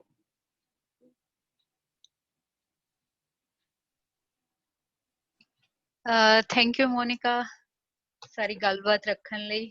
ਤੇ ਹੁਣ ਅੱਗੇ ਮੈਂ ਕੋਸ਼ਿਸ਼ ਕਰਦੀ ਹਾਂ ਇਸ ਡਿਸਕਸ਼ਨ ਨੂੰ ਥੋੜਾ ਅੱਗੇ ਤੋਰਨ ਦੀ, ਤੇ ਜੋ ਸਵਾਲ ਕੱਲ ਤੇ ਅੱਜ ਸਾਰੀ ਡਿਸਕਸ਼ਨ ਦੇ ਦੌਰਾਨ ਵੀ ਜੋ ਆਏ ਨੇ, ਤੇ ਮੈਂ ਕੋਸ਼ਿਸ਼ ਕਰੂੰਗੀ ਉਹਨਾਂ ਨੂੰ, ਮੈਨੂੰ ਲੱਗਦਾ 2-3 ਕੈਟਾਗਰੀਜ਼ ਤੇ ਅਸੀਂ ਮੋਟਾ ਦੇਖ ਸਕਦੇ ਹਾਂ, ਤੇ ਮੈਂ ਉਹ ਤੁਹਾਡੇ ਤੇ ਸਾਹਮਣੇ ਰੱਖੂੰਗੀ ਸੋ ਦੈਟ ਅੱਗੇ ਤੁਸੀਂ ਉਹਦੇ ਤੇ ਗੱਲ ਕਰ ਸਕੋ। ਪਹਿਲਾਂ ਮੈਂ ਕੁਝ ਪੁਆਇੰਟ ਜਿਹੜੇ ਕਹਿ ਲਓ ਤੁਹਾਡੀ ਗੱਲਬਾਤ 'ਚ ਜਿਹੜਾ ਮੈਂ ਚਾਹੁੰਦੀ ਹਾਂ ਵੀ ਕੁਝ ਐਡੀਸ਼ਨ ਜਾਂ ਕਹਿ ਲਓ ਪਰਸਨਲ ਐਕਸਪੀਰੀਐਂਸਿਸ ਤੋਂ ਕੁਝ ਗੱਲਾਂ ਜਾਂ ਕਹਿ ਲਓ ਹੋਰ ਸਿੰਪਲ ਫਾਰਮ 'ਚ ਜਿੱਦਾਂ ਮੈਂ ਸਮਝੀਆਂ ਉਹ ਮੈਂ ਰੱਖਣਾ ਚਾਹੂੰਗੀ, ਹੈ ਨਾ। ਇੱਕ ਜਿੱਥੋਂ ਤੁਸੀਂ ਐਕਚੁਅਲੀ ਖਤਮ ਕੀਤਾ ਨਾ, ਮੈਂ ਉੱਥੋਂ ਹੀ ਆਪਦੀ ਗੱਲ ਸ਼ੁਰੂ ਕਰਨਾ ਚਾਹੁੰਦੀ ਹਾਂ। ਤੁਸੀਂ ਗੱਲ ਕੀਤੀ ਕਿ ਮਾਰਸ਼ਲ ਵੂਮੈਨ ਨੂੰ ਜਾਂ ਕਹਿ ਲਓ ਹਿਸਟੋਰੀਕਲੀ ਕੁਝ ਏਦਾਂ ਦੀਆਂ ਸ਼ਖਸੀਅਤਾਂ ਹੋਈਆਂ, ਔਰਤ ਸ਼ਖਸੀਅਤਾਂ ਸਾਡੇ ਪਾਰਟਿਕੂਲਰਲੀ ਪੰਜਾਬੀ ਕਮਿਊਨਿਟੀ ਦੇ ਵਿੱਚ, ਹੈ ਨਾ, ਜਿਨ੍ਹਾਂ ਨੂੰ ਉਹਨਾਂ ਦੀ ਇੱਕ ਪਾਰਟਿਕੂਲਰ ਟਾਈਪ ਦੀ ਮੈਸਕਿਊਲਿਨਿਟੀ ਕਰਕੇ ਉਹਨਾਂ ਦੀ ਪ੍ਰਸ਼ੰਸਾ ਕੀਤੀ ਜਾਂਦੀ ਹੈ। ਤਾਂ ਮੈਨੂੰ ਇਹ ਟ੍ਰੈਂਡ ਮੈਂ ਨਾ ਪੰਜਾਬ ਤੇ ਹਰਿਆਣਾ, ਮਤਲਬ ਤੁਸੀਂ ਦੇਖ ਲਿਆ ਆਪਾਂ ਮੋਟਾ ਇਹ ਰੀਜਨ ਦੇ ਵਿੱਚ ਜਿਹੜਾ ਕਹਿ ਲਓ ਕਿਸਾਨੀ ਦੇ ਕੰਮਾਂ 'ਚ ਹੈ, ਜਿਹੜਾ ਥੋੜਾ ਮੈਸਕਿਊਲਿਨ ਆਪਣੇ ਆਪ 'ਚ ਰੀਜਨ ਹੈਗਾ, ਉੱਥੇ ਮੈਂ ਇਹ ਦੇਖਿਆ ਇੱਕ ਟ੍ਰੈਂਡ ਕਿ ਬਹੁਤ ਸਾਰੇ ਪਰਿਵਾਰ ਇਸ ਨਾਮ ਤੇ ਕਿ ਅਸੀਂ ਪ੍ਰੋਗਰੈਸਿਵ ਹੈ, ਅਸੀਂ ਆਪਣੀ ਕੁੜੀਆਂ ਨੂੰ ਮੁੰਡਿਆਂ ਵਾਂਗੂ ਪਾਲਦੇ ਹਾਂ, ਇਸ ਨਾਮ ਤੇ ਜਿਹੜੇ ਜਿਸ ਤਰ੍ਹਾਂ ਨਾਲ ਕੁੜੀਆਂ ਨੂੰ ਬ੍ਰੌਟ ਅਪ ਕੀਤਾ ਜਾਂਦਾ ਹੈ, ਉਹਦੇ 'ਚ ਮਤਲਬ ਬਹੁਤ ਹੀ ਜੇ ਸੁਪਰਫਿਸ਼ੀਅਲ ਫੀਚਰਸ ਦੀ ਅਸੀਂ ਗੱਲ ਕਰੀਏ ਤਾਂ ਕੁੜੀਆਂ ਦੇ ਵਾਲ ਕਟਾ ਦਿੱਤੇ ਜਾਂਦੇ ਆ ਜਾਂ ਉਹਨਾਂ ਨੂੰ ਸੂਟ ਪਾਉਣ ਲਈ ਕੰਪੈਲ ਨਹੀਂ ਕੀਤਾ ਜਾਂਦਾ। ਇਸ ਤਰ੍ਹਾਂ ਦੀਆਂ ਛੋਟੀਆਂ ਚੀਜ਼ਾਂ, ਮਤਲਬ ਜਾਂ ਉਹਨਾਂ ਨੂੰ ਡਰਾਈਵਿੰਗ ਸਿਖਾ ਦਿੱਤੀ ਜਾਂਦੀ ਹੈ, ਉਹ ਬਹੁਤ ਯੰਗ ਏਜ 'ਚ ਕਹਿ ਲਓ ਬਾਈਕ ਸਕੂਟੀ ਚਲਾ ਲੈਂਦੇ ਆ, ਉਹ ਕਰਦੇ ਨੇ। ਬਟ ਮੈਨੂੰ ਉਹਦੇ 'ਚ ਇੱਕ ਦਿੱਕਤ ਲੱਗਦੀ ਹੈ ਕਿ ਉਹ ਇੱਕ ਕਹਿ ਲਓ ਜਿਹੜਾ ਮੇਲ ਮੈਸਕੂਲਿਨ ਸਮਾਜ ਹੈ ਨਾ, ਉਹਦੇ ਪੈਰਲਲ ਇੱਕ ਹੋਰ ਮੈਸਕੂਲਿਨਿਟੀ ਖੜੀ ਕਰ ਦਿੱਤੀ ਜਾਂਦੀ ਹੈ, ਕਹਿ ਲਓ ਤੁਸੀਂ ਵਿਮਨ ਮੈਸਕੂਲਿਨਿਟੀ ਹੈ, ਤੇ ਉਹ ਆਲਦੋ ਉਹ ਕਦੇ ਵੀ ਉਸ ਬਰਾਬਰਤਾ ਨਹੀਂ ਲੈ ਪਾਉਂਦੀ, ਉਹ ਮੇਲ ਮੈਸਕੂਲਿਨਿਟੀ ਵਾਲੀ ਬਰਾਬਰਤਾ ਤੇ ਕਦੇ ਨਹੀਂ ਆਉਂਦੀ, ਬਟ ਉਹਨਾਂ ਨੂੰ ਸਿਰਫ ਇੱਕ ਭੁਲੇਖਾ ਦਿੱਤਾ ਜਾਂਦਾ ਹੈ ਕਿ ਤੁਸੀਂ ਵੀ ਮੈਸਕੂਲਿਨਿਟੀ ਐਕਸਪੀਰੀਅੰਸ ਕਰ ਸਕਦੇ ਹੋ। ਤੇ ਸੱਚ ਦੱਸਾਂ ਤਾਂ ਉਹ ਬਹੁਤ ਵਾਰੀ ਕੁੜੀਆਂ ਲਈ ਇੱਕ ਨਾ ਸਾਰੀ ਜ਼ਿੰਦਗੀ ਲਈ ਇੱਕ ਪਰਫਾਰਮੈਂਸ ਬਣ ਕੇ ਰਹਿ ਜਾਂਦੀ ਹੈ, ਉਹਨਾਂ ਨੂੰ ਪਰਫਾਰਮ ਕਰਨਾ ਪੈਂਦਾ ਹੈ। ਬਿਕਾਜ਼ ਇਹ ਮੈਂ ਖੁਦ ਹੰਡਾਇਆ ਹੈ ਨਾ, ਜਦੋਂ ਤੱਕ ਖੁਦ ਚੀਜ਼ਾਂ ਨੂੰ ਸਮਝ ਨਹੀਂ ਲਿਆ, ਉਸ ਮੈਸਕੂਲਿਨਿਟੀ ਨੂੰ ਤੋੜਿਆ ਨਹੀਂ, ਉਦੋਂ ਤੱਕ ਮਤਲਬ ਮੈਂ ਖੁਦ ਉਹਨੂੰ ਪਰਫਾਰਮ ਕਰਨਾ ਹਰ ਜਗ੍ਹਾ ਤੇ ਕਿ ਮੈਂ ਜਾਊਂਗਾ, ਮੈਂ ਕਰੂੰਗਾ, ਏਦਾਂ ਹਰ ਛੋਟੀ ਚੀਜ਼ 'ਚ। ਤੇ ਮੈਨੂੰ ਲੱਗਦਾ ਜਿਹਦੇ ਕਰਕੇ ਸਾਨੂੰ ਇਹਨਾਂ ਚੀਜ਼ਾਂ ਤੋਂ ਬਚਣਾ ਚਾਹੀਦਾ ਹੈ ਨਾ, ਕਿ ਅਸੀਂ ਕਿਤੇ ਪ੍ਰੋਗਰੈਸਿਵਨੈਸ ਦੇ ਨਾਮ ਤੇ, ਅਸੀਂ ਕਹਿ ਲਓ ਜੈਂਡਰ ਇਕੁਐਲਿਟੀ ਦੇ ਨਾਮ ਤੇ ਕਿਤੇ ਅਸੀਂ ਕਾਊਂਟਰ ਮੈਸਕੂਲਿਨਿਟੀ ਤਾਂ ਨਹੀਂ ਖੜੀ ਕਰ ਰਹੇ ਕਿਤੇ, ਹੈ ਨਾ। ਤੇ ਉਸੇ ਚੋਂ ਹੀ ਮੈਨੂੰ ਲੱਗਦਾ ਇੱਕ ਜਿਹੜੀ ਗੱਲ ਨਿਕਲ ਆਉਂਦੀ ਹੈ ਜਿੱਥੋਂ ਤੁਸੀਂ ਸ਼ੁਰੂ ਕੀਤਾ ਸੀ ਲੀਡਰਸ਼ਿਪ ਦੇ ਮਾਮਲੇ 'ਚ, ਜਦੋਂ ਆਪਾਂ ਗੱਲ ਕਰ ਰਹੇ ਸੀ, ਮੈਨੂੰ ਲੱਗਦਾ ਵੀ ਇੱਕ ਤਾਂ ਇਹ ਹੈ ਕਿ ਹਾਂ ਲੀਡਰਸ਼ਿਪ ਦੀਆਂ ਦੇ ਕੁਝ ਏਦਾਂ ਦੇ ਫੀਚਰਸ ਨੇ ਜਿਨ੍ਹਾਂ ਤੇ ਔਰਤਾਂ ਖਰੇ ਨਹੀਂ ਉਤਰਦੀਆਂ, ਮਤਲਬ ਕੋਟ ਐਂਡ ਕੋਟ ਜੋ ਚਲੰਤ ਕਹਿ ਲਓ ਸਿਚੁਏਸ਼ਨ ਹੈ ਜਾਂ ਕਹਿ ਲਓ ਜੋ ਬਣੀ ਹੋਈ ਪਰਿਭਾਸ਼ਾ ਹੈ, ਉਹਦੇ ਮੁਤਾਬਕ ਔਰਤਾਂ ਨਾਜ਼ੁਕ ਨੇ, ਉਹ ਕੋਮਲ ਨੇ, ਉਹ ਉਸ ਤਰੀਕੇ ਨਾਲ ਨਹੀਂ ਵਿਚਰ ਸਕਦੀਆਂ ਉਸ ਹਾਰਸ਼ ਤਰੀਕੇ ਨਾਲ ਸਮਾਜ 'ਚ ਜਿਵੇਂ ਕਿ ਮੇਲ ਜਿਹੜੇ ਨੇ ਕਾਊਂਟਰਪਾਰਟ ਉਹ ਵਿਚਰਦੇ ਨੇ। ਬਟ ਮੈਨੂੰ ਲੱਗਦਾ ਕਿ ਇੱਥੇ ਸਾਨੂੰ ਸਾਡੇ ਲਈ ਇਹ ਵੀ ਜ਼ਰੂਰੀ ਹੈ ਕਿ ਅਸੀਂ ਲੀਡਰਸ਼ਿਪ ਦੀ ਪਰਿਭਾਸ਼ਾ ਨੂੰ ਵੀ ਰੀਡਿਫਾਈਨ ਕਰੀਏ। ਕੀ ਜ਼ਰੂਰੀ ਹੈ ਕਿ ਜਿਹੜਾ ਇੱਕ ਲੀਡਰ ਹੈ ਉਹਦੇ ਕੋਲੇ ਮਨੀ ਮਸਲ ਪਾਵਰ ਹੋਵੇ ਹੀ ਹੋਵੇ, ਮਤਲਬ ਸੱਚਮੁੱਚ ਉਹ ਜਿਹੜੀਆਂ ਪ੍ਰਿਵਿਲੇजेस ਨੇ ਉਹ ਤੁਹਾਨੂੰ ਮਤਲਬ ਬਹੁਤ ਚੀਜ਼ਾਂ ਬਾਈ ਡਿਫਾਲਟ ਦੇ ਦਿੰਦੀਆਂ। ਮਤਲਬ ਜੇ ਅਸੀਂ ਆਪਦੀ ਕਰੰਟ ਪੋਲਿਟਿਕਸ ਦੇਖੀਏ ਤਾਂ ਉਹਦੇ ਚ ਸੱਚਮੁੱਚ ਉਹ ਜਿਹੜੀ ਰਾਜਨੀਤੀ ਹੈ ਸਾਰੀ ਇੰਡੀਆ ਦੀ ਕਹਿ ਲਈਏ, ਪੰਜਾਬ ਦੀ ਕਹਿ ਲਈਏ, ਉਹ ਮਨੀ ਮਸਲਸ ਦੇ ਬੇਸ ਤੇ ਬਣੀ ਹੋਈ ਪੋਲਿਟਿਕਸ ਹੈ। ਬਟ ਮੈਨੂੰ ਲੱਗਦਾ ਕਿ ਇੱਕ ਚੰਗਾ ਲੀਡਰ ਹੋਣ ਲਈ, ਇੱਕ ਅਸਰਟਿਵ ਪਰਸਨ ਹੋਣ ਲਈ ਤੁਹਾਡਾ ਬਹੁਤ ਮੈਸਕੂਲਿਨ ਹੋਣਾ, ਤੁਹਾਡੇ ਕੋਲ ਲੱਖਾਂ ਰੁਪਇਆ ਹੋਣਾ, ਜਾਂ ਕਹਿ ਲੋ ਮਤਲਬ ਇਹ ਜਿਹੜੇ ਉਹੀ ਹੈ ਵੀ ਜਿਹੜੇ ਨੋਸ਼ਨਸ ਲੀਡਰਸ਼ਿਪ ਦੇ ਵੀ ਬਣਾਤੇ, ਉਹਨਾਂ ਨੂੰ ਵੀ ਸਾਨੂੰ ਤੋੜਨ ਦੀ ਲੋੜ ਹੈ। ਮੈਨੂੰ ਇਸ ਮਾਮਲੇ 'ਚ ਲੱਗਦਾ ਹੁੰਦਾ ਹੈ ਕਿ ਜੇ ਸੱਚਮੁੱਚ ਔਰਤਾਂ ਲੀਡਰਸ਼ਿਪ 'ਚ ਹੋਣ ਤਾਂ ਜਿੰਨੀ ਮੇਲੀਗੋ ਤੇ ਗੱਲ ਆ ਕੇ ਜਿਹੜੇ ਕਨਫਲਿਕਟਸ ਪੋਲਿਟਿਕਸ ਦੇ ਵਿੱਚ ਪੈਂਦੇ ਨੇ ਉਹ ਸ਼ਾਇਦ ਘਟ ਜਾਣ ਬਹੁਤ ਸਾਰੇ। ਮੈਨੂੰ ਲੱਗਦਾ ਲੀਡਰਸ਼ਿਪ ਦੇ ਵਿੱਚ ਕੋਮਲਤਾ ਹੋਣਾ, ਲੀਡਰਸ ਦੇ ਵਿੱਚ ਜਾਂ ਨਰਮ ਸੁਭਾਅ ਹੋਣਾ, ਉਹ ਜ਼ਿਆਦਾ ਵਧੀਆ ਹੋਊਗਾ ਸਾਡੇ ਸਮਾਜ ਲਈ, ਇਨਸਟੈਡ ਆਫ ਬਹੁਤ ਮੈਸਕੂਲਿਨ ਹੋਣਾ ਕਿਸੇ ਲੀਡਰ ਦਾ। ਤੇ ਇਸ ਕਰਕੇ ਮੈਨੂੰ ਲੱਗਦਾ ਕਿ ਲੀਡਰ ਦੀ ਪਰਿਭਾਸ਼ਾ ਵੀ ਸਾਨੂੰ ਬਦਲਣ ਦੀ ਲੋੜ ਹੈ ਕਿ ਕਿਉਂ ਉਹ ਹਮੇਸ਼ਾ ਇੱਕ ਮੈਸਕੂਲਿਨ ਬੰਦਾ ਹੀ ਹੋ, ਕਿਉਂ ਉਹ ਹਮੇਸ਼ਾ ਬਹੁਤ ਰਫ ਟਫ ਇਨਸਾਨ ਹੀ ਹੋ, ਕਿਉਂ ਨਹੀਂ ਇੱਕ ਮਤਲਬ ਫੀਡਿੰਗ ਮਦਰ ਜਿਹਦੇ ਚ ਬਹੁਤ ਹੀ ਜ਼ਿਆਦਾ ਕਹਿ ਲੋ ਜਿਹੜੀ ਬਹੁਤ ਹੀ ਜ਼ਿਆਦਾ ਇਮੋਸ਼ਨਲ ਹੈ, ਉਹ ਕਿਉਂ ਨਹੀਂ ਲੀਡ ਕਰ ਸਕਦੀ। ਕਿਉਂਕਿ ਲੀਡਰਸ਼ਿਪ ਦਾ ਕਹਿ ਲੋ ਮੈਂ ਮਤਲਬ ਇਹ ਦਿਹਾੜੀਦਾਰ ਕੰਮ ਨਹੀਂ ਨਾ ਕਰਨਾ ਕੋਈ ਆਪਾਂ। ਤਾਂ ਇੱਕ ਇਹ ਸੀ। ਤੇ ਪੰਜਾਬ ਦੇ ਕੰਟੈਕਸਟ ਚ ਵਾਰ-ਵਾਰ ਜਿਹੜੀ ਗੱਲ ਆ ਰਹੀ ਸੀ ਪੰਚਾਇਤਾਂ ਨੂੰ ਲੈ ਕੇ, ਕਿਉਂਕਿ ਬਹੁਤ ਹੀ ਕਹਿ ਲੋ ਥਰਡ ਲੈਵਲ ਦਾ ਮਤਲਬ ਲੀਡਰਸ਼ਿਪ ਸ਼ੁਰੂ ਕਰਨ ਵਾਲਾ ਇੱਕ ਜਿਹੜਾ ਇਨੀਸ਼ੀਅਲ ਪੁਆਇੰਟ ਆ ਉਹ ਸਰਪੰਚੀ ਦੀਆਂ ਚੋਣਾਂ ਬਣ ਜਾਂਦਾ ਹੈ ਨਾ। ਉੱਥੇ ਸੱਚਮੁੱਚ ਇਹ ਦਿੱਕਤਾਂ ਤੁਸੀਂ ਮੈਂਸ਼ਨ ਵੀ ਕੀਤਾ। ਇੱਕ ਮੈਂ ਇੱਥੇ ਪੜ੍ਹ ਰਹੀ ਸੀ ਕਮੈਂਟ ਬਾਕਸ ਦੇ ਵਿੱਚ, ਇੱਕ ਸਾਡੇ ਸੱਜਣ ਨੇ ਉਹਨਾਂ ਨੇ ਜ਼ਿਕਰ ਕੀਤਾ ਇੱਕ ਲੇਟੈਸਟ ਸੀਰੀਜ਼ ਆਈ ਸੀਗੀ, ਕਿਉਂਕਿ ਮੈਂ ਫਿਲਮ ਸਟੱਡੀਜ਼ ਪੜ੍ਹਦੀ ਹਾਂ ਤਾਂ ਮੈਂ ਥੋੜਾ ਕਹਿ ਲੋ ਮੀਡੀਆ ਤੇ ਕਲਚਰ ਦੇ ਕੰਟੈਕਸਟ ਚ ਵੀ ਮੈਨੂੰ ਚੀਜ਼ਾਂ ਇੰਟਰਸਟਿੰਗ ਲੱਗਦੀਆਂ। ਤੇ ਉਹ ਸੀਰੀਜ਼ ਆਈ ਸੀ ਪੰਚਾਇਤ, ਵੈਬ ਸੀਰੀਜ਼ ਸੀ ਬੇਸਡ ਇਨ ਯੂਪੀ। ਤੇ ਉਹਦੇ ਚ ਬਿਕਾਜ਼ ਇਲੈਕਟਡ ਜਿਹੜੀ ਸਰਪੰਚ ਹੈ ਉਹ ਤਾਂ ਇੱਕ ਲੇਡੀ ਹੈ, ਬਟ ਉਹਦਾ ਪਤੀ ਕਿਉਂਕਿ ਪੂਰੀ ਪੰਚਾਇਤ ਚਲਾਉਂਦਾ, ਉਹੀ ਸਾਰਾ ਕੰਮ ਕਾਰ ਦੇਖਦਾ, ਤਾਂ ਉਹਨੂੰ ਨਾਮ ਹੀ ਦਿੱਤਾ ਹੋਇਆ ਪ੍ਰਧਾਨ ਪਤੀ। ਤਾਂ ਮੈਨੂੰ ਲੱਗਦਾ ਉਹ ਪ੍ਰਧਾਨ ਪਤੀਆਂ ਦਾ ਰੁਤਬਾ ਤਾਂ ਅਸੀਂ ਆਮ ਹੀ ਦੇਖਦੇ ਹਾਂ ਘਰਾਂ ਵਿੱਚ, ਹਨਾ। ਪੰਜਾਬ ਚ ਜਿੱਥੇ ਵੀ ਅਸੀਂ ਦੇਖੀਏ, ਮਤਲਬ ਇਹ ਮੈਂ ਨਹੀਂ ਕਹਿੰਦੀ ਸਿਰਫ ਪੰਜਾਬ ਤੱਕ ਲਿਮਿਟਡ ਹੈ, ਬਟ ਇਹ ਦਿੱਕਤਾਂ ਸਾਡੇ ਚ ਪਈਆਂ ਨੇ। ਤੇ ਮੈਨੂੰ ਲੱਗਦਾ ਹੈ ਕਿ ਇਹਨਾਂ ਤੇ ਮਤਲਬ ਥੱਲੇ ਤੱਕ ਜਾ ਕੇ ਕੰਮ ਕਰਨਾ ਜ਼ਿਆਦਾ ਜ਼ਰੂਰੀ ਹੈ। ਇਹ ਮੈਂ ਜਦੋਂ ਕੁਐਸਚਨ ਤੁਹਾਨੂੰ ਕਰੂੰਗੀ ਉਹ ਇਹਦੇ ਬੇਸਿਸ ਤੇ ਮੈਂ ਕਰਦੀ ਹਾਂ। ਇਹ ਉਸ ਤੋਂ ਪਹਿਲਾਂ ਮੈਂ ਇੱਕ ਜਿਹੜੀ ਚੀਜ਼ ਹੋਰ ਮੈਨੂੰ ਲੱਗਦੀ ਸੀ ਉਹ ਇਹ ਹੈ ਕਿ ਜਦੋਂ ਤੁਸੀਂ ਗੱਲ ਕੀਤੀ ਨਾ ਕਿ ਪੰਜਾਬ ਦੇ ਵਿੱਚ ਪਾਰਟਿਕੂਲਰਲੀ ਫੈਮਿਨਿਜ਼ਮ ਦੇ ਕੰਟੈਕਸਟ 'ਚ ਜਿਹੜੀਆਂ ਦਿੱਕਤਾਂ ਆਈਆਂ, ਉਹਦੇ 'ਚ ਤੁਸੀਂ ਆਲਦੋ ਦਾ ਜ਼ਿਕਰ ਵੀ ਕੀਤਾ। ਤੇ ਮੈਨੂੰ ਵੀ ਲੱਗਦਾ ਕਿ ਜਦੋਂ ਬੇਸਿਕਲੀ ਜਦੋਂ ਉਹਨਾਂ ਨੂੰ ਕਹਿ ਲਓ ਕਿ ਫਾਈਨਲੀ ਲੱਗਿਆ ਕਿ ਹੁਣ ਦਿਸ ਇਜ਼ ਸਮਥਿੰਗ ਜੋ ਆ ਤਾਂ ਗਿਆ ਹੀ, ਪਰ ਹੁਣ ਇਹਨੂੰ ਕਿੱਦਾਂ ਆਪਦੇ ਹਿਸਾਬ ਨਾਲ ਇੰਟਰਪ੍ਰੇਟ ਕਰਨਾ, ਉਹਦੇ 'ਚ ਬਹੁਤ ਜਿਹੜਾ ਇੰਟਰਸਟਿੰਗ ਫਿਨੋਮੀਨਾ ਜਿਹੜਾ ਅੱਜ ਤੱਕ ਸਾਡੇ ਸਾਹਮਣੇ ਆਉਂਦਾ ਹੈ ਨਾ।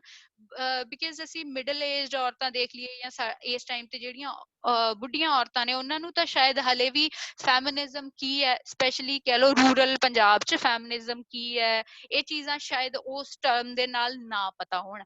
ਬਟ ਇੱਕ ਜਿਹੜਾ ਬਹੁਤ ਇੰਟਰਸਟਿੰਗ ਫਿਨੋਮੀਨਾ ਮੈਂ ਯੰਗ ਜਨਰੇਸ਼ਨ 'ਚ ਦੇਖਦੀ ਹਾਂ, ਸਾਡੀ ਜਨਰੇਸ਼ਨ ਦੀਆਂ ਜਿਹੜੀਆਂ ਕੁੜੀਆਂ ਨੇ ਉਹਨਾਂ 'ਚ ਮੈਂ ਬਹੁਤ ਦੇਖਦੀ ਹਾਂ ਕਿ ਉਹ ਕਹਿੰਦੀਆਂ ਆਈ ਹੇਟ ਫੈਮਿਨਿਜ਼ਮ, ਹੈ।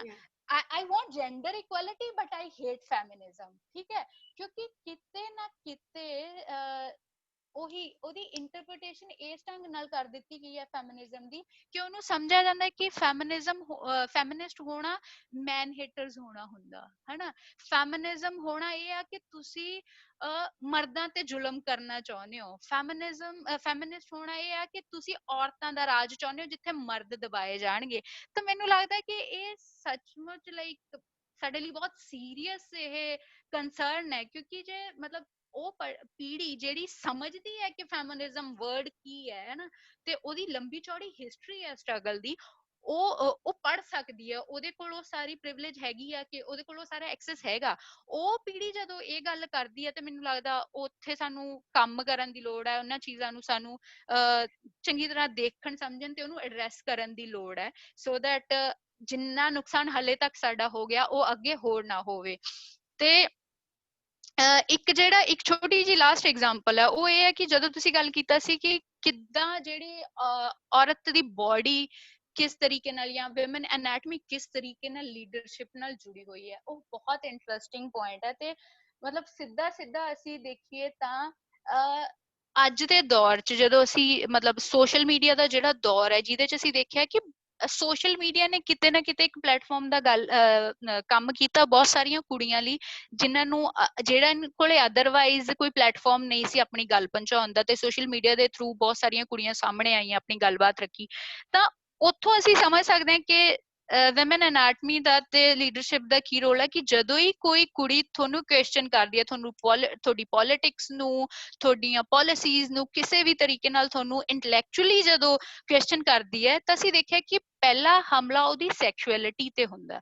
ਜਿਸ ਤਰ੍ਹਾਂ ਦੀ ਟ੍ਰੋਲਿੰਗ ਹੁੰਦੀ ਹੈ ਉਹਨਾਂ ਔਰਤਾਂ ਦੀ, ਉਹ ਅਸੀਂ ਪੰਜਾਬ 'ਚ ਦੇਖ ਲਈਏ, ਮਤਲਬ ਗੁਰਮੇਹਰ ਕੌਰ ਤੋਂ ਲੈ ਕੇ ਕਨੂਪ੍ਰਿਆ ਤੇ ਹੋਰ ਜਿੰਨੀਆਂ ਕੁੜੀਆਂ ਵੀ ਖੁੱਲ ਕੇ ਬੋਲੀਆਂ ਨੇ, ਤੇ ਉਹਨਾਂ ਤੇ ਅਸੀਂ ਆਮ ਹੀ ਦੇਖਦੇ ਹਾਂ ਕਿ ਮਤਲਬ ਰੇਪ ਥ੍ਰੈਟਸ ਤੇ ਉਹਨਾਂ ਦਾ ਕਰੈਕਟਰ ਅਸੈਸੀਨੇਸ਼ਨ ਤੇ ਇਹ ਸਾਰੇ ਤਰ੍ਹਾਂ ਦੀਆਂ ਚੀਜ਼ਾਂ ਆਉਂਦੀਆਂ। ਤੇ ਮੈਨੂੰ ਲੱਗਦਾ ਇਹ ਬਹੁਤ ਹੀ ਸਿੰਪਲ ਜੀ ਐਗਜ਼ਾਮਪਲ ਹੈ ਉਸ ਵੂਮਨ ਐਨਾਟਮੀ ਤੇ ਲੀਡਰਸ਼ਿਪ ਦਾ ਰਿਲੇਸ਼ਨ ਸਮਝਣ ਲਈ। ਤੇ ਹਾਂਜੀ, ਮੈਂ ਮਤਲਬ ਇੰਨੇ ਪੁਆਇੰਟ ਸੀ ਜਿਹੜੇ ਮੈਨੂੰ ਲੱਗਿਆ ਕਿ ਮੈਂ ਐਡ ਕਰਨਾ ਚਾਹੁੰਦੀ ਹਾਂ। ਉਸ ਤੋਂ ਇਲਾਵਾ ਜਿਹੜੇ ਕੁਐਸਚਨ ਮੈਂ ਨੋਟ ਕਰ ਰਹੀ ਸੀ ਉਹਦੇ ਚ ਮੋਟਾ ਮੋਟੀ ਕਹਿ ਲਓ 4 ਕੈਟਾਗਰੀਜ਼ ਬਣਦੀਆਂ ਨੇ। ਇੱਕ ਤਾਂ ਹੈ ਜਿਹੜਾ ਕੁਐਸਚਨ ਆ ਰਿਹਾ ਕਿ ਦਲਿਤ ਔਰਤਾਂ ਦੀ ਪੋਲਿਟਿਕਸ ਚ ਪਾਰਟਿਸਿਪੇਸ਼ਨ ਨੂੰ ਤੁਸੀਂ ਕਿਵੇਂ ਦੇਖਦੇ ਹੋ? ਕਿ ਇੱਕ ਸੱਜਣ ਨੇ ਪੁੱਛਿਆ ਕਿ ਕੀ ਮਾਲਵਾ ਰੀਜਨ ਚ ਪਾਰਟਿਕੂਲਰਲੀ ਤੁਹਾਨੂੰ ਲੱਗਦਾ ਹੈ ਕਿ ਦਲਿਤ ਔਰਤਾਂ ਲਈ ਰਾਜਨੀਤੀ ਜਿਹੜੀ ਹੈ ਉਹ ਜ਼ਿਆਦਾ ਔਖੀ ਹੈ, ਤੇ ਜਾਂ ਫਿਰ ਮਤਲਬ ਇੱਕ ਨੇ ਇਹ ਵੀ ਸਵਾਲ ਇੱਕ ਸਾਡੇ ਕੋਲ ਆਇਆ ਕਿ ਕੀ ਜਿਹੜੀ ਦਲਿਤ ਮਤਲਬ ਜਦੋਂ ਆਪਾਂ ਔਰਤਾਂ ਦੇ ਯੂਨਾਈਟ ਹੋਣ ਦੀ ਗੱਲ ਕਰਦੇ ਹਾਂ ਤਾਂ ਉਹ ਕਾਸਟ ਕਲਾਸ ਤੇ ਰੀਜਨ ਤੋਂ ਪਰੇ ਜਾ ਕੇ ਕਿੱਦਾਂ ਇੱਕ ਯੂਨਾਈਟਿਡ ਕਹਿ ਲਓ ਪਲੇਟਫਾਰਮ ਔਰਤਾਂ ਲਈ ਬਣਾ ਸਕਦੀਆਂ ਨੇ। ਇਹ ਮੈਨੂੰ ਲੱਗਦਾ ਜਿਹੜਾ ਕਾਸਟ ਦੇ ਐਂਗਲ ਤੋਂ ਵੀ ਐਡਰੈਸ ਹੋਣਾ ਇਹਦੇ ਚ। ਬਲਕਿ ਮੈਨੂੰ ਥੋੜੀ ਜਿਹੀ ਚੀਜ਼, ਬਿਕਾਜ਼ ਮੈਂ ਖੁਦ ਮਾਲਵਾ ਰੀਜਨ ਤੋਂ ਹਾਂ, ਮੈਂ ਮਾਨਸਾ ਤੋਂ ਹੈ, ਤੇ ਇਸ ਕਰਕੇ ਮੈਨੂੰ ਇੱਕ ਚੀਜ਼ ਜਿਹੜੀ ਇੰਟਰਸਟਿੰਗ ਲੱਗੀ ਹੈ, ਮੈਨੂੰ ਇਹ ਲੱਗਦਾ ਕਿ ਦਲਿਤ ਔਰਤਾਂ ਜ਼ਿਆਦਾ ਅਸਰਟਿਵ ਨੇ as compare to Punjabi middle class ਔਰਤ। ਉਹਦਾ ਇੱਕ ਕਾਰਨ ਜਿਹੜਾ ਆਪਾਂ ਮਤਲਬ ਉਹ ਫੇਮਸ ਕੋਟ ਵੀ ਹੈ ਨਾ ਕਿ ਜਿਹਦੇ ਕੋਲੇ ਖੋਣ ਨੂੰ ਕੁਛ ਨਹੀਂ ਹੈਗਾ ਤਾਂ ਉਹਨੂੰ ਕੋਈ ਡਰ ਨਹੀਂ ਹੁੰਦਾ। ਤਾਂ ਮੈਨੂੰ ਲੱਗਦਾ ਕਿਤੇ ਨਾ ਕਿਤੇ ਦਲਿਤ ਔਰਤਾਂ ਦਾ ਉਹ ਸੀਨ ਹੈ ਵੀ ਉਹਨਾਂ ਕੋਲੇ ਗਵਾਉਣ ਨੂੰ ਕੁਛ ਨਹੀਂ ਹੈ, ਇਸ ਕਰਕੇ ਉਹ ਕਿਤੇ ਨਾ ਕਿਤੇ ਲਿਟਰਲੀ ਪੰਜਾਬੀ ਮਿਡਲ ਕਲਾਸ ਔਰਤਾਂ ਤੋਂ ਮੈਨੂੰ ਲੱਗਦਾ ਉਹਨਾਂ ਦੇ ਮੁਕਾਬਲੇ ਦਲਿਤ ਔਰਤਾਂ ਜ਼ਿਆਦਾ ਅਸਰਟਿਵ ਨੇ। ਤੇ ਮੈਂ ਮਤਲਬ ਹੁਣ ਕਰੰਟਲੀ ਮੈਂ ਦੇਖ ਰਹੀ ਹਾਂ ਮਾਈਕਰੋ ਫਾਈਨਾਂਸ ਦੇ ਮੁੱਦੇ ਤੇ ਪੂਰੇ ਮਾਲਵਾ ਰੀਜਨ ਦੇ ਉੱਤੇ ਅੱਜ ਕੱਲ ਦੇ ਦਿਨਾਂ 'ਚ, ਲੋਕਡਾਊਨ ਦੇ ਦਿਨਾਂ 'ਚ ਵੱਡਾ ਕਹਿ ਲੋ ਅੰਦੋਲਨ ਚੱਲ ਰਿਹਾ, ਜਿਹਦੇ 'ਚ 8-8 ਹਜ਼ਾਰ 11-11 ਹਜ਼ਾਰ ਤੱਕ ਦੇ ਇਕੱਠ ਪੈਂਡੇਮਿਕ ਦੇ ਦੌਰਾਨ ਹੋ ਰਹੇ ਨੇ ਔਰਤਾਂ ਦੇ ਸਾਰੇ, ਮਤਲਬ 11,000 ਔਰਤ ਇਕੱਠੀ ਬੈਠੀ ਹੈ ਫਾਈਨਾਂਸ ਦੇ ਮੁੱਦੇ ਤੇ ਉਹ ਇਸ ਕਰਕੇ ਮਤਲਬ ਇਹ ਮੇਰੀ ਪਰਸਨਲ ਕਹਿ ਲਓ ਇਹਦੇ ਤੇ ਰੀਡਿੰਗ ਹੈ, ਟੇਕ ਹੈ। ਤੁਸੀਂ ਇਹਦੇ ਤੇ ਦੱਸਿਓ ਕਿ ਤੁਸੀਂ ਕੀ ਸਮਝਦੇ ਹੋ।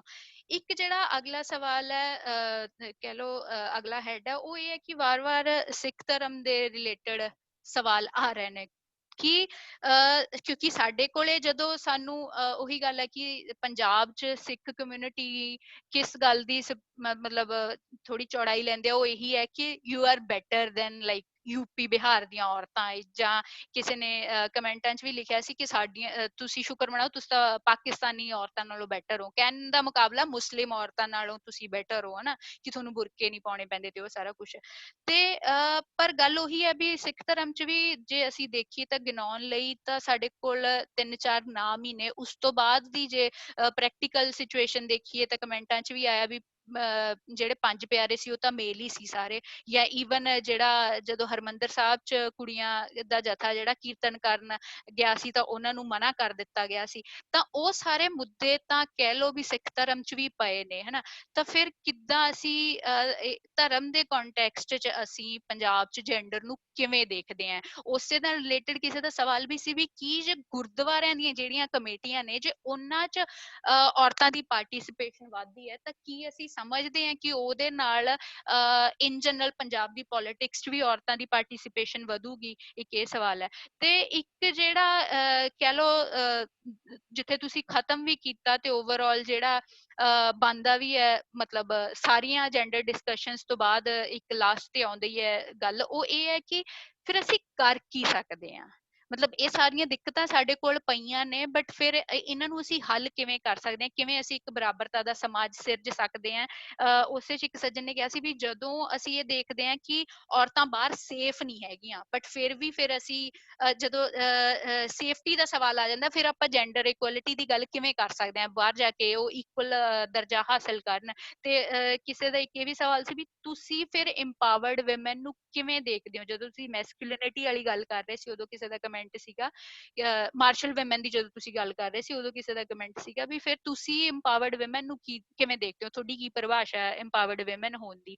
ਤੇ ਉਸੇ ਦੇ ਨਾਲ ਹੀ ਕਿ ਕੀ ਅਸੀਂ ਕੁਝ ਏਦਾਂ ਦੀਆਂ ਔਰਤਾਂ ਦੇ ਨਾਮ ਗਿਣ ਸਕਦੇ ਹਾਂ ਜਿਨ੍ਹਾਂ ਨੂੰ ਅਸੀਂ ਮੰਨਦੇ ਹਾਂ ਕਿ ਉਹ ਵਿਮਨ ਲੀਡਰ ਰਹੀਆਂ ਨੇ, ਕੀ ਸਾਡੀ ਹਿਸਟਰੀ ਏਦਾਂ ਦੀ ਹੈਗੀ ਹੈ ਜਿਹਦੇ ਚੋਂ ਅਸੀਂ ਕੋਈ ਏਦਾਂ ਦੇ ਨਾਮ ਚੱਕ ਸਕੀਏ? ਤਾਂ ਮੈਨੂੰ ਲੱਗਦਾ ਇਹ ਕੁਝ ਮੇਨ ਜਿਹੜੇ ਨੇ ਮਤਲਬ ਇਸ ਹੈਡ ਦੇ ਥੱਲੇ ਸਵਾਲ ਨੇ। ਬਾਕੀ ਮੈਂ ਦੇਖ ਰਹੀ ਹਾਂ ਕਿ ਗੱਲਬਾਤ ਦੇ ਦੌਰਾਨ ਵੀ ਕੁਝ ਆ ਰਹੇ ਨੇ, ਉਹ ਆਪਾਂ ਦੇਖਦੇ ਹਾਂ ਜਦੋਂ ਤੁਸੀਂ ਇੱਕ ਵਾਰੀ ਖਤਮ ਕਰੋਗੇ ਤਾਂ ਸ਼ਾਇਦ ਆਪਾਂ ਕੁਝ ਹੋਰ ਸਵਾਲ ਵੀ ਲੈ ਲਈਏ ਜਿਹੜੇ ਹੋਣਗੇ। ਠੀਕ ਹੈ ਨਵਕਿਰਨ, ਆਪਾਂ ਜਿਹੜੇ ਤੁਸੀਂ ਪਹਿਲਾਂ 3 ਸਵਾਲ, ਪਹਿਲਾਂ ਤੁਹਾਡੀਆਂ ਆਬਜ਼ਰਵੇਸ਼ਨਸ ਵੀ ਬਹੁਤ ਥੈਂਕ ਯੂ, ਉਹਨਾਂ ਨੇ ਮੇਰੀ ਗੱਲ ਨੂੰ ਬਲਕਿ ਹੋਰ ਜ਼ਿਆਦਾ ਕੋਰੋਬੋਰੇਟ ਕੀਤਾ, ਐਕਸਟੈਂਡ ਵੀ ਕੀਤਾ। ਤੇ ਉਹ ਪਹਿਲਾਂ ਉਹਦੇ ਤੇ ਹੁਣ ਮੈਂ ਇੱਕ ਫਰਦਰ ਇੱਕ ਗੱਲ ਕਿ ਐਨਾਟਮੀ ਨਾਲ ਕਿਵੇਂ ਜੁੜਦੀ ਆ, ਕਿਉਂਕਿ ਅਸੀਂ ਦੇਖੋ ਬਾਇਓਲੋਜੀ ਨੂੰ ਕਿਵੇਂ ਪੋਲੀਟੀਸਾਈਜ਼ ਕੀਤਾ। ਉਹਨਾਂ ਨੂੰ ਮਤਲਬ ਪੈਟਰੀਆਰਕੀ ਦੇ ਵਿੱਚ ਲੱਗਦਾ ਨਾ ਕਿ ਲੀਡਰ ਬਣਨ ਵਾਸਤੇ ਸਤਤ ਉਪਸਥਿਤੀ ਬਹੁਤ ਜ਼ਰੂਰੀ ਹੈ। ਹੁਣ ਵਿੱਚੋਂ ਜੇ ਇਹ ਔਰਤ ਪ੍ਰੈਗਨੈਂਟ ਹੋ ਗਈ, ਇਹ ਫਿਰ ਇਹਨੇ ਚਲ ਜਾਣਾ, ਉਹ ਫੀਮੇਲ EMPLOYEES ਨੂੰ ਆਫਿਸ ਤੱਕ ਵਿੱਚ ਵੀ ਉਹਨਾਂ ਦੀ ਬਾਇਓਲੋਜੀ ਜਿਹੜੀ ਆ ਉਹ ਪੋਲੀਟੀਸਾਈਜ਼ਡ ਆ। ਇਹੀ ਰੀਜ਼ਨ ਆ ਕਿ ਪਾਰਲੀਮੈਂਟ ਦੇ ਵਿੱਚ ਬ੍ਰੈਸਟ ਫੀਡਿੰਗ, ਜੇ ਕੋਈ ਪਾਰਲੀਮੈਂਟੇਰੀਅਨ ਆ ਤਾਂ ਅਸੀਂ ਉਹਨੂੰ ਬਹੁਤ ਗਲੋਰੀਫਾਈ ਕਰਦੇ ਹਾਂ ਕਿ ਦੇਖੋ ਉਹ ਆਪਣੇ ਬੱਚੇ ਨੂੰ ਦੁੱਧ ਪਿਲਾ ਰਹੀ ਆ ਤੇ ਨਾਲ ਦੀ ਨਾਲ ਦੇਸ਼ ਚਲਾ ਰਹੀ ਆ। ਮੈਨੂੰ ਵੈਸੇ ਉਹ ਵੀ ਕੋਈ, ਮੈਂ ਉਹਨੂੰ ਬਹੁਤ ਐਪਰੀਸ਼ੀਏਟ ਉਸ ਤਰੀਕੇ ਨਾਲ ਨਹੀਂ ਕਰਦੀ ਕਿ ਉਹ ਮਤਲਬ ਉਹ ਡਿਫਾਈਨ ਕਰਦਾ ਹੈ ਕਿ ਵੀ ਔਰਤਾਂ ਦੀ ਇੰਪਾਵਰਮੈਂਟ ਕੀ ਹੋਵੇ। ਮਤਲਬ ਐਨਾਟਮੀ ਲੀਡਰਸ਼ਿਪ ਨੂੰ ਜਿਹੜਾ ਕੰਟੀਨਿਊਟੀ ਨਾਲ ਜੋੜਨਾ, ਇਹ ਵੀ ਇੱਕ ਮਤਲਬ ਬਿਲਕੁਲ ਖਰਾਬ ਨੋਸ਼ਨ ਆ ਜਿਹੜੀ ਪਰਕੋਲੇਟ ਕਰਦੀ ਹੈ। ਹੁਣ ਤੁਸੀਂ ਮਤਲਬ ਜਦੋਂ ਚਾਹੋ ਉਸ ਬਾਇਓਲੋਜੀ ਦਾ ਫਾਇਦਾ ਚੁੱਕ ਲਓ ਕਿ ਤੁਸੀਂ ਪ੍ਰੋਕ੍ਰੀਏਟ ਕਰਨਾ, ਜਦੋਂ ਚਾਹੋ ਤੁਸੀਂ ਉਸ ਬਾਇਓਲੋਜੀ ਨੂੰ ਔਰਤ ਦੀ ਡਿਸਐਡਵਾਂਟੇਜ ਮੰਨ ਲਓ।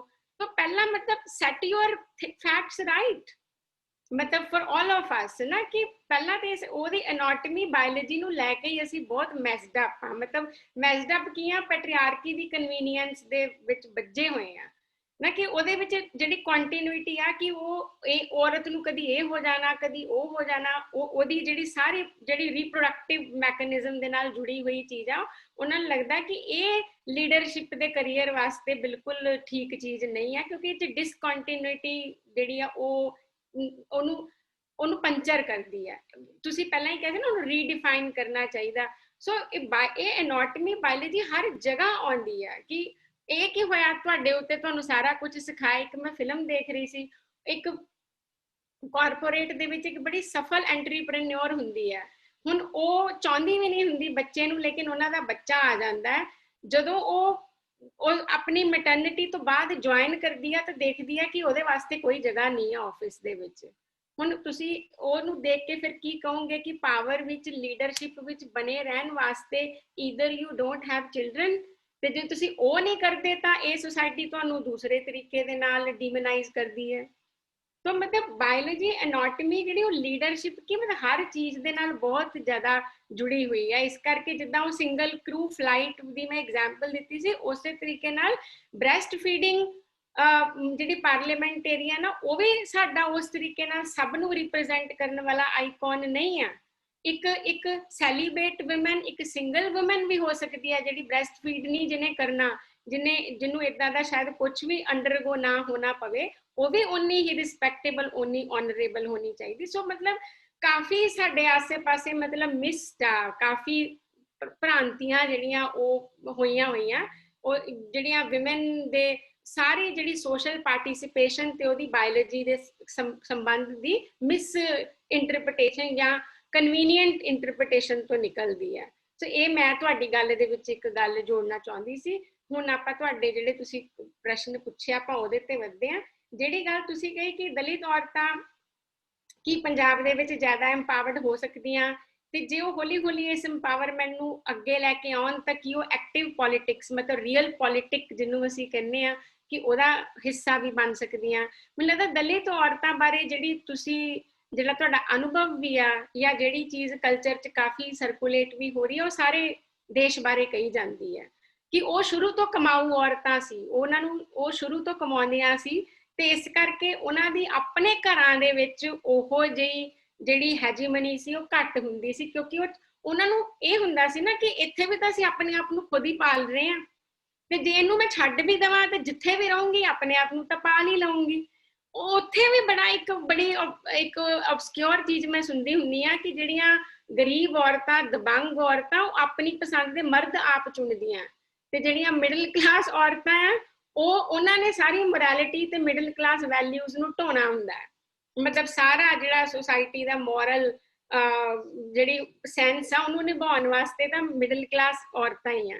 ਸੋ ਨੋ ਡਾਊਟ ਉਹ ਜ਼ਿਆਦਾ ਐਮਪਾਵਰਡ, ਲੇਕਿਨ ਇਸ ਚੀਜ਼ ਨੂੰ ਉਨੀ ਤਵੱਜੋ ਦੇਣੀ ਚਾਹੀਦੀ ਹੈ ਜਿੰਨੀ ਤਵੱਜੋ ਇਹ ਹੈ।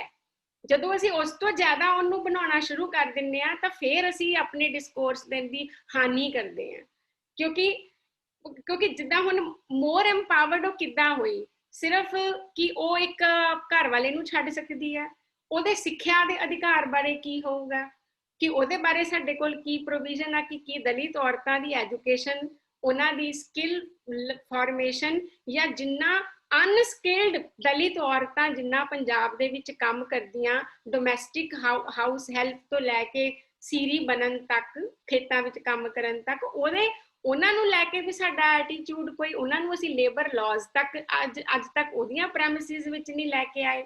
ਤਾਂ ਇੱਕ ਗੱਲ ਜ਼ਰੂਰ ਆ ਜਿਹੜੀ ਇੱਕ ਗੱਲ ਆਪਾਂ ਕਹਿੰਦੇ ਆ ਕਿ ਉਹਨਾਂ ਕੋਲ ਗਵਾਉਣ ਵਾਸਤੇ ਉਹ ਮਿਡਲ ਕਲਾਸ ਵੈਲਿਊਜ਼ ਨਹੀਂ ਹੈਗੀਆਂ, ਉਹ ਅਡੰਬਰ ਨਹੀਂ ਹੈਗਾ, ਉਹ ਝੂਠਾਂ ਦੀ ਪੰਡ ਨਹੀਂ ਹੈਗੀ ਜਿਹਨੂੰ ਮਿਡਲ ਕਲਾਸ ਔਰਤਾਂ ਢੋ ਕੇ ਰੱਖਦੀਆਂ ਆ, ਪਰ ਉਹ ਇੱਕ ਉਹਨਾਂ ਦਾ ਉਹਨਾਂ ਦੀ ਲੀਡ ਹੋ ਸਕਦੀ ਹੈ। ਪਰ that does not mean ਕਿ ਉਹਨਾਂ ਦੀ empowerment ਦੀ ਜਿਹੜੀ long struggle ਤੇ ਜਰਨੀ ਆ ਉਹਦੇ ਮਤਲਬ ਆਸਪੈਕਟਸ ਨੂੰ ਅਸੀਂ ਇਗਨੋਰ ਕਰ ਦਈਏ। ਹੋਰ ਵੀ ਬਹੁਤ ਕੁਛ ਆ ਦਲਿਤ ਔਰਤਾਂ ਨੂੰ ਵੀ ਇੱਕ ਲੈਵਲ ਤੋਂ ਬਾਅਦ ਉਹ ਸਾਰਾ ਕੁਝ ਉਵੇਂ ਹੀ ਚਾਹੀਦਾ ਜੋ ਕਿ ਮਤਲਬ ਮੇਨ ਸਟ੍ਰੀਮ ਅਪਰ ਕਾਸਟ ਵਿਮਨ ਨੂੰ ਚਾਹੀਦਾ। ਸੋ ਉਹ ਇਹ ਲੀਡ ਲੈ ਸਕਦੀਆਂ, ਇਹ ਉਸੇ ਕੌਨਟੈਕਸਟ ਦੇ ਵਿੱਚ ਠੀਕ ਗੱਲ ਆ, ਪਰ ਮੈਂ ਇਹਨੂੰ ਇਹ ਨਹੀਂ ਸਮਝਣਾ ਚਾਹੁੰਦੀ ਕਿ ਉਹ ਇਸ ਚੀਜ਼ ਨੂੰ ਪੂਰਾ ਉਭਾਰ ਸਕਦੀਆਂ, ਉਹ ਨਹੀਂ ਉਭਾਰ ਸਕਦੀਆਂ, ਉਹਦੀ ਵੀ ਬੜੀ ਸੀਮਾ ਆ। ਦਲਿਤ ਔਰਤਾਂ ਵਿੱਚੋਂ ਵੀ ਕਿੰਨੀਆਂ ਦਲਿਤ ਔਰਤਾਂ, ਕਿੱਥੇ ਦੀਆਂ ਔਰਤਾਂ, ਉਹਨਾਂ ਦੇ ਆਸ-ਪਾਸ ਦੀ ecology. So it can be one of the points, but we cannot assume ਕਿ we can see कि they will take the lead in Punjab about women empowerment.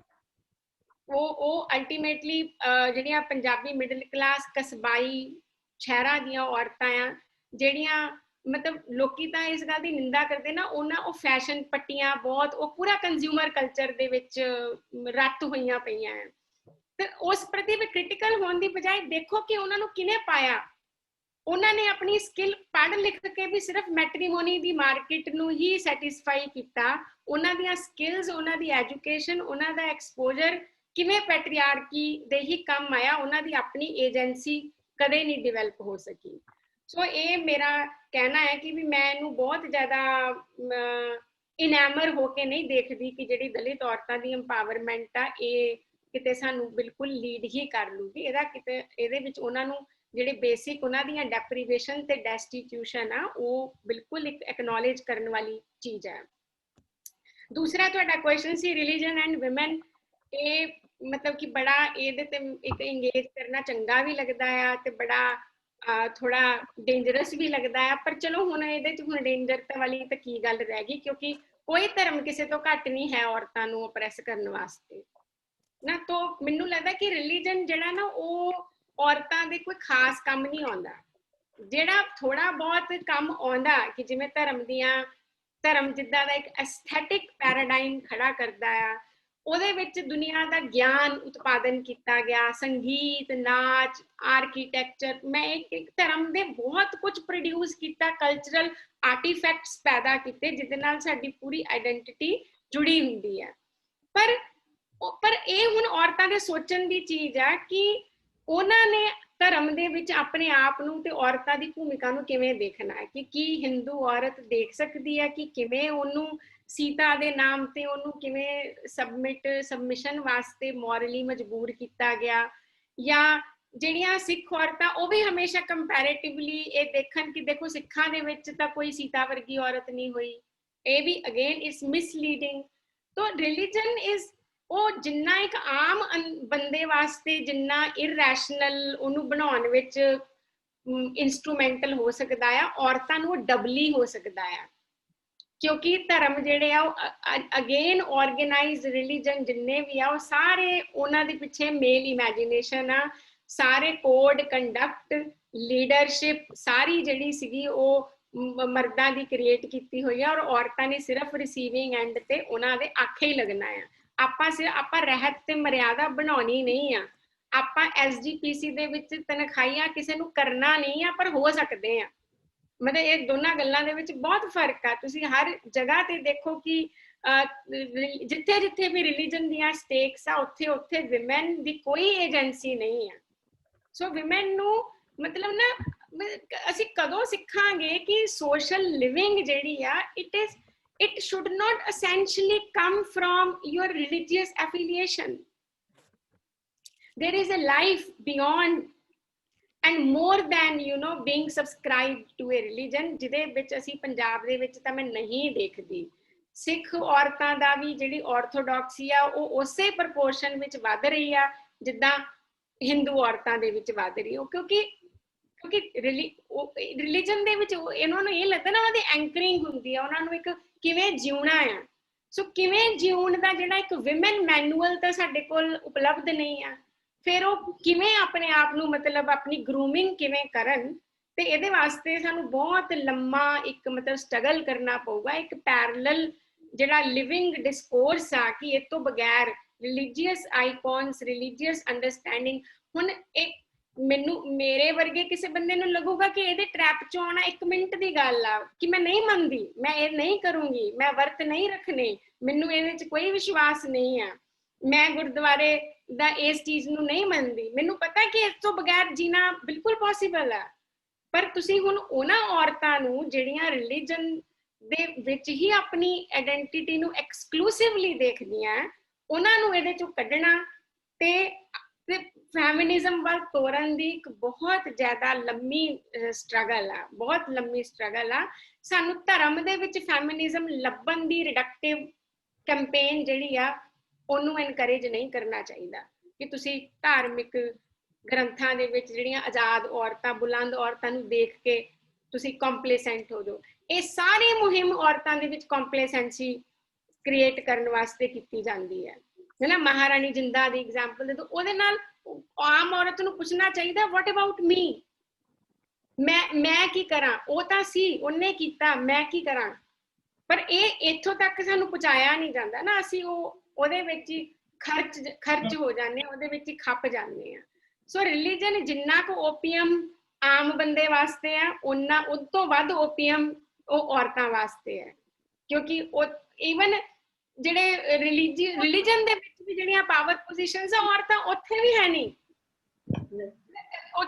ਇੰਨਾ ਹੀ ਦੇਖ ਲਿਆ ਜਾਵੇ ਤਾਂ ਉੱਥੇ ਔਰਤਾਂ ਨੂੰ ਸਮਝ ਆ ਸਕਦੀ ਆ ਕਿ these are not places for them and these are no places for their emancipation, their freedom, their liberation, their empowerment.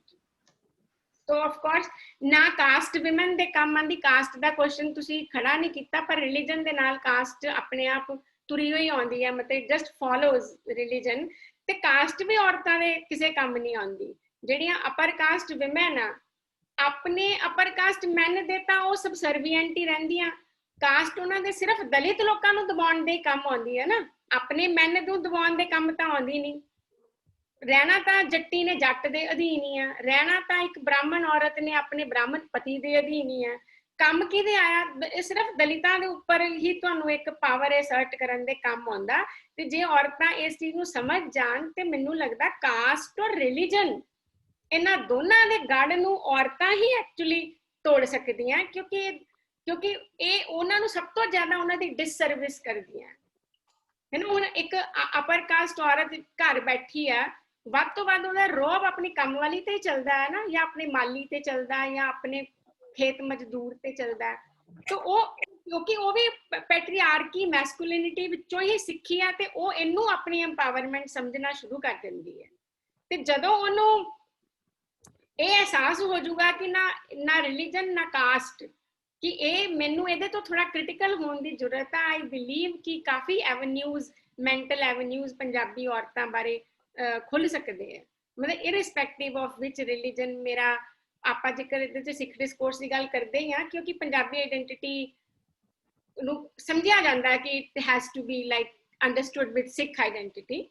ਤੀਸਰਾ ਤੁਹਾਡਾ ਕੁਐਸਚਨ ਸੀਗਾ ਕਿ ਫਿਰ ਜੇ ਇਹ ਵੀ ਨਹੀਂ ਤਾਂ ਉਹ ਵੀ ਨਹੀਂ, ਐਮਪਾਵਰਡ ਵਿਮਨ ਕੌਣ ਹੋਏਗੀ। ਮੈਨੂੰ ਲੱਗਦਾ ਹੈ ਕਿ ਕਿਤੇ ਵੀ ਬੈਠੀ ਔਰਤ ਜਿਹੜੀ ਐਮਪਾਵਰਡ ਹੋ ਸਕਦੀ ਆ, ਉਹਦੇ ਵਾਸਤੇ ਕੋਈ ਮੁੱਖ ਮੰਤਰੀ ਹੋਈ ਹੋਵੇ, ਉਹ ਵਾਈਸ ਚਾਂਸਲਰ ਹੀ ਹੋਵੇ, ਏਦਾਂ ਨਹੀਂ। ਲੀਡਰਸ਼ਿਪ ਇੱਕ ਬਿਲਕੁਲ ਮਤਲਬ ਆਪਣੀ ਜ਼ਿੰਦਗੀ ਦਾ ਮਾਲਿਕ ਹੋਣਾ ਹੀ ਸਭ ਤੋਂ ਵੱਡੀ ਐਮਪਾਵਰਮੈਂਟ ਆ। ਈਵਨ ਔਰਤਾਂ ਨੂੰ ਜਦੋਂ ਇਹ ਕਿਹਾ ਜਾਂਦਾ ਛੋਟੀਆਂ ਹੁੰਦੀਆਂ ਨੂੰ, ਤੂੰ IAS ਬਣੀ, ਤੂੰ ਪਾਇਲਟ ਬਣੀ, ਤੂੰ ਡਾਕਟਰ ਬਣੀ, ਉਹਦੇ ਵਿੱਚ ਵੀ ਕਿਤੇ ਨਾ ਕਿਤੇ ਅਸੀਂ ਉਹਨਾਂ ਵਾਸਤੇ ਤੈਅ ਕਰਨ ਦੀ ਕੋਸ਼ਿਸ਼ ਕਰਦੇ ਪਏ ਹਾਂ। ਸੌਰੀ, ਇੱਕ ਮਿੰਟ ਮੈਂ ਜਰਾ ਪਾਣੀ ਪੀ ਲਵਾਂ। ਸੋ ਹੂ ਇਜ਼ ਐਮਪਾਵਰਡ ਵੂਮਨ, ਜੋ ਤੁਸੀਂ ਪਹਿਲਾਂ ਕਿਹਾ ਸੀਗਾ, ਤੁਹਾਡੀ ਗੱਲ ਦੇ ਰੈਫਰੈਂਸ ਤੋਂ ਹੀ ਇਹਦਾ ਜਵਾਬ ਦਊਂਗੀ ਕਿ ਰੀਡਿਫਾਈਨ ਲੀਡਰਸ਼ਿਪ, ਕਿ ਕੋਈ ਵੀ ਜਿਹੜੀ ਔਰਤ ਖੌਫ ਨਹੀਂ ਖਾਂਦੀ ਕਿਤੇ ਵੀ, ਨਾ ਘਰ ਵਿੱਚ ਆਪਣੇ ਵਿਵੇਕ ਦਾ ਇਸਤੇਮਾਲ ਕਰ ਸਕਦੀ ਆ, ਆਪਣੇ ਪੈਸੇ ਦਾ ਇਸਤੇਮਾਲ ਕਰ ਸਕਦੀ ਆ, ਆਪਣੀ ਪੋਸੀਬਿਲਿਟੀ ਦਾ ਇਸਤੇਮਾਲ ਕਰ ਸਕਦੀ ਆ, ਉਹ ਐਮਪਾਵਰਡ ਵੂਮਨ ਹੈ। ਉਹਦੇ ਵਾਸਤੇ ਜ਼ਰੂਰੀ ਮੈਂ ਆਈਕਨਸ ਨੂੰ ਨਹੀਂ ਕਹੂੰਗੀ, ਪਰ ਜੇ ਤੁਸੀਂ ਆਈਕਨਸ ਫੇਰ ਵੀ ਲੱਭਣੇ ਹੋਣ ਤਾਂ ਇਦਾਂ ਦੇ ਆਸੇ-ਪਾਸੇ ਤੁਹਾਨੂੰ ਆਈਕਨਸ ਮਿਲਦੇ ਆ। ਜਦ ਕਿ ਕਈ ਵਾਰੀ ਇਦਾਂ ਵੀ ਹੋਇਆ ਕਿ ਈਵਨ ਐਮਪਾਵਰਡ ਵੂਮਨ ਜਿੱਦਾਂ ਸਵਿਤਰੀ ਬਾਈ ਫੂਲੇ, ਹੁਣ ਉਹਨੂੰ ਵੀ ਘਰ ਵਿੱਚ ਆਪਣੇ ਹਸਬੈਂਡ ਦੀ ਇੱਕ ਸਪੋਰਟ ਸੀਗੀ, ਹੈ ਨਾ। ਜੇ ਮੈਂ ਐਮਪਾਵਰਡ ਵੂਮਨ ਕਹਿਣਾ ਚਾਹਾਂ, ਉੱਥੇ ਵੀ ਮੈਨੂੰ ਇੱਕ ਆਉਂਦੀ ਆ ਕਿ I don't know, I am not sure if Shri was note wife of N equally aware husband, ਤਾਂ ਉਹ ਕੀ ਸੋਚਦੀ ਕੀ ਨਹੀਂ ਸੋਚਦੇ। ਔਨ ਦੀ ਅਦਰ ਹੈਂਡ ਏਦਾਂ ਦੀਆਂ ਔਰਤਾਂ ਵੀ ਆ ਜਿਹੜੀਆਂ ਬਿਲਕੁਲ ਮੇਲ ਹੈਲਪ, ਅੰਡਰਸਟੈਂਡਿੰਗ, ਸਪੋਰਟ ਤੇ ਫੈਸਿਲਿਟੇਸ਼ਨ ਦੇ ਬਾਵਜੂਦ ਵੀ ਐਮਪਾਵਰਡ ਵੂਮਨ ਹੋ ਸਕਦੀਆਂ। ਸੋ ਇਹ ਮੁੱਦਾ ਉਨਾ ਹੀ ਸਹਿਜ ਹੋਣਾ ਚਾਹੀਦਾ ਕਿ ਇੱਕ ਬੰਦਾ ਜਿੱਦਾਂ ਐਮਪਾਵਰਡ ਹੁੰਦਾ, ਉਦਾਂ ਹੀ ਇੱਕ ਔਰਤ ਵੀ ਐਮਪਾਵਰਡ ਹੋ ਸਕਦੀ, ਜਿਹੜੀ ਆਪਣੀ ਮਰਜ਼ੀ ਨਾਲ ਜੋ ਪੜ੍ਹਨਾ ਚਾਹੇ ਪੜ੍ਹ ਸਕਦੀ ਆ, ਜਾਣਾ ਚਾਹੇ ਜਾ ਸਕਦੀ ਆ, ਜੋ ਕਰਨਾ ਚਾਹੇ ਕਰ ਸਕਦੀ ਆ, ਆਪਣੇ ਤਨ, ਆਪਣੇ ਧਨ ਤੇ ਆਪਣੇ ਮਨ ਤੇ ਜਿਹਦਾ ਮਤਲਬ ਜਿਹਦੀ ਆਟੋਨਮੀ ਹੋਵੇ, ਉਹ ਐਮਪਾਵਰਡ ਵੂਮਨ। ਅਗੇਨ ਆਪਾਂ ਐਮਪਾਵਰਡ ਵੂਮਨ ਨੂੰ ਉਹ ਸੋ ਕਾਲਡ ਸਿਰਫ ਪੋਲੀਟੀਕਲ ਚੀਜ਼ਾਂ ਦੇ ਨਾਲ ਨਹੀਂ ਜੋੜਾਂਗੇ। ਇਹ ਮੇਰਾ ਜਵਾਬ ਹੈ ਕਿ make it, let us bring this idea home, the notion of an empowered woman। ਨਾ ਜਿਹੜੀ ਇਸੇ ਕਰਕੇ ਤਾਂ ਘਰੇਲੂ ਔਰਤਾਂ ਦੇਖੋ ਕਦੇ ਵੀ ਅੰਦੋਲਨਾਂ ਦਾ ਹਿੱਸਾ ਨਹੀਂ ਬਣਦੀਆਂ, ਕਿਉਂਕਿ ਉਹਨਾਂ ਨੂੰ ਪਤਾ ਹੁੰਦਾ ਅਸੀਂ ਕੀ ਕਰ ਲਾਂਗੇ ਵੱਧ ਤੋਂ ਵੱਧ। ਤੇ ਜਦੋਂ ਅਸੀਂ ਇੱਕ ਆਮ ਔਰਤ ਦੇ ਵਿੱਚ ਐਮਪਾਵਰਡ ਹੋਣ ਦੀ ਸਪਿਰਿਟ ਨੂੰ ਜਦੋਂ ਇਨਸਟਿਲ ਕਰਾਂਗੇ ਕਿ ਇਹ woman who does not choose to be even a working woman, ਤੇ ਹਾਊਸ ਮੇਕਿੰਗ ਜਿਹੜੀ ਆ ਉਹ ਅਸੀਂ ਸਰਵਿਸਿਜ਼ ਵਿੱਚ ਕਾਊਂਟ ਹੀ ਨਹੀਂ ਕਰਦੇ। ਡੋਮੈਸਟਿਕ ਕੰਮਾਂ ਨੂੰ ਦੇਖੋ ਕਿੰਨੀ ਚਲਾਕੀ ਨਾਲ ਮਤਲਬ ਇਦਾਂ ਦੇ ਕੰਮ ਸਮਝਿਆ ਗਿਆ, ਚੁੱਲ੍ਹੇ ਚੌਂਕੇ ਨੂੰ, ਰੋਟੀ ਬਣਾਉਣ ਨੂੰ ਅਸੀਂ ਮਤਲਬ ਸਕਿਲਡ ਕੰਮ ਤੱਕ ਨਹੀਂ ਸਮਝਣ ਵਾਸਤੇ ਤਿਆਰ। ਤੇ ਬੇਸਿਕਲੀ ਐਮਪਾਵਰ ਉਹ ਸਾਰਾ ਕੁਝ, ਉਹ ਸਾਰੀ ਕਿਰਤ ਜੋ ਔਰਤ ਕਰਦੀ ਆ, ਉਹ ਸਾਰਾ ਉਹਦਾ ਜਿਹੜਾ ਆਰ ਆ, ਜਿਹੜਾ ਉਹ ਸਵੇਰ ਤੋਂ ਸ਼ਾਮ ਤੱਕ ਕਰਦੀ ਆ, ਸਭ ਕੁਝ ਦੇ ਵਿੱਚ ਐਮਪਾਵਰਮੈਂਟ ਦੀ ਜਿਹੜੀ ਸੰਭਾਵਨਾ ਉਹ ਛੁਪੀ ਹੋਈ ਆ। ਉਹ ਮੇਰੇ ਵਾਸਤੇ ਇੱਕ ਕੰਪਰੀਹੈਂਸਿਵ ਐਮਪਾਵਰਮੈਂਟ ਦਾ ਮਾਡਲ ਆ। ਬਾਕੀ ਜਿਹੜੀ ਜ਼ਿਆਦਾ ਆਪਣੀ ਇੱਛਾ ਨਾਲ ਕਰਨਾ ਚਾਹੁੰਦੀ ਆ, ਵੱਧ ਕੇ ਕਰਨਾ ਚਾਹੁੰਦੀ ਆ, ਕੋਈ MP ਬਣਨਾ ਚਾਹੁੰਦਾ, ਕੋਈ ਸਰਪੰਚ ਬਣਨਾ ਚਾਹੁੰਦਾ, ਇਹ ਉਹਦੀ ਪੂਰੀ ਉਹਦੀ ਇੱਛਾ ਹੋਣੀ ਚਾਹੀਦੀ ਆ। ਮਤਲਬ in every sphere, in every aspect of life for that matter. So ਇਹ ਮੇਰੇ ਵੱਲੋਂ ਤੁਹਾਡੇ ਕੁਐਸਚਨਸ ਦੇ ਜਵਾਬ ਸੀਗੇ।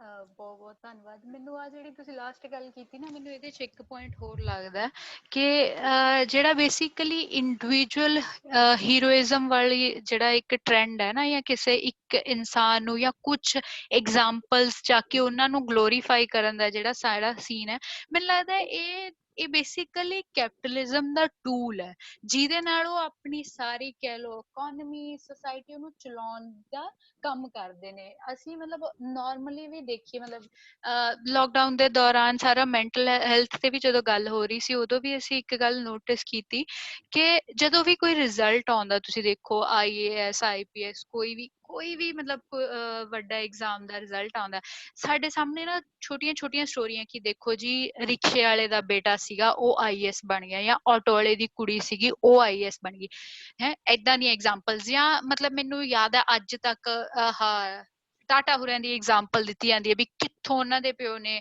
ਕੰਮ ਸ਼ੁਰੂ ਕੀਤਾ ਸੀ ਤੇ ਅੱਜ ਉਹ ਕਿੱਥੇ ਪਹੁੰਚੇ। ਪਰ ਗੱਲ ਇਹ ਹੈ ਨਾ ਵੀ ਟਾਟਾ ਤਾਂ ਦੇਸ਼ 'ਚ ਇੱਕ ਹੈ, ਜਾਂ ਜਿਹੜੇ ਉਹ IAS IPS ਕਰੈਕ ਕਰਦੇ ਨੇ ਵਰਕਿੰਗ ਕਲਾਸ ਤੋਂ ਬੱਚੇ, ਉਹ ਤਾਂ ਕਿੰਨੀ ਪਰਸੈਂਟੇਜ ਹੋਊਗੀ ਉਹਨਾਂ ਦੀ? ਮੇਰਾ ਖਿਆਲ 1% ਵੀ ਨਹੀਂ ਹੋਣੇ, ਉਹ 1% ਦਾ ਵੀ ਬਹੁਤ ਛੋਟਾ ਹਿੱਸਾ ਹੋਣਗੇ। ਪਰ ਕੀ ਹੈ ਕਿ ਕਹਿ ਲਓ ਸਾਡੇ ਸਮਾਜ ਨੂੰ ਨਾ ਉਹ ਕੁਝ ਕੁ ਚੁਣਿੰਦਾ ਐਗਜ਼ਾਮਪਲਾਂ ਦਿਖਾ ਦਿੱਤੀਆਂ ਜਾਂਦੀਆਂ ਤਾਂ ਕਿ ਉਹਨਾਂ ਦੀ ਇੱਕ ਆਸ ਜਿੰਦਾ ਰਹੇ ਕਿ ਹਾਂ ਅਸੀਂ ਵੀ, ਉਹਨਾਂ ਨੂੰ ਗਲੋਰੀਫਾਈ ਇਸ ਕਰਕੇ ਕੀਤਾ ਜਾਂਦਾ ਹੈ ਤਾਂ ਕਿ ਸਾਰਿਆਂ ਚੋਂ ਐਸਪਾਇਰੇਸ਼ਨ ਪੈਦਾ ਹੋਵੇ ਕਿ ਹਾਂ ਅਸੀਂ ਵੀ ਇੱਕ ਦਿਨ ਉਹੀ ਬਣਨਾ, ਤੇ ਜੇ ਉਹ ਬਣ ਸਕਦਾ ਤਾਂ ਮੈਂ ਕਿਉਂ ਨਹੀਂ। ਤਾਂ ਮੈਨੂੰ ਲੱਗਦਾ ਕਿ ਉਸ ਦੇ ਚੱਲਦੇ ਜਿਹੜੀ ਇੱਕ ਸੋਸਾਇਟੀ ਦੀ ਇੱਕ ਕਲੈਕਟਿਵ ਦੀ ਨੇਚਰ ਹੈ ਨਾ, ਕਲੈਕਟਿਵਨੈਸ ਵਾਲੀ, ਉਹ ਕਿਤੇ ਨਾ ਕਿਤੇ ਖਤਮ ਹੋ ਜਾਂਦੀ ਹੈ। ਅਸੀਂ ਉਸੇ ਕੈਪੀਟਲਿਜ਼ਮ ਦੀ ਦੌੜ 'ਚ ਪੈ ਜਾਂਦੇ ਹਾਂ। ਜਿਹੜੀ ਮੈਨੂੰ ਯਾਦ ਹੈ ਤੁਹਾਡੀ ਸ਼ੁਰੂ 'ਚ ਵੀ ਜਿਹੜੀ ਇੱਕ ਗੱਲ ਆਈ ਸੀ ਨਾ, ਵੀ ਜਦੋਂ ਮਿਡਲ ਕਲਾਸ ਔਰਤ ਵੀ, ਜਾਂ ਕੋਈ ਇੱਕ ਔਰਤ, ਮਤਲਬ ਜ਼ਰੂਰੀ ਨਹੀਂ ਮਿਡਲ ਕਲਾਸ, ਉਹ ਜਦੋਂ ਪੜ੍ਹ ਲਿਖ ਜਾਂਦੀ ਹੈ ਤਾਂ ਕਹਿ ਲਓ ਉਹਦੇ 'ਚ ਵੀ ਇਹ ਹੋ ਜਾਂਦਾ ਕਿ ਠੀਕ ਹੈ ਮੈਂ ਆਪਣਾ ਘਰ ਚੰਗਾ ਬਣਾ ਲਾਂ, ਜਾਂ ਮੈਂ ਆਪਣੀ ਪਰਸਨਲ ਆਜ਼ਾਦੀ ਲੈ ਲਾਂ। ਮੈਨੂੰ ਲੱਗਦਾ ਉਹ ਵੀ ਕਿਤੇ ਨਾ ਕਿਤੇ ਇਹੀ ਐਸਪਾਇਰੇਸ਼ਨ ਜਿਹੜੀਆਂ ਕਲਚਰ ਮੀਡੀਆ ਦੇ ਥਰੂ ਸਾਡੇ ਸਾਹਮਣੇ ਪੋਰਟਰੇ ਕੀਤੀਆਂ ਜਾਂਦੀਆਂ ਨੇ, ਜੋ ਬੇਸਿਕਲੀ ਕੈਪੀਟਲਿਜ਼ਮ ਕਰਦਾ ਕਿ ਤੁਸੀਂ ਆਪਦਾ ਆਪ ਦੇਖੋ, ਤੁਸੀਂ ਇਸ ਰੇਸ 'ਚ ਤੁਸੀਂ ਅੱਗੇ ਰਹੋ ਕਿਉਂਕਿ ਇਹ ਇੱਕ ਰੇਸ ਹੈ, ਤੁਸੀਂ ਆਪਣਾ ਪਹਿਲਾਂ ਦੇਖ ਲਓ, ਬਾਕੀਆਂ ਦਾ ਬਾਕੀ ਆਪ ਦੇਖ ਲੈਣਗੇ। ਤਾਂ ਮੈਨੂੰ ਲੱਗਦਾ ਹੈ ਉਹ ਖਤਰਨਾਕ ਹੈ, ਉਹ ਇਸ ਕੰਟੈਕਸਟ 'ਚ ਵੀ ਖਤਰਨਾਕ ਹੈ ਕਿ ਜਦੋਂ ਅਸੀਂ ਕੁਝ ਐਗਜ਼ਾਮਪਲਾਂ ਲੈ ਕੇ ਚੱਲਣ ਲੱਗ ਜਾਂਦੇ ਨਾ, ਫਿਰ ਉਹੀ ਗੱਲ ਵੀ ਫਿਰ ਅਸੀਂ ਵੀ ਇੱਕ ਸਰਟਨ ਤਰੀਕੇ ਨਾਲ ਪਰਫਾਰਮ ਕਰਨ ਲੱਗਦੇ ਹਾਂ ਉੱਥੋਂ ਤੱਕ ਪਹੁੰਚਣ ਲਈ, ਤੇ ਸ਼ਾਇਦ ਜਿਹੜੀ ਸਾਡੀ ਓਰੀਜਨੈਲਿਟੀ ਹੈ ਉਹ ਖਤਮ ਹੋ ਜਾਂਦੀ ਹੈ। ਸ਼ਾਇਦ ਜੋ ਸਾਡੇ 'ਚ ਕੁਝ ਵੱਖਰਾ ਕਰਨ ਦੇ ਪਏ ਸੀ ਚਾਂਸਿਸ, ਉਹ ਘਟ ਜਾਂਦੇ ਆ। ਤੇ ਨਾਲੇ ਮੈਨੂੰ ਲੱਗਦਾ ਉਹ ਮੈਂਟਲ ਹੈਲਥ ਦੇ ਕੰਟੈਕਸਟ ਤੋਂ ਅਸੀਂ ਦੇਖੀਏ ਤਾਂ ਬਹੁਤ ਖਤਰਨਾਕ ਹੈ, ਕਿਉਂਕਿ ਅਸੀਂ ਕੁਝ ਸਟੈਂਡਰਡ ਖੁਦ ਹੀ ਸੈੱਟ ਕਰ ਲੈਂਦੇ ਹਾਂ, ਖੁਦ ਹੀ ਜਦੋਂ ਪੂਰੇ ਨਹੀਂ ਹੋ ਪਾਉਂਦੇ because we are not that person, we are someone else, ਹੈ ਨਾ।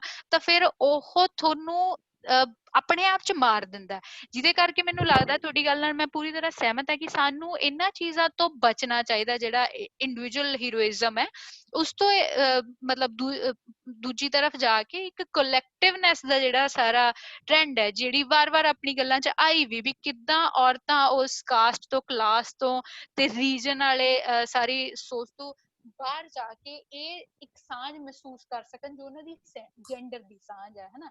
ਤੋ ਜਿਹੜੇ ਉਹਨਾਂ ਦੇ ਕਾਮਨ ਮੁੱਦੇ ਨੇ ਉਹ ਸਾਂਝ ਜੇ ਉਹ ਡਿਵੈਲਪ ਕਰ ਸਕਣ, ਉਹ ਸਾਡੇ ਲਈ ਜ਼ਿਆਦਾ ਕਹਿ ਲਓ ਫਾਇਦੇਮੰਦ ਹੋਊਗੀ। ਤੇ ਇੱਕ ਜਿਹੜਾ ਮੋਨਿਕਾ ਇੱਕ ਜਿਹੜਾ ਸਵਾਲ ਆਇਆ ਸੀ ਨਾ, ਉਹ ਮੈਨੂੰ ਥੋੜਾ ਇੰਟਰਸਟਿੰਗ ਲੱਗਿਆ ਸੀ, ਮੈਂ ਚਾਹੁੰਦੀ ਤੁਸੀਂ ਉਹਦੇ ਤੇ ਗੱਲ ਕਰੋ। ਇਹ ਕੋਮਲ ਲਿਖ ਰਹੇ ਨੇ, ਕਹਿੰਦੇ I'm curious if it is taking away agency if we make the claim that women can't form independent thoughts, ideas or actions until we dismantle all forms of patriarchy. ਨਹੀਂ, all forms ਹੁਣ ਇਦਾਂ ਦਾ ਕੋਈ final ਡੇ ਤਾਂ ਕੋਈ ਨਹੀਂ ਹੁੰਦਾ। ਅਸੀਂ ਮਤਲਬ ਇੱਕ ਗਿਵਨ ਟਾਈਮ ਵਿੱਚ, ਗਿਵਨ ਲਾਈਫ ਵਿੱਚ ਹੀ ਜਿਉਣਾ। ਉਹਦਾ ਮਤਲਬ ਇਹ ਨਹੀਂ ਕਿ ਉਹ ਸਾਰਾ ਕੁਝ ਜਦੋਂ ਖਤਮ, ਇਹ ਤਾਂ ਐਨਲਾਈਟਨਮੈਂਟ ਦਾ ਯੂਰਪ ਦਾ ਪ੍ਰੋਜੈਕਟ ਸੀਗਾ ਨਾ, ਵੀ ਇੱਕ ਦਿਨ ਆਊਗਾ ਅਸੀਂ ਸਾਰੇ ਬਰਾਬਰ ਹੋ ਜਾਵਾਂਗੇ।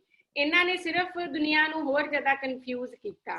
ਮਤਲਬ ਉਸ ਸੈਂਸ ਵਿੱਚ ਮੇਰਾ ਇਹ ਕਹਿਣ ਦਾ ਮਤਲਬ ਨਹੀਂ ਸੀ ਕਿ ਸਾਰਾ ਕੁਝ ਡਿਸਮੈਂਟਲ ਕਰਕੇ, ਮਤਲਬ ਇਹਦਾ ਇਹ ਹੈ ਕਿ ਜਿੰਨੀ ਇੱਕ ਤੰਦ ਤੋੜੀ ਜਾਵਾਂਗੇ ਓਨਾ ਅਸੀਂ ਇਹਦੇ ਤੋਂ ਬਾਹਰ ਆਈ ਜਾਵਾਂਗੇ। ਇਹਦੀ ਜਰਨੀ ਹੀ ਇਹਦੀ ਡੈਸਟੀਨੇਸ਼ਨ ਆ। ਜਦੋਂ ਮਤਲਬ ਮੈਂ ਆਪਣੇ ਆਫਿਸ ਵਿੱਚ ਮੇਲ ਗੇਜ਼ ਤੋਂ ਬਾਹਰ ਆ ਕੇ ਆਪਣੇ ਆਪ ਨੂੰ ਦੇਖਦੀ ਹਾਂ, ਮੇਰੇ ਵਾਸਤੇ ਇੱਕ ਫਰੀडम ਉਸੇ ਵੇਲੇ ਕ੍ਰੀਏਟ ਹੋ ਗਈ। ਦੂਸਰੇ ਬੰਨੇ ਮੈਂ ਆਪਣੇ ਆਪ ਨੂੰ ਮੈਂ ਨਹੀਂ ਉਸ ਆਈਕਨ ਦੇ ਨਾਲ ਨਹੀਂ ਦੇਖਦੀ, ਮੇਰੀ ਦੂਸਰੀ। ਸੋ ਇਹ dismantling is a constant and maybe endless thing. So there will not be, ਇਹ ਕੋਈ ਕਿਆਮਤ ਦੇ ਦਿਨ ਵਾਲੀ ਗੱਲ ਨਹੀਂ ਆ। ਅੱਗੇ ਉਹ ਫਿਰ ਉਦਾਂ ਦੇ ਨੈਰੇਟਿਵਸ ਜਿਹੜੇ ਆ ਨਾ, ਆਪਾਂ ਐਮਪਾਵਰਮੈਂਟ ਦੇ, ਫਰੀडम ਦੇ ਨੈਰੇਟਿਵਸ 'ਚ ਬੜੇ ਖਤਰਨਾਕ ਹੁੰਦੇ ਆ। ਉਹ ਏਦਾਂ ਨਹੀਂ, ਸਾਨੂੰ ਹੁਣੇ ਹੀ ਚਾਹੀਦਾ ਆ, ਜਿਹੜੇ ਅਸੀਂ ਸਮਕਾਲ ਦੇ ਵਿੱਚ ਜਿਹੜੇ ਲੋਕ ਆਪਾਂ ਜੀ ਰਹੇ ਆ, ਸਾਨੂੰ ਇਸੇ ਸਮਕਾਲ ਵਿੱਚ ਆਪਣੇ ਵਾਸਤੇ ਕੁਝ ਅਧਿਕਾਰ ਚਾਹੀਦੇ ਆ, ਕੁਝ ਆਜ਼ਾਦੀ ਚਾਹੀਦੀ ਆ, ਤੇ ਬਾਕੀ ਅਸੀਂ ਇਸ ਨੂੰ ਅੱਗੇ ਵਧਾਈ ਜਾਵਾਂਗੇ। ਦੇਖੋ ਸਾਡੀਆਂ ਜਿਹੜੀਆਂ ਵਿਮਨ ਸੀ ਜਿਨ੍ਹਾਂ ਨੇ ਰਾਈਟ ਟੂ ਵੋਟ ਤੋਂ ਸ਼ੁਰੂ ਕੀਤਾ ਸੀਗਾ, ਜਿਹੜਾ ਸਾਨੂੰ ਤਾਂ ਹੁਣ ਦੇਖੋ ਇੰਡੀਅਨ ਡੈਮੋਕ੍ਰੇਸੀ ਵਿੱਚੋਂ ਨਾਲ ਦੀ ਨਾਲ ਹੀ ਮਿਲ ਗਿਆ, ਸਾਡਾ ਇੱਕ ਸੰਘਰਸ਼ ਬਚ ਗਿਆ ਨਾ। ਉਹ ਜਿਨ੍ਹਾਂ ਔਰਤਾਂ ਨੇ ਪੈਟਰੀਆਰਕੀ ਦੇ ਉਸ ਚੀਜ਼ ਨੂੰ ਡਿਸਮੈਂਟਲ ਕੀਤਾ, ਹੁਣ ਅਸੀਂ ਇਹ ਆ ਕਿ ਅਸੀਂ ਅੱਗੇ ਵਧਾ ਰਹੇ ਹਾਂ ਕਿ ਨਹੀਂ ਵਧਾ ਰਹੇ, ਅਸੀਂ ਆਪਣਾ ਕੰਮ ਆਪਣੇ ਹਿੱਸੇ ਦਾ, ਆਪਣੀ ਜਨਰੇਸ਼ਨ ਦਾ ਕਰ ਰਹੇ ਹਾਂ ਕਿ ਨਹੀਂ। So it is not about first dismantling and then getting empowered. Dismantling is empowering itself, ਜਿੰਨਾ ਕਰ ਸਕੀਏ, ਮਤਲਬ ਜਿਹਨੂੰ ਕਹਿੰਦੇ ਜਿੰਨਾ ਇਹਦੇ ਵਿੱਚ ਮਿੱਠਾ ਪਾਈ ਜਾਵਾਂਗੇ, ਜਿੰਨਾ ਗੁੜ ਪਾਈ ਜਾਵਾਂਗੇ ਤਾਂ ਉਨਾ ਮਿੱਠਾ ਹੋਊਗਾ।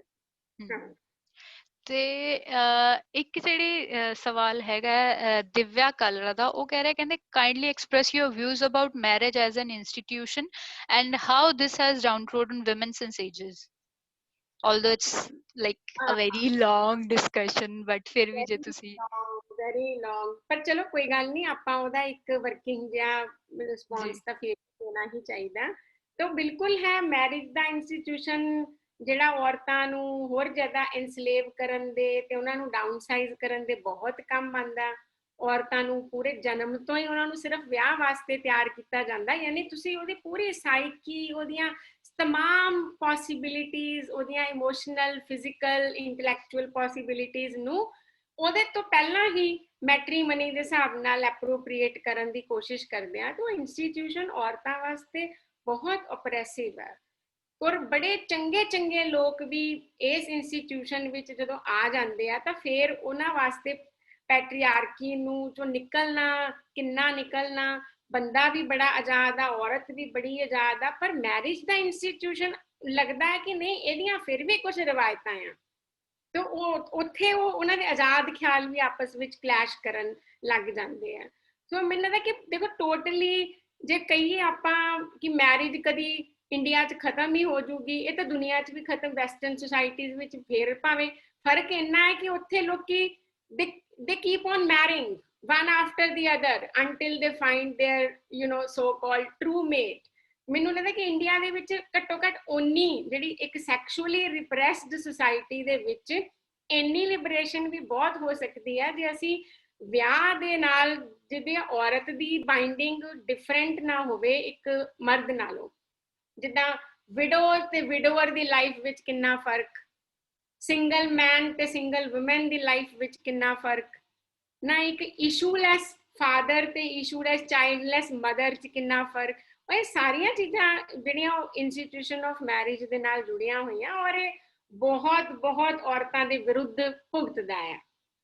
ਤੋ ਇਹਨੇ ਤਾਂ ਕੀਤਾ ਹੀ ਕੀਤਾ, ਮਤਲਬ ਇਹਦੇ 'ਚ I think it goes without saying now ਕਿ ਇੰਸਟੀਟਿਊਸ਼ਨ ਆਫ ਮੈਰਿਜ ਔਰਤਾਂ ਲਈ ਕਿੰਨਾ ਓਪਰੈਸਿਵ, ਸੋਹਾਂ ਖਾਣੀਆਂ, ਉਹ ਸਾਰੀਆਂ ਜਿੰਨੀਆਂ ਵੀ ਤਰ੍ਹਾਂ ਦੀਆਂ ਹੈਗੀਆਂ, ਉਹ ਸਾਰੀਆਂ ਔਰਤਾਂ ਨੂੰ ਤਿਆਰ ਕਰਦੀਆਂ ਸਾਈਕੋਲੋਜੀਕਲੀ, ਮੈਂਟਲੀ, ਮੇਲ ਹੈਜੀਮਨੀ ਨੂੰ ਖੁਸ਼ੀ ਸਹਿਣ ਵਾਸਤੇ।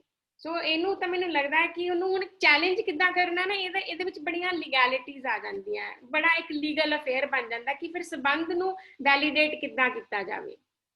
ਜਿਹੜੇ ਲਿਵ ਇਨ ਹੋਏ ਅੱਜ ਉਹ ਲੋਕਾਂ ਨੂੰ ਲੱਗਦਾ, ਦੇਖਿਆ ਉੱਥੇ ਉਹ ਕਿੱਦਾਂ ਦੇ ਲੋਕ ਆ, ਮਤਲਬ ਪੰਜਾਬੀ ਲੋਕ ਵੀ ਤੇ ਇੰਡੀਅਨ ਲੋਕ ਵੀ, ਉਹ ਬਾਹਰ ਦੇ ਲੋਕਾਂ ਨੂੰ ਦੇਖੋ ਇਦਾਂ ਕਿੱਦਾਂ ਮੋਰਲੀ ਜੱਜ ਕਰਦੇ ਰਹਿੰਦੇ ਆ ਕਿ ਉੱਥੇ ਤਾਂ ਬਸ ਤਲਾਕ ਦੇਈ ਜਾਂਦੇ ਆ, ਇੰਨਾ ਰਹਿ ਲਿਆ ਉਹਨਾਂ ਰਹਿ ਲਿਆ, ਤੇ ਇਹਦੇ 'ਚ ਕੀ ਹੋ ਗਿਆ, ਇਹਦੇ ਨਾਲ ਰਹਿ ਲਿਆ ਤਾਂ ਉਹਨਾਂ ਰਹਿ ਗਿਆ। ਮਤਲਬ ਕਿਤੇ ਨਾ ਕਿਤੇ ਕਲਚਰਲ ਵੈਲਿਊ ਹੀ ਹੈ ਨਾ। ਤੁਸੀਂ ਤਾਂ ਮਤਲਬ ਵਿਆਹ ਕੇ ਇੱਕ ਬੰਦਾ ਤਾਂ ਉਸ ਮੈਰਿਜ ਵਿੱਚ ਫਿਰ ਵੀ ਥੋੜਾ ਆਜ਼ਾਦ ਰਹਿੰਦਾ, ਥੋੜਾ ਆਟੋਨਮਸ ਰਹਿੰਦਾ। ਔਰਤ ਤਾਂ ਉਹਦੇ ਵਿੱਚ ਇੱਕ ਵਾਰ ਦੀ ਫਸੀ ਕਦੇ ਨਹੀਂ ਨਿਕਲ ਸਕਦੀ। ਤੁਸੀਂ ਦੇਖੋ ਈਵਨ ਉਹਨਾਂ ਥੋੜੇ ਲਿਬਰਲ ਕਲਚਰਸ ਬਾਰੇ ਵੀ ਜਿਹੜੇ ਇੰਡੀਅਨ ਫਿਰ ਉਹਦੇ ਥੱਲੇ ਰਿਲੀਜਨ ਨਹੀਂ ਹੈ, ਕਿਉਂਕਿ ਸਾਡੇ ਧਰਮ ਵਿੱਚ ਤਾਂ ਇਦਾਂ ਨਹੀਂ ਹੁੰਦਾ, ਸਾਡੇ ਕਲਚਰ 'ਚ ਇਦਾਂ ਨਹੀਂ ਹੁੰਦਾ। ਤਾਂ ਮੈਨੂੰ ਲੱਗਦਾ ਕਿ ਔਰਤਾਂ ਨੂੰ ਹੀ ਇਹਨੂੰ ਮਤਲਬ ਇਹਨੂੰ ਥੋੜਾ ਕਰਨਾ ਚਾਹੀਦਾ, ਕਿਉਂਕਿ ਕਿਤੇ ਨਾ ਕਿਤੇ ਜਿੰਨੀ ਮੈਰਿਜ ਦੀ ਲੋੜ ਫਿਰ ਔਰਤਾਂ ਨੂੰ ਆ ਤਾਂ ਬੰਦਿਆਂ ਨੂੰ ਵੀ ਤਾਂ ਹੁੰਦੀ ਹੈ ਨਾ, ਪਰ ਔਰਤਾਂ ਨੇ ਇਹਦੀ ਜ਼ਿੰਮੇਵਾਰੀ ਥੋੜੀ ਜ਼ਿਆਦਾ ਚੁੱਕੀ ਹੋਈ ਹੈ ਇਹਨੂੰ ਅਪਹੋਲਡ ਕਰਨ ਦੀ, ਮਤਲਬ ਕਿ ਨੈਤਿਕ ਜ਼ਿੰਮੇਵਾਰੀ ਕੁਝ ਜ਼ਿਆਦਾ ਲਈ ਹੋਈ ਹੈ। ਸੋ ਇਹਦੇ ਤੇ ਬਾਕੀ ਜਿਵੇਂ ਤੁਸੀਂ ਆਲਰੇਡੀ ਕਿਹਾ ਕਿ ਬਹੁਤ ਲੰਬੀ ਡਿਸਕਸ਼ਨ ਹੋ ਸਕਦੀ, but it is like highly against women this institution in a nutshell। ਤੇ ਇੱਕ ਜਿਹੜਾ ਮੈਨੂੰ ਲੱਗਦਾ ਹੋਪਫੁਲੀ ਉਹ ਆਪਣਾ ਕਨਕਲੂਡਿੰਗ ਹੀ ਸ਼ਾਇਦ ਹੋਵੇ ਗੱਲਬਾਤ, ਉਹ ਇਹ ਹੈ, ਮੈਂ ਇੱਧਰ ਦੇਖ ਰਹੀ ਹਾਂ ਜਿਹੜੀ ਚੈਟ ਨਾਲ ਚੱਲ ਰਹੀ ਹੈ ਨਾ, ਉਹਦੇ 'ਚ ਇੱਕ ਦੋ ਸਵਾਲਾਂ ਤੇ ਕਾਫੀ ਬਹਿਸ ਚੱਲ ਰਹੀ ਹੈ, ਜਿੰਨਾ ਕਿਉਂਕਿ ਮੈਂ ਸੁਣਨ 'ਚ ਵੀ ਕਨਸੈਂਟਰੇਟ ਕਰ ਰਹੀ ਹਾਂ, ਮੈਂ ਨਾਲ ਪੜ੍ਹ ਵੀ ਰਹੀ ਹਾਂ, ਤੇ ਜਿੰਨਾ ਮੋਟੀ ਮੈਨੂੰ ਸਮਝ ਆਈ ਗੱਲਬਾਤ ਉਹ ਇਹ ਹੈ ਕਿ ਇੱਕ ਸੱਜਣ ਨੇ ਹਰਜੀਤ ਪਾਲ ਮੇਰਾ ਖਿਆਲ, ਉਹ ਥੋੜਾ ਜਿਹਾ ਉਸ ਚੀਜ਼ ਨੂੰ ਹੋਰ ਢੰਗ ਨਾਲ ਉਹਨਾਂ ਨੇ ਇੰਟਰਪ੍ਰੀਟ ਕੀਤਾ, ਜਿਹੜਾ ਤੁਸੀਂ ਗੱਲ ਕਹੀ ਸੀ ਬ੍ਰੈਸਟ ਫੀਡਿੰਗ ਦੀ ਗਲੋਰੀਫਿਕੇਸ਼ਨ ਵਾਲੀ। ਮੈਨੂੰ ਲੱਗਦਾ ਉਹਨਾਂ ਨੇ ਥੋੜਾ ਜਿਹਾ ਇਹਨੂੰ ਆਪਣੇ ਢੰਗ ਨਾਲ ਇੰਟਰਪ੍ਰੀਟ ਕੀਤਾ, ਤੇ ਉਹਨਾਂ ਨਾਲ ਹੀ ਇਹ ਕਾਫੀ ਬਹਿਸ ਚੱਲ ਰਹੀ ਹੈ। ਉਹਨਾਂ ਦਾ ਕਹਿਣਾ ਹੈ ਕਿ ਇਹ ਮੈਂਸਟ੍ਰੇਸ਼ਨ ਵੀ ਤੇ ਈਵਨ ਬ੍ਰੈਸਟ ਫੀਡਿੰਗ ਕੇ ਨੈਚੁਰਲ ਪ੍ਰੋਸੈਸ ਹੈ, ਕਿ ਇਹਨੂੰ ਸ਼ੋ ਕਰਨਾ ਜਾਂ ਮਤਲਬ ਗਲੋਰੀਫਿਕੇਸ਼ਨ is something ਜੋ ਆਪਾਂ ਕਿਸੇ ਹੋਰ ਕੰਟੈਕਸਟ 'ਚ ਯੂਜ਼ ਕੀਤਾ। ਉਹਨਾਂ ਦਾ ਮੰਨਣਾ ਹੈ ਕਿ ਇਹਨੂੰ ਸ਼ੋ ਏਦਾਂ ਦਿਖਾਉਣਾ ਵੀ ਓਪਨਲੀ ਜਾਂ ਉਹਦੇ ਤੇ ਉਸ ਤਰੀਕੇ ਨਾਲ ਕਹਿ ਲਓ ਉਹਦੀ ਗਲੋਰੀਫਿਕੇਸ਼ਨ ਹੈ, ਉਹ ਜਿਹੜੀ ਠੀਕ ਨਹੀਂ ਹੈ, because it's just a natural process.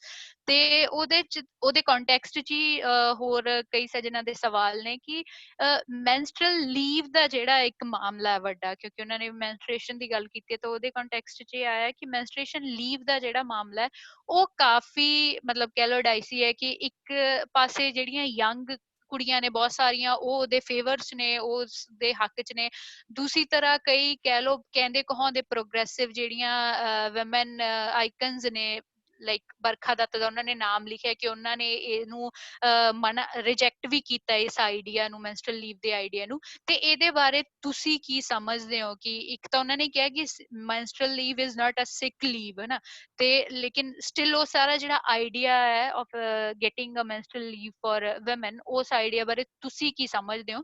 ਤੇ ਇੱਕ ਮੈਨੂੰ ਲੱਗਦਾ ਕਿ ਉਹਦਾ ਥੋੜਾ ਜਿਹਾ ਕਲੈਰੀਫਿਕੇਸ਼ਨ ਹੋ ਜੇ ਕਿ ਜਿਹੜੀ ਜਿਸ ਗਲੋਰੀਫਿਕੇਸ਼ਨ ਦੀ ਗੱਲ ਅਸੀਂ ਕਰ ਰਹੇ ਹਾਂ ਤੇ ਹਰਜੀਤ ਪਾਲ ਜੀ ਉਹਨੂੰ ਜਿਸ ਭਾਵਨਾ ਚ ਲੈ ਰਹੇ ਨੇ, ਕਿਉਂਕਿ ਅਸੀਂ ਓਪਨਲੀ ਕਿਸੇ ਔਰਤ ਦੇ ਬ੍ਰੈਸਟ ਫੀਡ ਕਰਨ ਦੇ ਵਿਰੋਧ ਚ ਨਹੀਂ ਆ, ਹਨਾ, ਤੇ ਜਾਂ ਖੁੱਲ ਕੇ ਮੈਂਸਟ੍ਰੇਸ਼ਨ ਬਾਰੇ ਗੱਲ ਕਰਨ ਦੇ ਵਿਰੋਧ ਚ ਨਹੀਂ ਹੈ, ਬਲਕਿ ਅਸੀਂ ਚਾਹੁੰਦੇ ਹਾਂ ਕਿ ਉਹਦੇ ਤੇ ਖੁੱਲ ਕੇ ਗੱਲ ਹੋਵੇ, ਕਿਉਂਕਿ ਹੋਈ ਨਹੀਂ। ਤੇ ਮੈਨੂੰ ਲੱਗਦਾ ਕਿ ਉਹ ਇਹਨਾਂ ਦੋਨਾਂ ਚੀਜ਼ਾਂ ਤੇ ਤੁਸੀਂ ਜੇ ਗੱਲ ਰੱਖ ਸਕੋ। ਹਾਂ ਨਵਕਿਰਨ, ਉਹ ਹਰਜੀਤ ਪਾਲ ਜੀ ਨੇ ਉਹਨੂੰ ਬਿਲਕੁਲ ਇੱਕ ਡਿਫਰੈਂਟ ਪਰਸਪੈਕਟਿਵ ਦੇ ਵਿੱਚ ਸਮਝ ਲਿਆ। ਆਪਾਂ ਜੋ ਗੱਲ ਕਰ ਰਹੇ ਸੀ ਆਪਾਂ ਤੇ ਇਹ ਸੀਗੇ ਕਿ ਬਈ ਇਮੇਜਸ ਉਹ ਕੁਝ ਚੀਜ਼ਾਂ ਦੇ ਵਿੱਚ ਵਿਮਨ ਐਮਪਾਵਰਮੈਂਟ ਨੂੰ ਰਿਡਿਊਸ ਨਾ ਕੀਤਾ ਜਾਵੇ, ਸਾਡਾ ਤਾਂ ਬਿਲਕੁਲ ਉਹ ਲਿਊਸਿਡ ਪੁਆਇੰਟ ਉਹ ਸੀਗਾ। ਪਰ ਜਿਹੜੀ ਗੱਲ ਇਹਨਾਂ ਨੇ ਕਿ ਉਹ ਆਪਣੇ ਆਪ 'ਚ ਇੱਕ ਵੱਖਰੀ ਤੇ ਮਹੱਤਵਪੂਰਨ ਗੱਲ ਆ।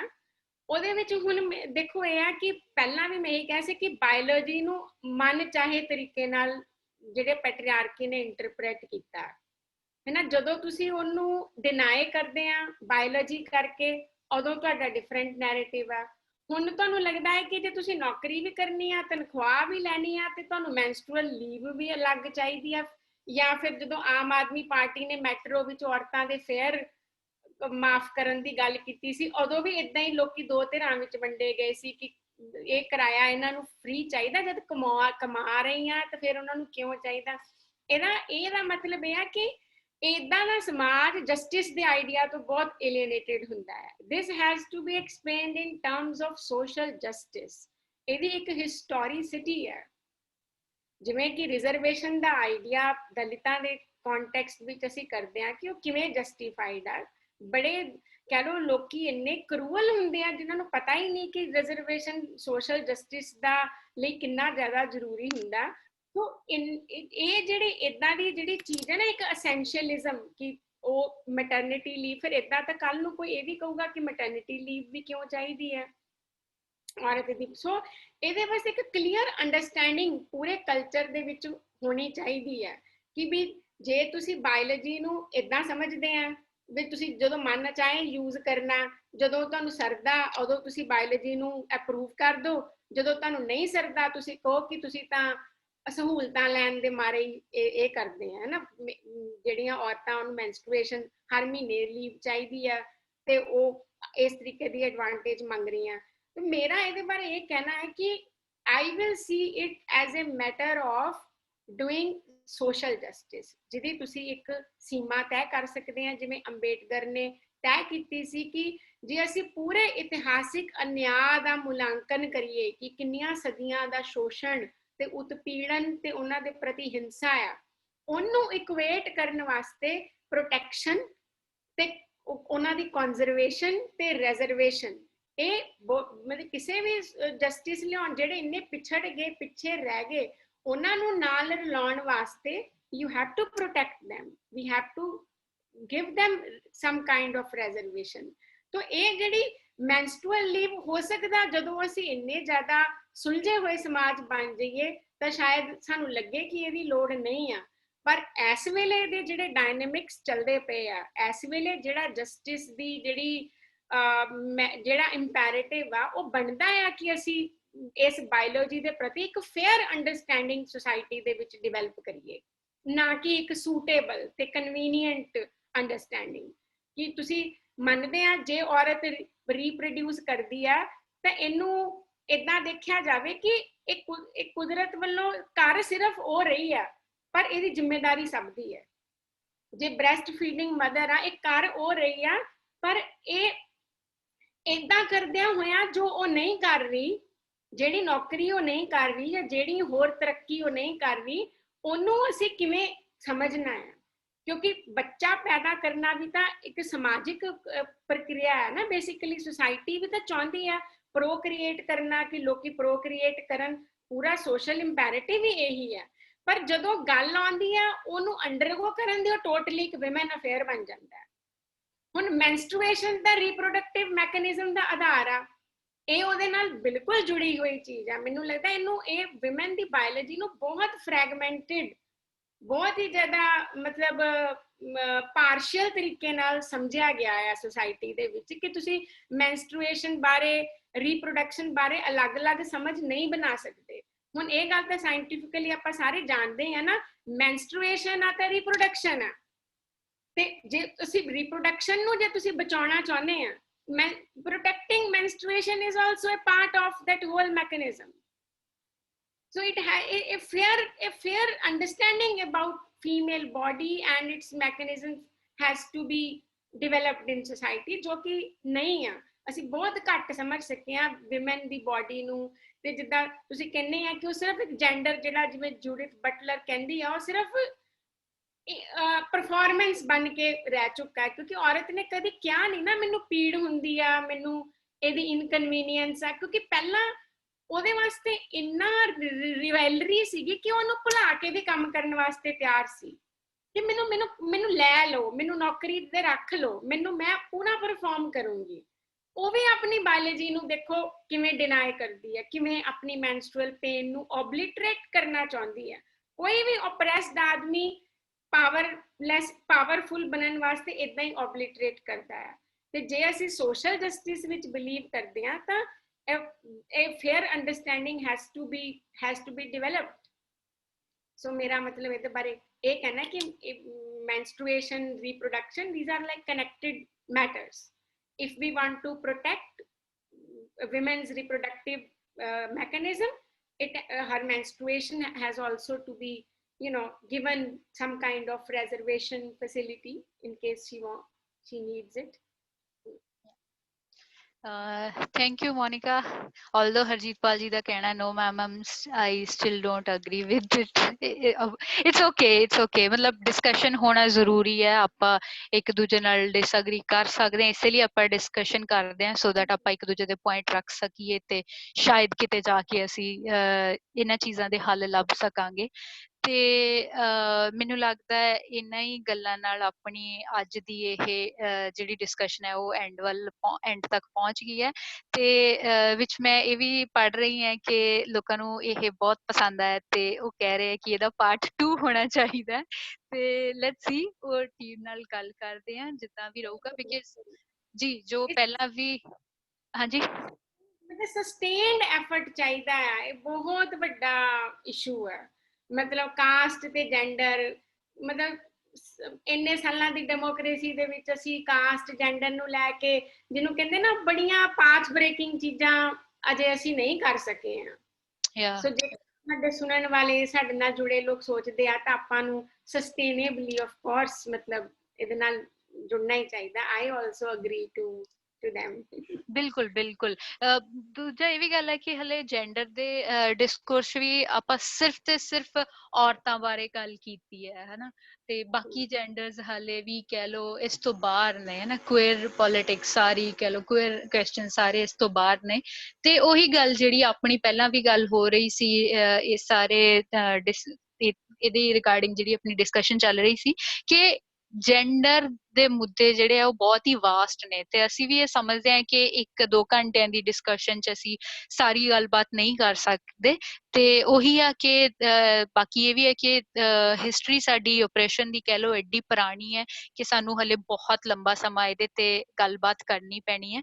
ਤੇ ਅਸੀਂ ਵੀ ਆਸ ਕਰਦੇ ਹਾਂ ਕਿ ਅਸੀਂ ਮਤਲਬ ਗੱਲਬਾਤ ਕਰਕੇ ਸਾਰੀ ਟੀਮ ਨਾਲ ਦੁਬਾਰਾ ਤੋਂ ਤੁਹਾਡੇ ਸਾਹਮਣੇ ਹੋਵਾਂਗੇ ਇਸੇ ਡਿਸਕਸ਼ਨ ਨੂੰ ਅੱਗੇ ਤੋਰਨ ਲਈ ਤੇ ਬਾਕੀ ਪੱਖਾਂ ਨੂੰ ਵਿਚਾਰਨ ਲਈ।